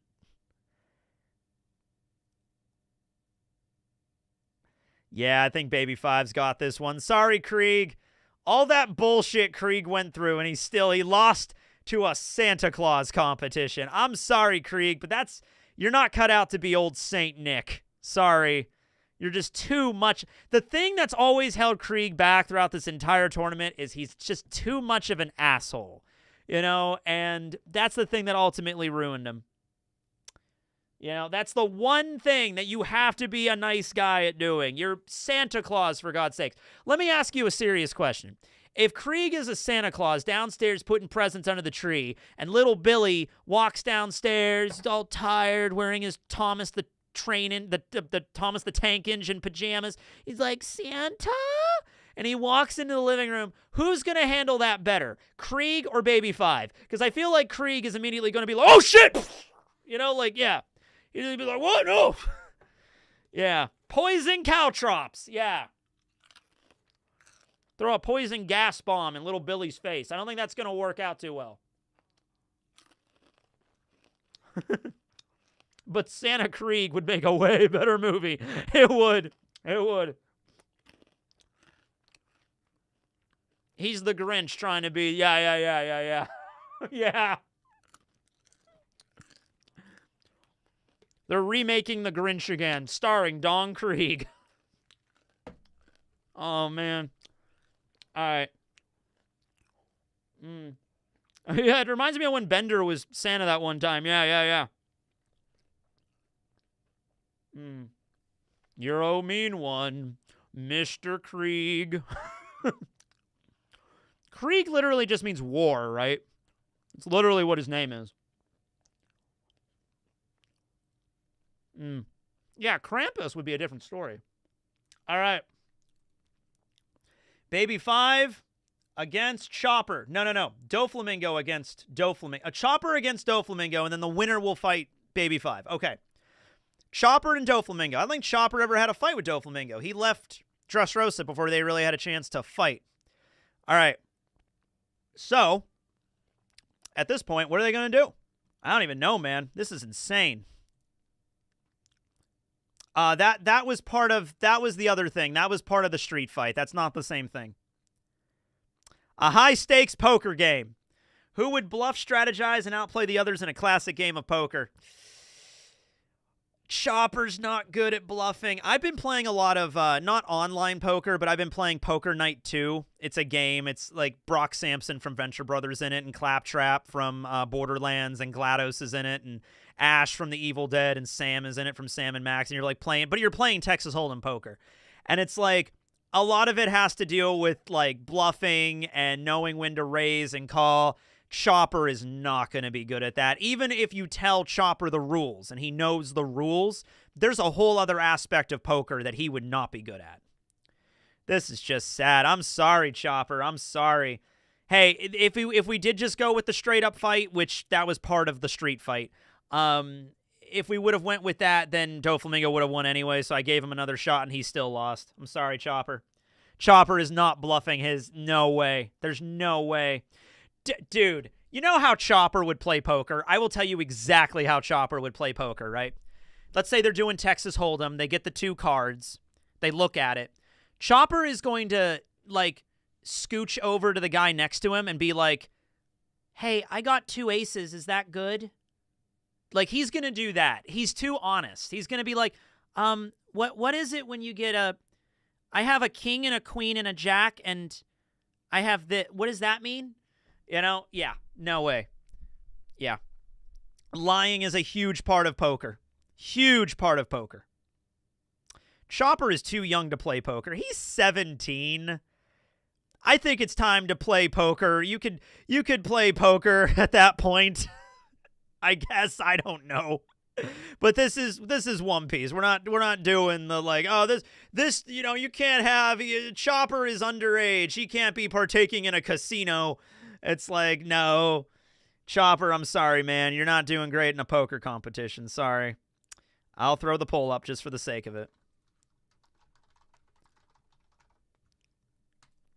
High stakes poker game. Who'da thunk it? 17's about the right age to gamble. Dude, I'll be honest with you. So my grandmother played lottery ticket, like the scratch-off lottery tickets all the time. My mom did too. I got started playing those scratch-off lottery tickets when I was like 5 years old. Like, I would go to the gas station and give my money to my mom, and she would buy me lottery tickets all the time. And my dad, too. I started gambling young. Now, I don't gamble, really. Ever since my grandmother passed away, I don't really play scratch-offs anymore. Occasionally, I'll buy one.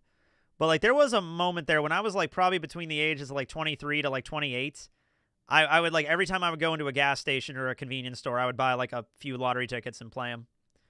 So, yeah, I'm not really interested in going to a casino or anything, but, yeah.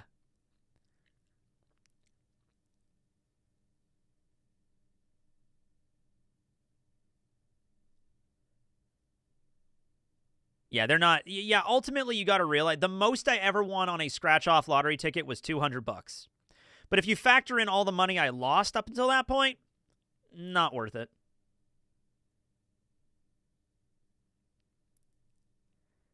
Playing slots in Germany. We're all a bunch of gambling addicts in here. Yeah, I'm a young gambling addict. Oh, all the time. My mom and my grandmother got me into the whole, like, scratch-off tickets super early.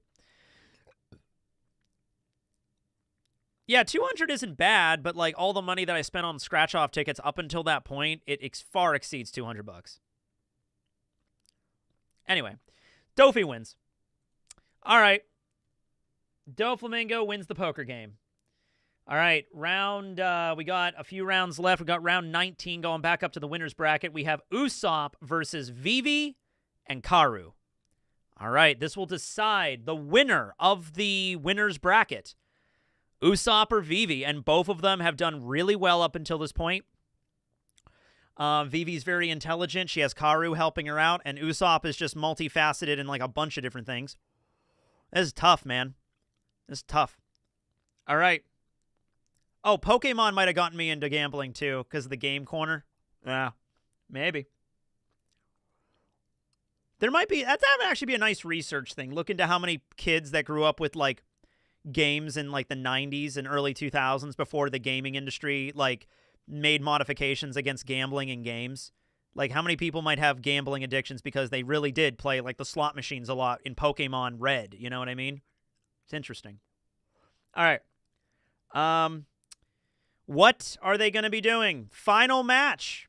It's going to be crazy. Who would be the best revolutionary leader? Well, shit. That kind of definitely favors Vivi. That definitely favors Vivi on that one. But, I mean, if we're talking revolutionary, like, I mean, who would be better? I think they would both be better than Dragon, to be honest with you. Oh, man, that's rough. Now, Usopp still has another chance because he hasn't lost yet. So Usopp's going to have another shot. Don't worry. But Vivi literally kind of started it. Well, she didn't start the revolution. Koza did. But she worked heavily with Koza, and she was trying to, like, she is the person that's the voice of the people. Like, that's Vivi, man. That's Vivi's thing. Yeah, Usopp would be good. I think Usopp would be okay, but... rallying people together might be a little difficult for Usopp. when he has confidence, it's like, you know, S+ level. Like, he's really good at it, but like other times, he's really nervous and it doesn't work too well, but he was able to rally a lot of people together at Dressrosa. He had to be in horrible pain in order to make it happen, but he was able to make it happen. Yeah. God Usopp versus Vivi. That is tough. I'm going to say Vivi might have a better shot here, and she has a duck if you just want that to go over the edge a little bit. But Usopp is like a messiah figure with the, you know, God Usopp thing. Yeah. Yeah, oh man, this is rough. This might be close. This might be close here. Man, oh man.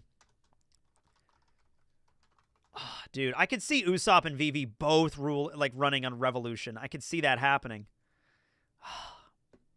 That's tough, but Vivi just has way more experience in it, I think. Usopp was like a fluke of how that ended up, and Vivi is like professional in this. Like, this is what she does kind of thing, you know?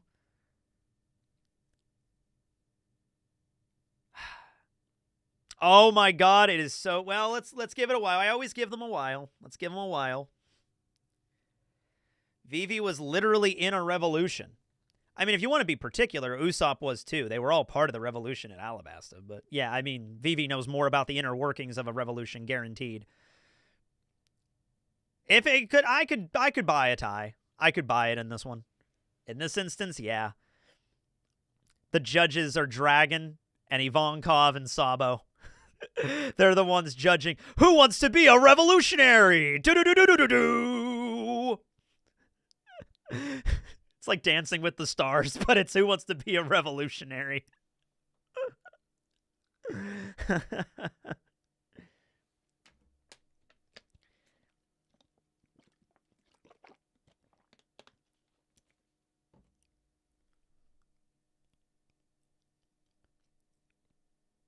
Yeah, Vivi has more credibility, I would say.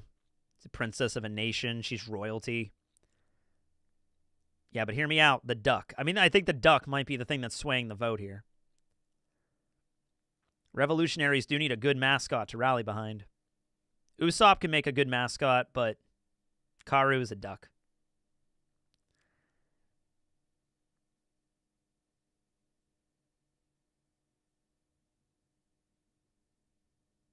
Yeah, but she supported the revolution. She backed the revolution. Every good revolution needs somebody on the inside, right? I mean, that's probably historically accurate, probably. Nah, I'm pretty sure the Haitian Revolution, I'm pretty sure they just took over. Only successful revolution in history to actually succeed and form its own nation. Fun fact. They often don't work.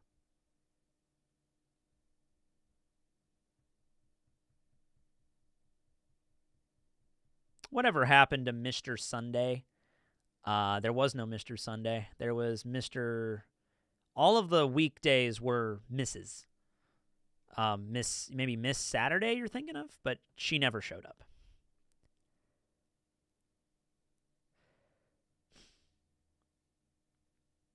No, sorry, that's what I meant. The only successful slave revolution that, you know, was able to form its own nation after it, yeah.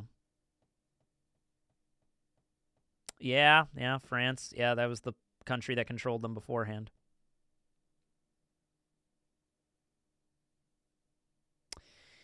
It's close, but it's clearly not a tie. Vivi almost has 60%. So I'm going to have to give this one to Vivi, guys. And I think it's fair. Usopp does have another chance. Usopp could win the loser bracket, and then we could go back to Vivi and Usopp again. But there can only be one winner. But Usopp has an army of 30,000 men teching. I'm like, yeah, I know, but Miss Saturday was with Mr. 12, and we saw neither of them. All right. I agree, like, his lies would carry him quite a way, but I think Vivi would just be better at it. That's her whole deal, man. Rallying people together to fight against an oppressive, at that point, like a ruler like Crocodile, and dethrone him. Yeah, that would be Vivi. All right.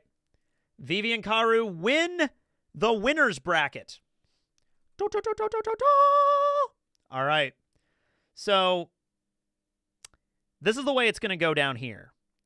So round, what was that, 19? Okay, so Baby 5 is going to fight Doflamingo. Then the winner of that's going to fight Usopp. Then the winner of that is going to fight Vivi and Karu.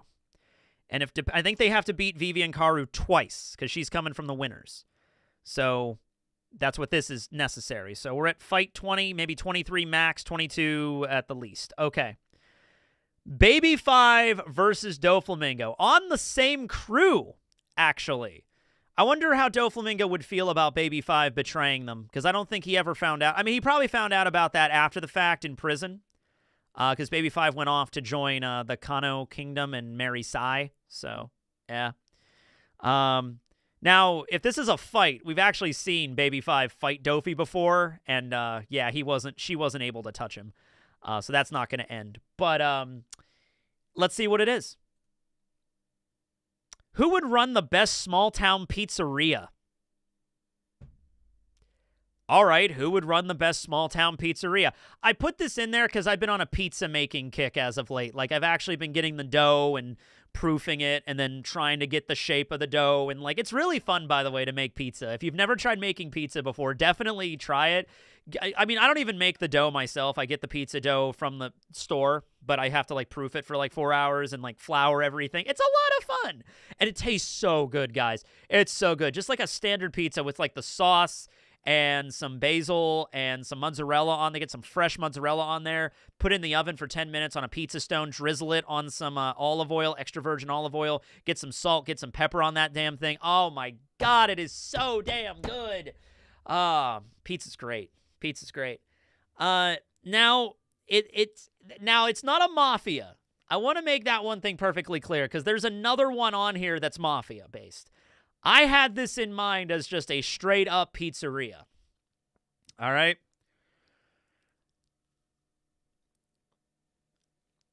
But it is a business.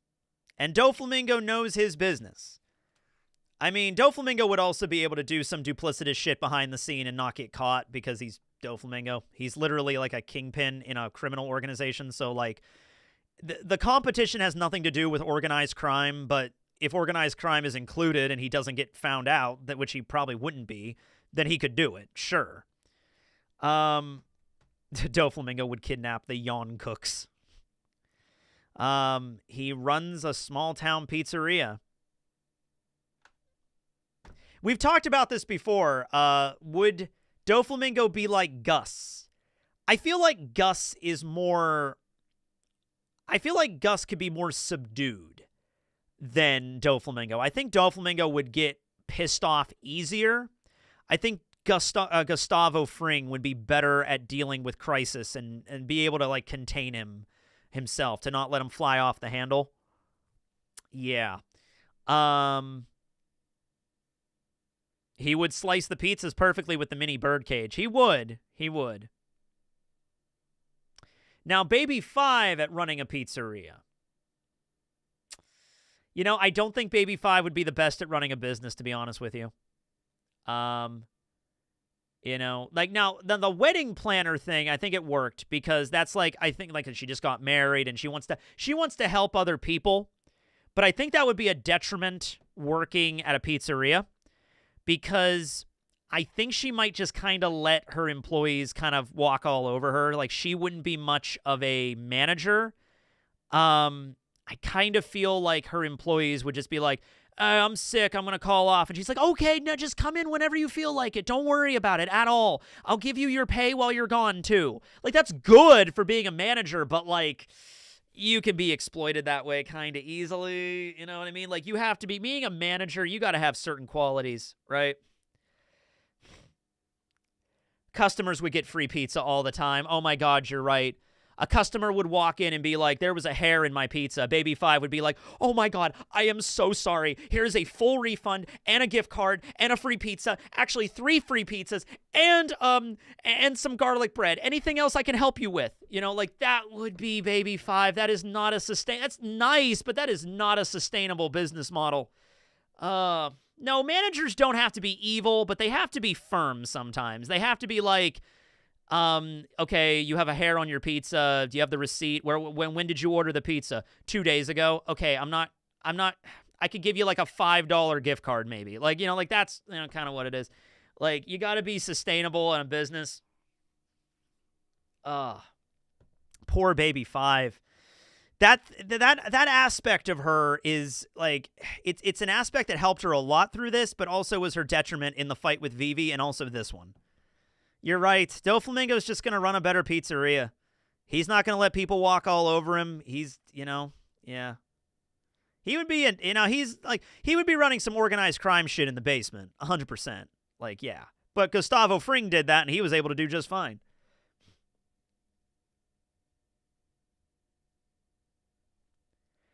Well, if Baby 5 can get through the day giving away freebies, then is it really a problem? Well, the business wouldn't last very long if she was constantly giving out free pizza, free garlic bread, free gift cards. Like, if she was constantly doing that, that pizzeria is gonna be in the red pretty damn quickly. You know what I mean? She's gonna be going over the bills, and it's gonna be like that episode of SpongeBob where Mr. Krabs is nice and he's going through the bill and he's like, and there's no money in here. Oh, how delightful. Like, that's going to be, it's not going to be a pizzeria that's going to be around for very long.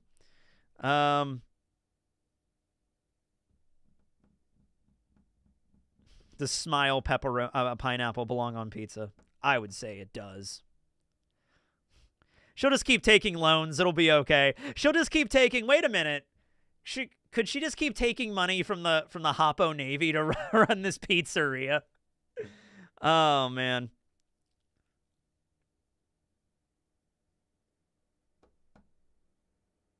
Take into account the small town part, please. I don't know what the small town part... I think there would still be people in the small town that would exploit Baby 5 all the damn time.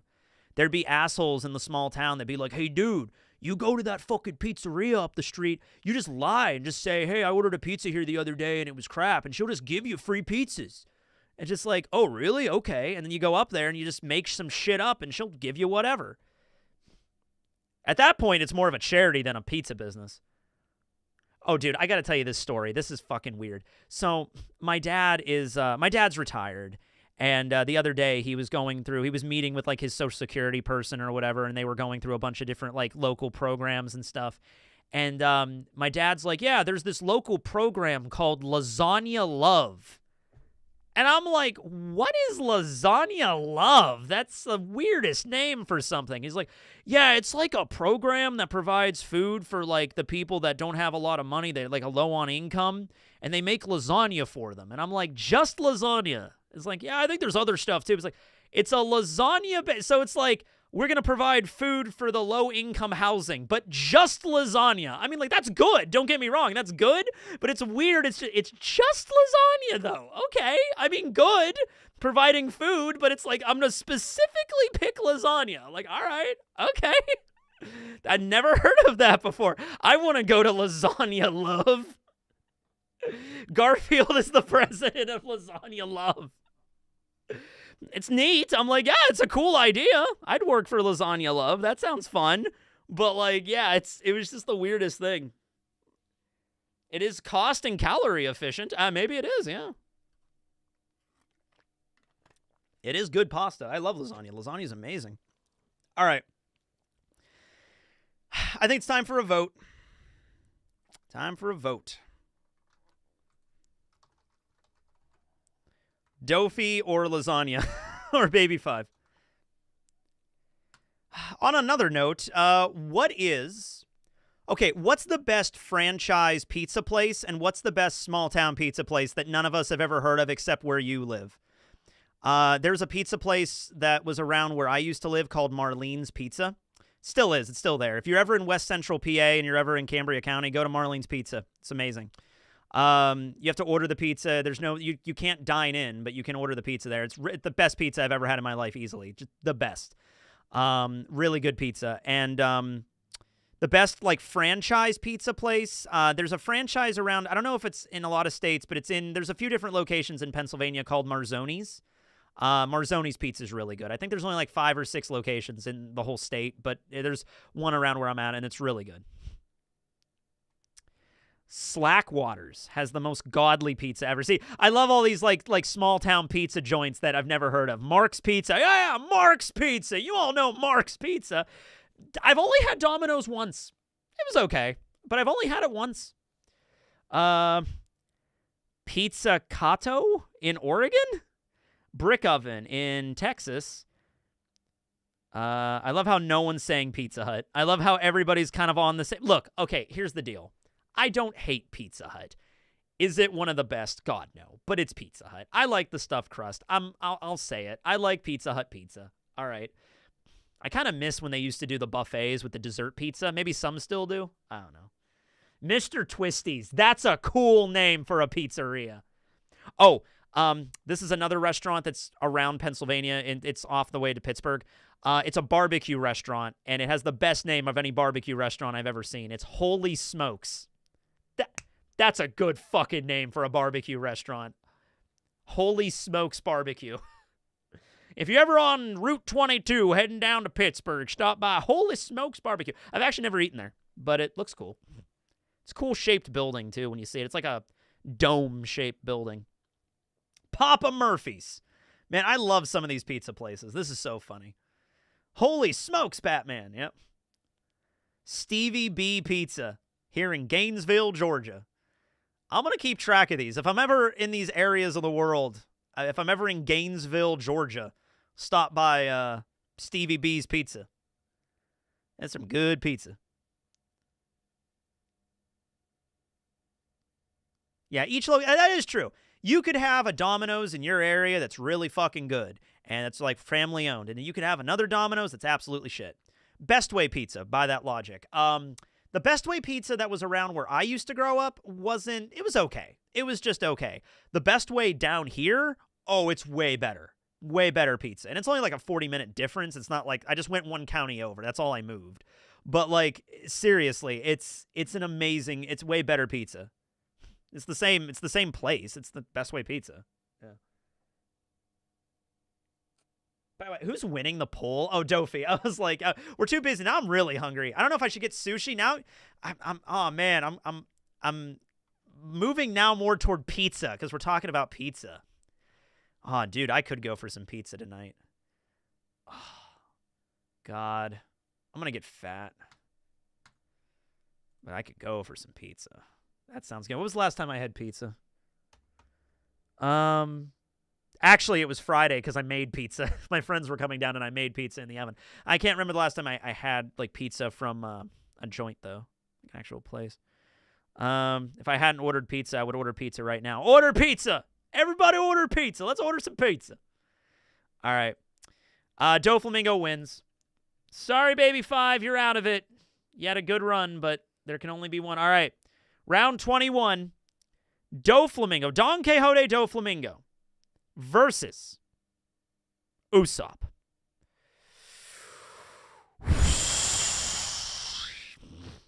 The winner will face Vivi and Karu. The final round of this tournament. This is a long one. Going 4.5 hours, but I don't care. This is fun. All right, here we go. What are they doing? Solve a murder mystery. Who can take on the role of a detective and figure out a whodunit first? All right, so we're doing Detective Dofi and Detective Usopp. Let me set the stage for you. It's 2 a.m. Police find a body off the side of the shore of the river. They call the detectives in. Usopp shows up wearing a trench coat and a suit. Okay, what do we got? Lights up the cigarette. What do we got tonight? It's like, victim was stabbed 74 times, thrown in the river. It's like, okay, crime of passion. You know, like sitting there, it's like, okay, who's the better detective? This is fun. Usopp's got this in the bag. Dofi's probably the one who did it, though. Yeah, that's right. That'll be the twist at the end of the episode. It turns out the detective is the one that killed him. Dofi helped you hide the body. Yeah. Okay, so deduction skills. Figuring out a mystery, learning about somebody that's like, you know, okay, finding a killer.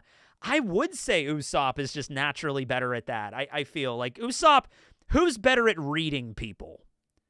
I think they're both really good at reading people. Dofi would look at you, and he'd know if you're bullshitting him. You know, he'd look at you, and he'd know. You're fucking lying to me. You know, like, he would know that. I think Usopp could do, too. I think Usopp could be good at it.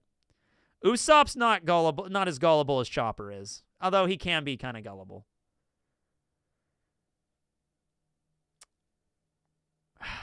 Interrogation, Dofi definitely does better, but interrogation just isn't all... Well, it depends on what kind of interrogation.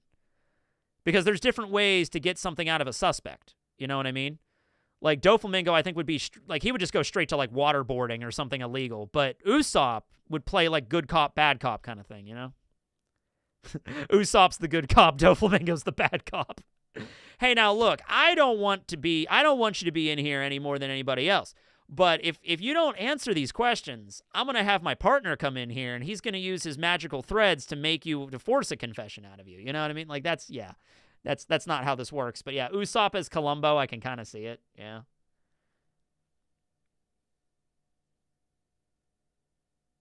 Yeah, Usopp could be childish, but not as gullible as, like, Chopper is. No.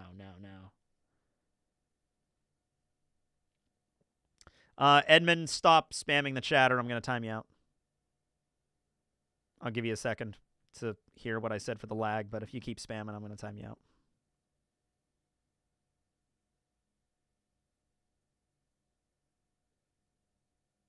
How odd. The person was killed by strings to the back. Doflamingo would make the dead body rise up with it. He would do some weird, like, corpse puppet shit. Hello, I am the dead body. Doflamingo does know the mind. Yeah, it's kind of like he's really fucked up and psychotic, so he would also be really good. It's kind of like it's like in Silence of the Lambs. It's like asking Hannibal Lecter on who Buffalo Bill is. Exactly like that. You know, and I mean ultimately that's, you know, how it worked out. But yeah. Man, this would be tough.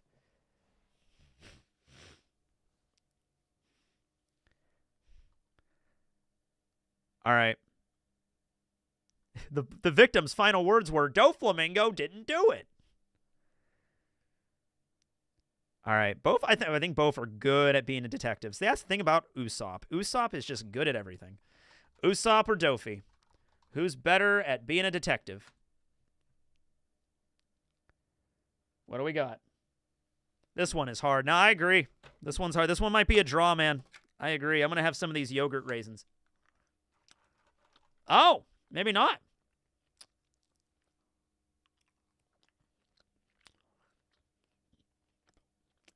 Yeah, he knew they would send an assassin out. Yeah, he knows the minds of the fucked up, for sure.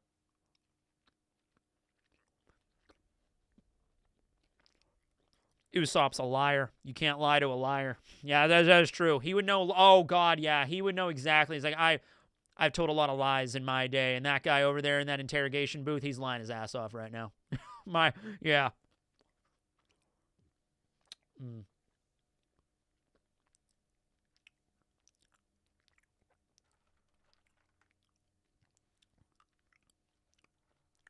Yeah, Dofi was fooled by Corazon. Oh, that is true. That is true.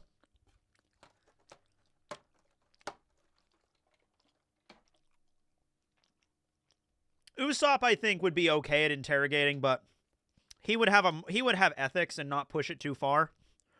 Doflamingo would be like Jack Bauer. He'd be like, all right, you're going to tell me where the bomb is. I've set this I've wired this explosive. This thing's going to blow up in your hand if you let go of the trigger, and I'm the only one that can disarm it. You're going to tell me where the bomb is, you know? And it's like, yeah. You know, so yeah. Doflamingo will go all Jack Bauer.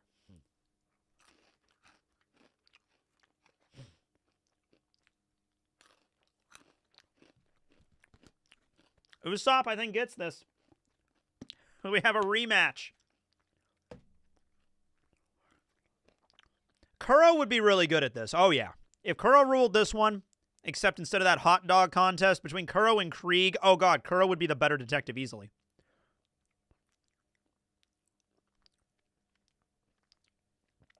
Who is Jack Bauer again, man?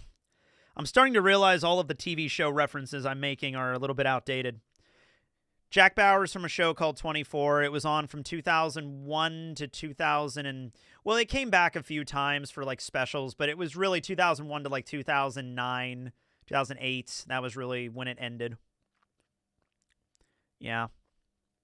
All right. I think Usopp's got it, 61%. Okay. Usopp has climbed his way out of the loser bracket, back up to the winner's bracket. Rematch. This could be the final match. Now, if Usopp wins this, he has to beat Vivi a second time to take it all. If Vivi wins this, she takes it immediately. She wins. Usopp has to win twice. Okay. Woo. We've had a lot of really good battles tonight. We've had a lot of good battles. I think this was a really good tournament. Thanks to everybody for joining me on this one. This was a lot of fun. But now, it's the final countdown. Okay. It's time. What are Usopp and Vivi going to fight in for the last round? Maybe the last round. Rock, paper, scissors tournament. Luck-based. Okay. I don't know how to properly gauge this. It comes down to rock, paper, scissors. For fuck's sake. It's just like... I think Usopp would be better at it. I think Usopp has played a lot. Okay. Who has played rock, paper, scissors more? Vivi or Usopp? I think the answer is Usopp. Usopp has probably played rock, paper, scissors with Kaya and with the veggie pirates and with Mary probably. Might have even tried to play with Kuro once or twice. You know, I don't know. Usopp has played, hands down, rock, paper, scissors more than Vivi has, okay?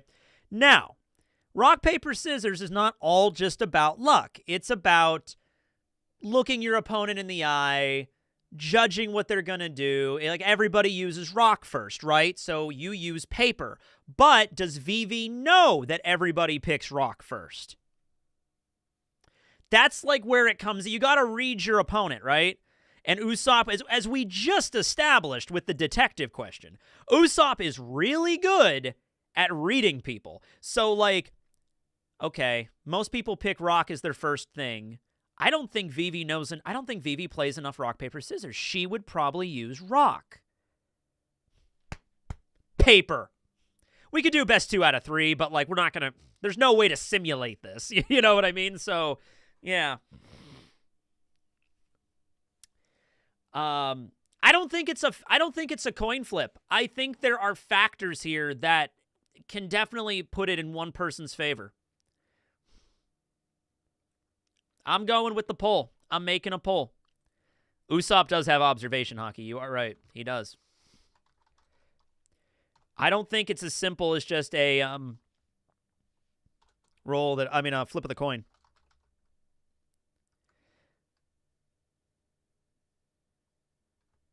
I'm going to say it's just Vivi because I don't think Karu can properly play this game because of feathers. Even so, I think Usopp might be able to psych out Karu as well.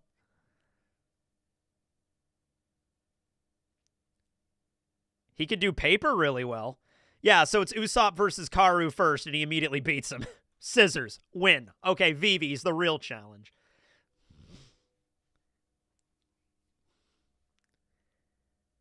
Almost 5 hours. Yeah, this is a longer... I did not expect this stream to be as long as it was today. I still have to decide if I want sushi or pizza for dinner. What kind of pizza do I want? If I do want pizza.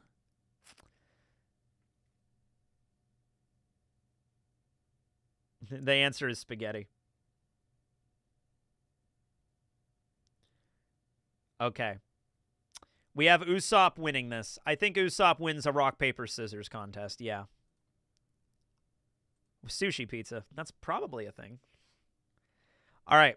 So Usopp wins this, but he's not the winner yet. We have the final battle, and this is really it. Vivi, Karu, and Usopp. This is it right here, ladies and gentlemen.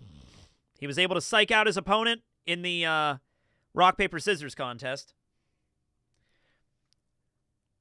I don't think it's unfair at all. I think Usopp is way better at reading people and sizing people up for a rock, paper, scissors match. All right, here we go. Last match. I hope it's something good. We already did the personal trainer one. Another rock, paper, scissors. Wow, it really wants rock, paper, scissors. Really, it picked rock, paper, scissors 3 fucking times. Are you serious? Sumo match! Sumo match!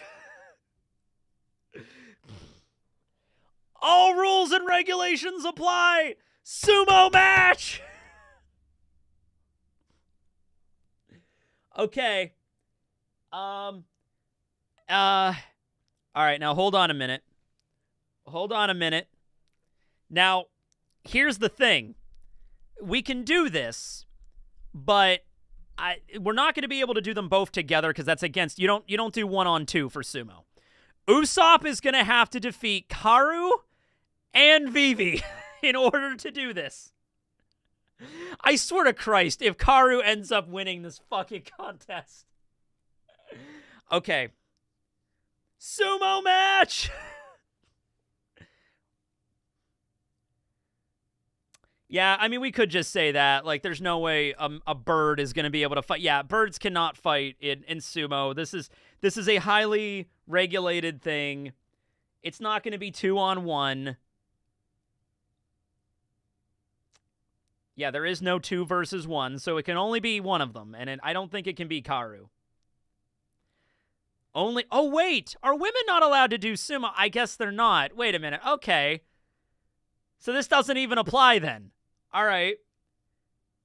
All right, well then that's not... Okay. Shit, I didn't expect that. I threw that one in there last minute, and I forgot that, yeah, I guess women cannot do sumo. All right. Well... Usopp wins! No, okay, I'm not going to just do that. Okay. So Karu is a duck, and Vivi is a woman, and both of these people cannot play sumo, apparently. Okay. Oh, come on, Tekking. This is an underground sumo. It says all rules and regulations of modern sumo apply! All right, fuck it. I'm re-rolling it.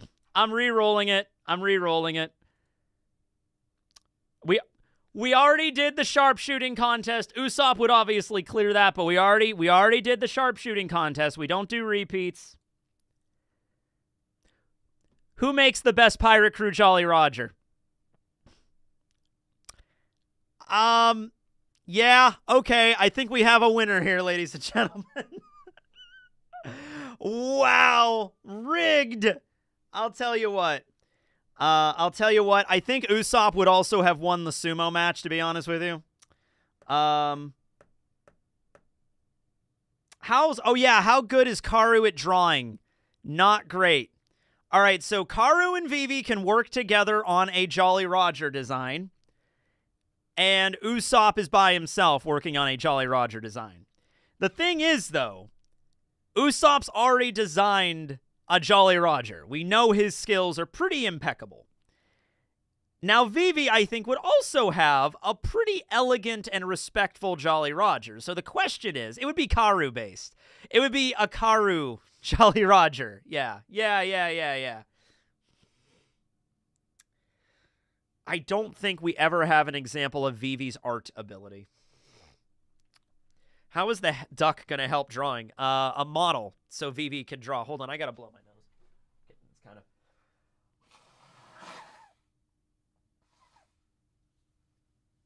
Yeah. Getting over a cold, but it's still kind of there.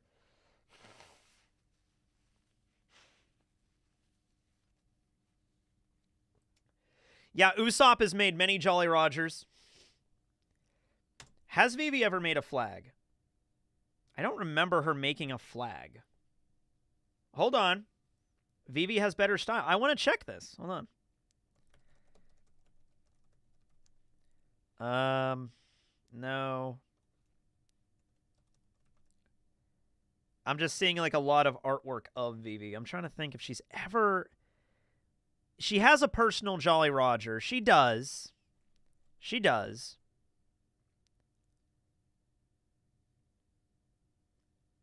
I mean, is this going to literally... I mean, okay.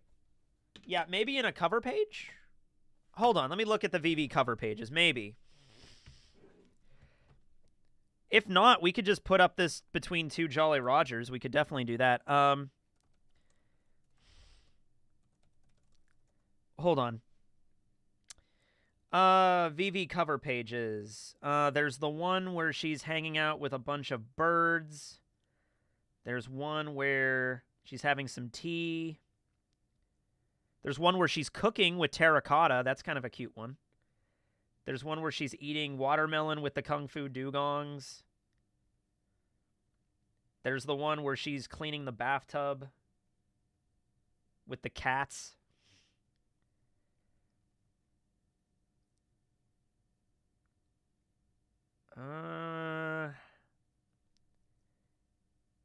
There's one where she's playing a harp, so she can play a harp really well. She can cook and she can play a harp, but nothing to indicate like her art skills. Anything at all here, really? Oh, SBS Volume 21. Okay, hold up. Hold up. Let's see if that has anything. I gotta check here. And check the cover page of chapter 579. Okay. Hold on. We gotta make sure this is true. We gotta make sure this is, like, what we're doing here, you know? This is the final match. Usopp's got really good art skills. We know that. We just have to see how Vivi's are. I would imagine she'd be able to draw something pretty damn well. Oh, okay. Well, it's Vivi and Karu. Oh my god, that's so funny. There's literally a cover page of Karu making a statue of Vivi. Out of wood, though. It's wood carving. So, Karu canonically is good at wood carving. That's something. Chapter 271, we'll look at 271 as well. Okay, so Karu is a good wood carver. Okay. So, cover page... Hold on, let me pull this up on the stream. All right, this is what we got. Hold on. This is we gotta really see what we got here. Never sleep on that duck. That duck has got skills. All right. So, here's the problem. We have a cover page where she is drawing something, but we don't see what it is. So she's there. She's holding a sketch pad. She's obviously drawing or sketching something. It could be eyelashes or Karu. It could be something else she's looking at, but like we don't see what she's drawing. So we don't see the skill. Or she could just... Oh, she might not be drawing anything at all. She might just be taking notes. That looks like a sketch pad, though. It looks like a canvas... I have one of those things upstairs, like a canvas sketch pad thing. You don't really use those kind of things for journals. It does look like a sketch pad, so I'm just going to say it's a sketch pad, but we have no idea what she's drawing. Is the problem. And what else do we have here? SBS Volume 21. Let me look at that.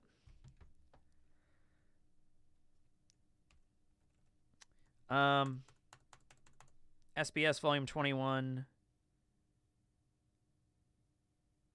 That's Oda drawing something. Let's see here.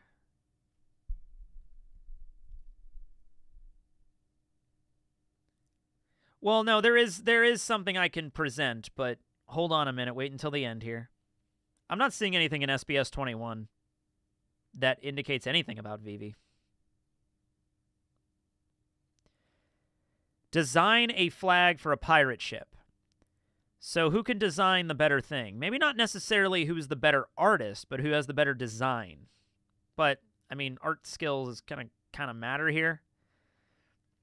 Okay, well, if that's the case, I'm going to do this. Hold on. I got to pull up some stuff here. Give me a second.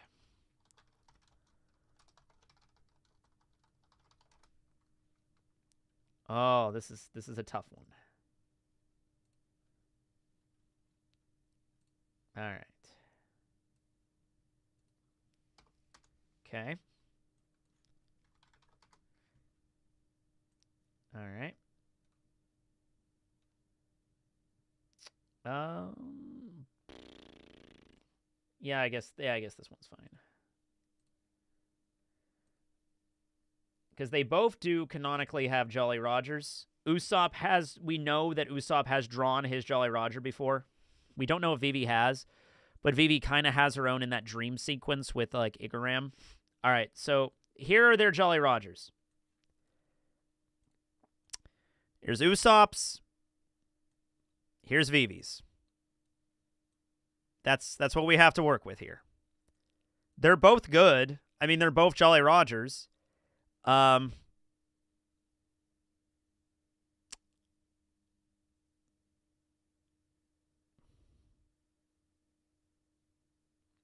Usopp's is really good, yeah. Oh, man.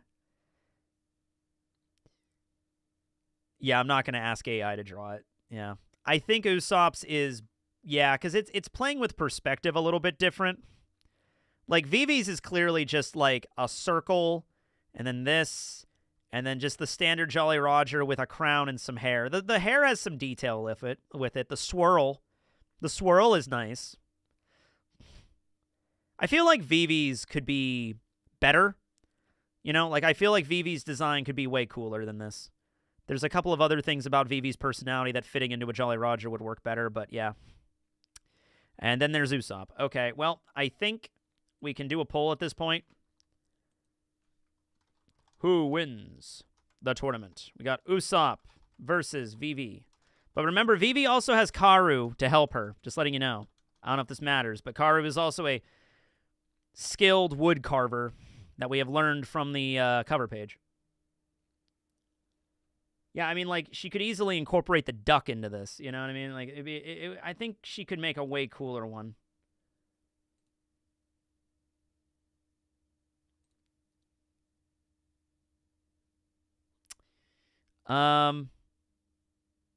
Yeah, not even a duck in sight. What are you doing, Vivi?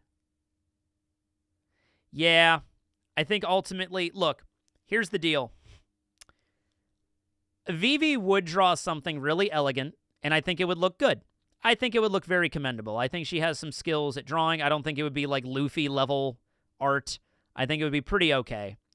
But Usopp would he would have more character in his, more personality. Vivi's kind of looks bland here, kind of boring.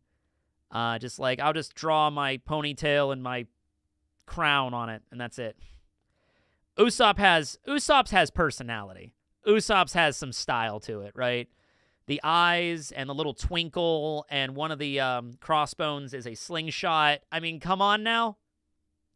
That looks good. That looks like Usopp right there.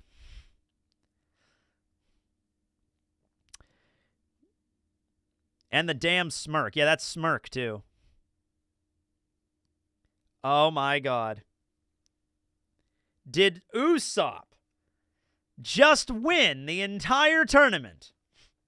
Did Usopp survive? He somehow came out the victor in a tournament with Shanks, Mihawk, Garp, Doflamingo, Baccarat, Chopper, Vivi, and Karu, and Don Krieg and Kuro.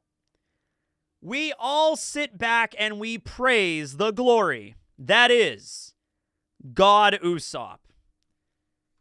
He is the winner, ladies and gentlemen. The winner of the third One Piece Grand Tournament is God Usopp.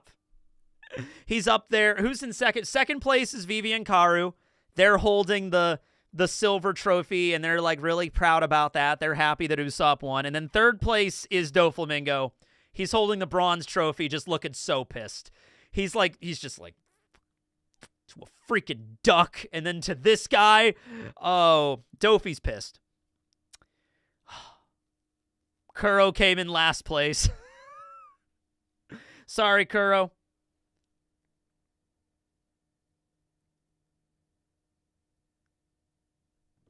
Our Lord and Savior, Usopp.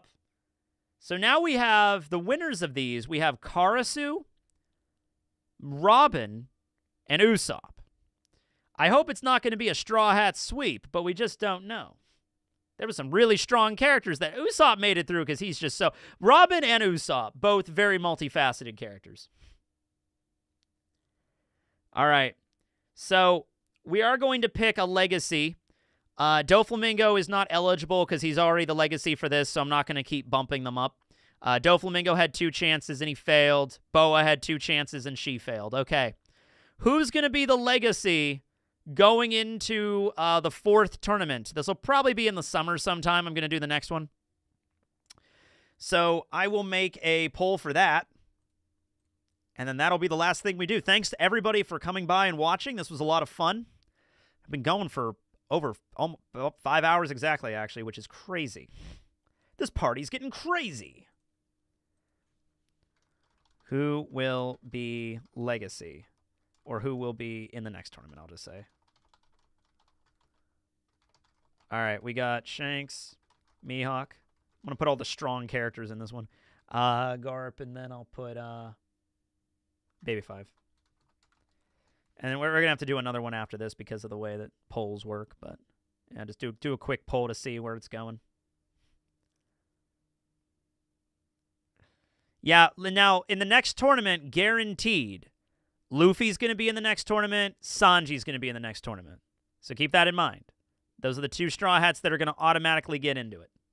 Because those are the only 2 that haven't been in them yet. Thank you. Tashigi got a street fight against Dofi. She deserved better. Yeah, I think she did. Oh, well, Shanks and Mihawk are fighting it out up here. That's funny. But I think Mihawk is winning. Oh, wait. No, wait. Maybe not. I don't know.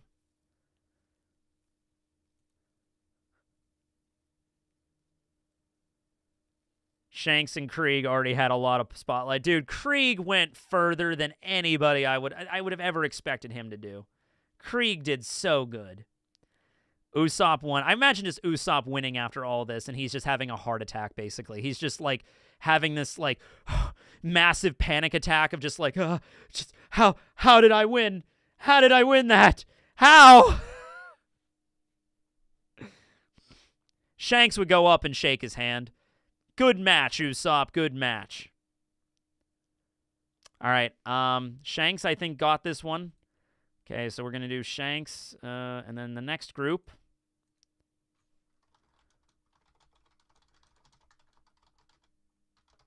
We got Baby Five. No, not Baby Five. We got Tashigi, Kuro, Krieg, and Baccarat. I think that's everybody. Because Usopp won. Oh, no, Vivi and Karu. We haven't included Vivi and Karu. I'll include them in the next one. Because then we'll have enough. We'll have it narrowed down enough for just 4 people. Yeah, I really did feel bad for Tashigi. Kaya is so proud of Usopp right now. Aw, that's nice. That is one thing I'm glad they changed in the live action. They just have Usopp and Kaya kiss at the end of the Syrup Village arc. Like, I feel like that's like fine, you know, like there you go. Like, yeah, you clearly like each other, so there you go. Yeah, Tashigi's winning this. Holy shit. Oh, yeah, Tashigi blows this out of the water. Sorry, Kuro, Krieg, Baccarat. Tashigi's got it. All right. So now we do this one. Who will be in the next tournament. And then we have Tashigi, Shanks, and Vivi. Vivi plus Karu. Karu will also get the legacy. And I think that's everybody. Because Usopp won. Doflamingo was already a legacy. Yeah, that's everybody. Okay, here we go. Who's going to be in the next one?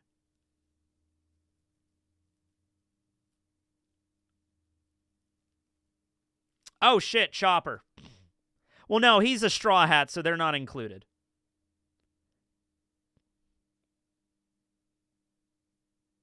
Because we're doing each Straw Hat each time.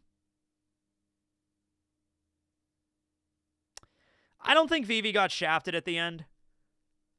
I think Usopp would have legitimately beat her in rock, paper, scissors. And I also think that Usopp is a better artist than her. So, well, I could see it. I could see it. We got... Oh, it's looking like it's going to be Shanks. Sorry, Tashigi.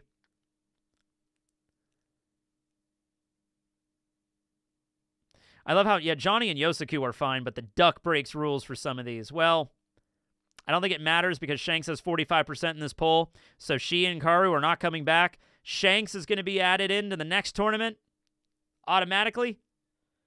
So we have 3 people already in this. We have Shanks, we got Luffy, we got Sanji. So you realize Luffy's going to have to fight Shanks in this next one. Like, that's going to have to happen. So that's going to be exciting. But that'll be for the next tournament.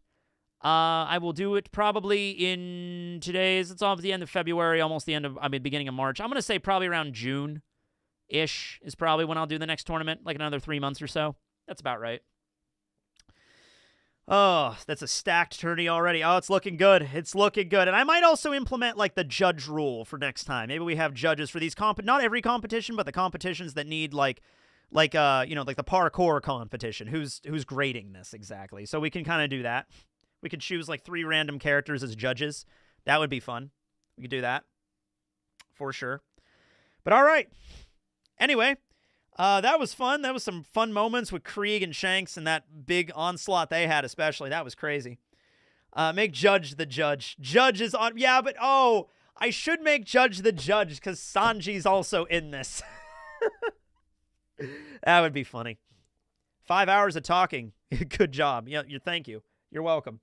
All right, everybody. Yeah, I'm going to get going. I'm going to order some dinner. It's actually getting kind of late, so I should probably order that before places start closing. So, yep. Thanks for watching, everybody. Have a good one. Might be on tomorrow on Twitch for One Piece TCG with Briggs, so keep an eye out for that. Around 2 p.m. usually. Thanks for watching. This will be Teching. Signing out. Later, everybody. Usopp did it!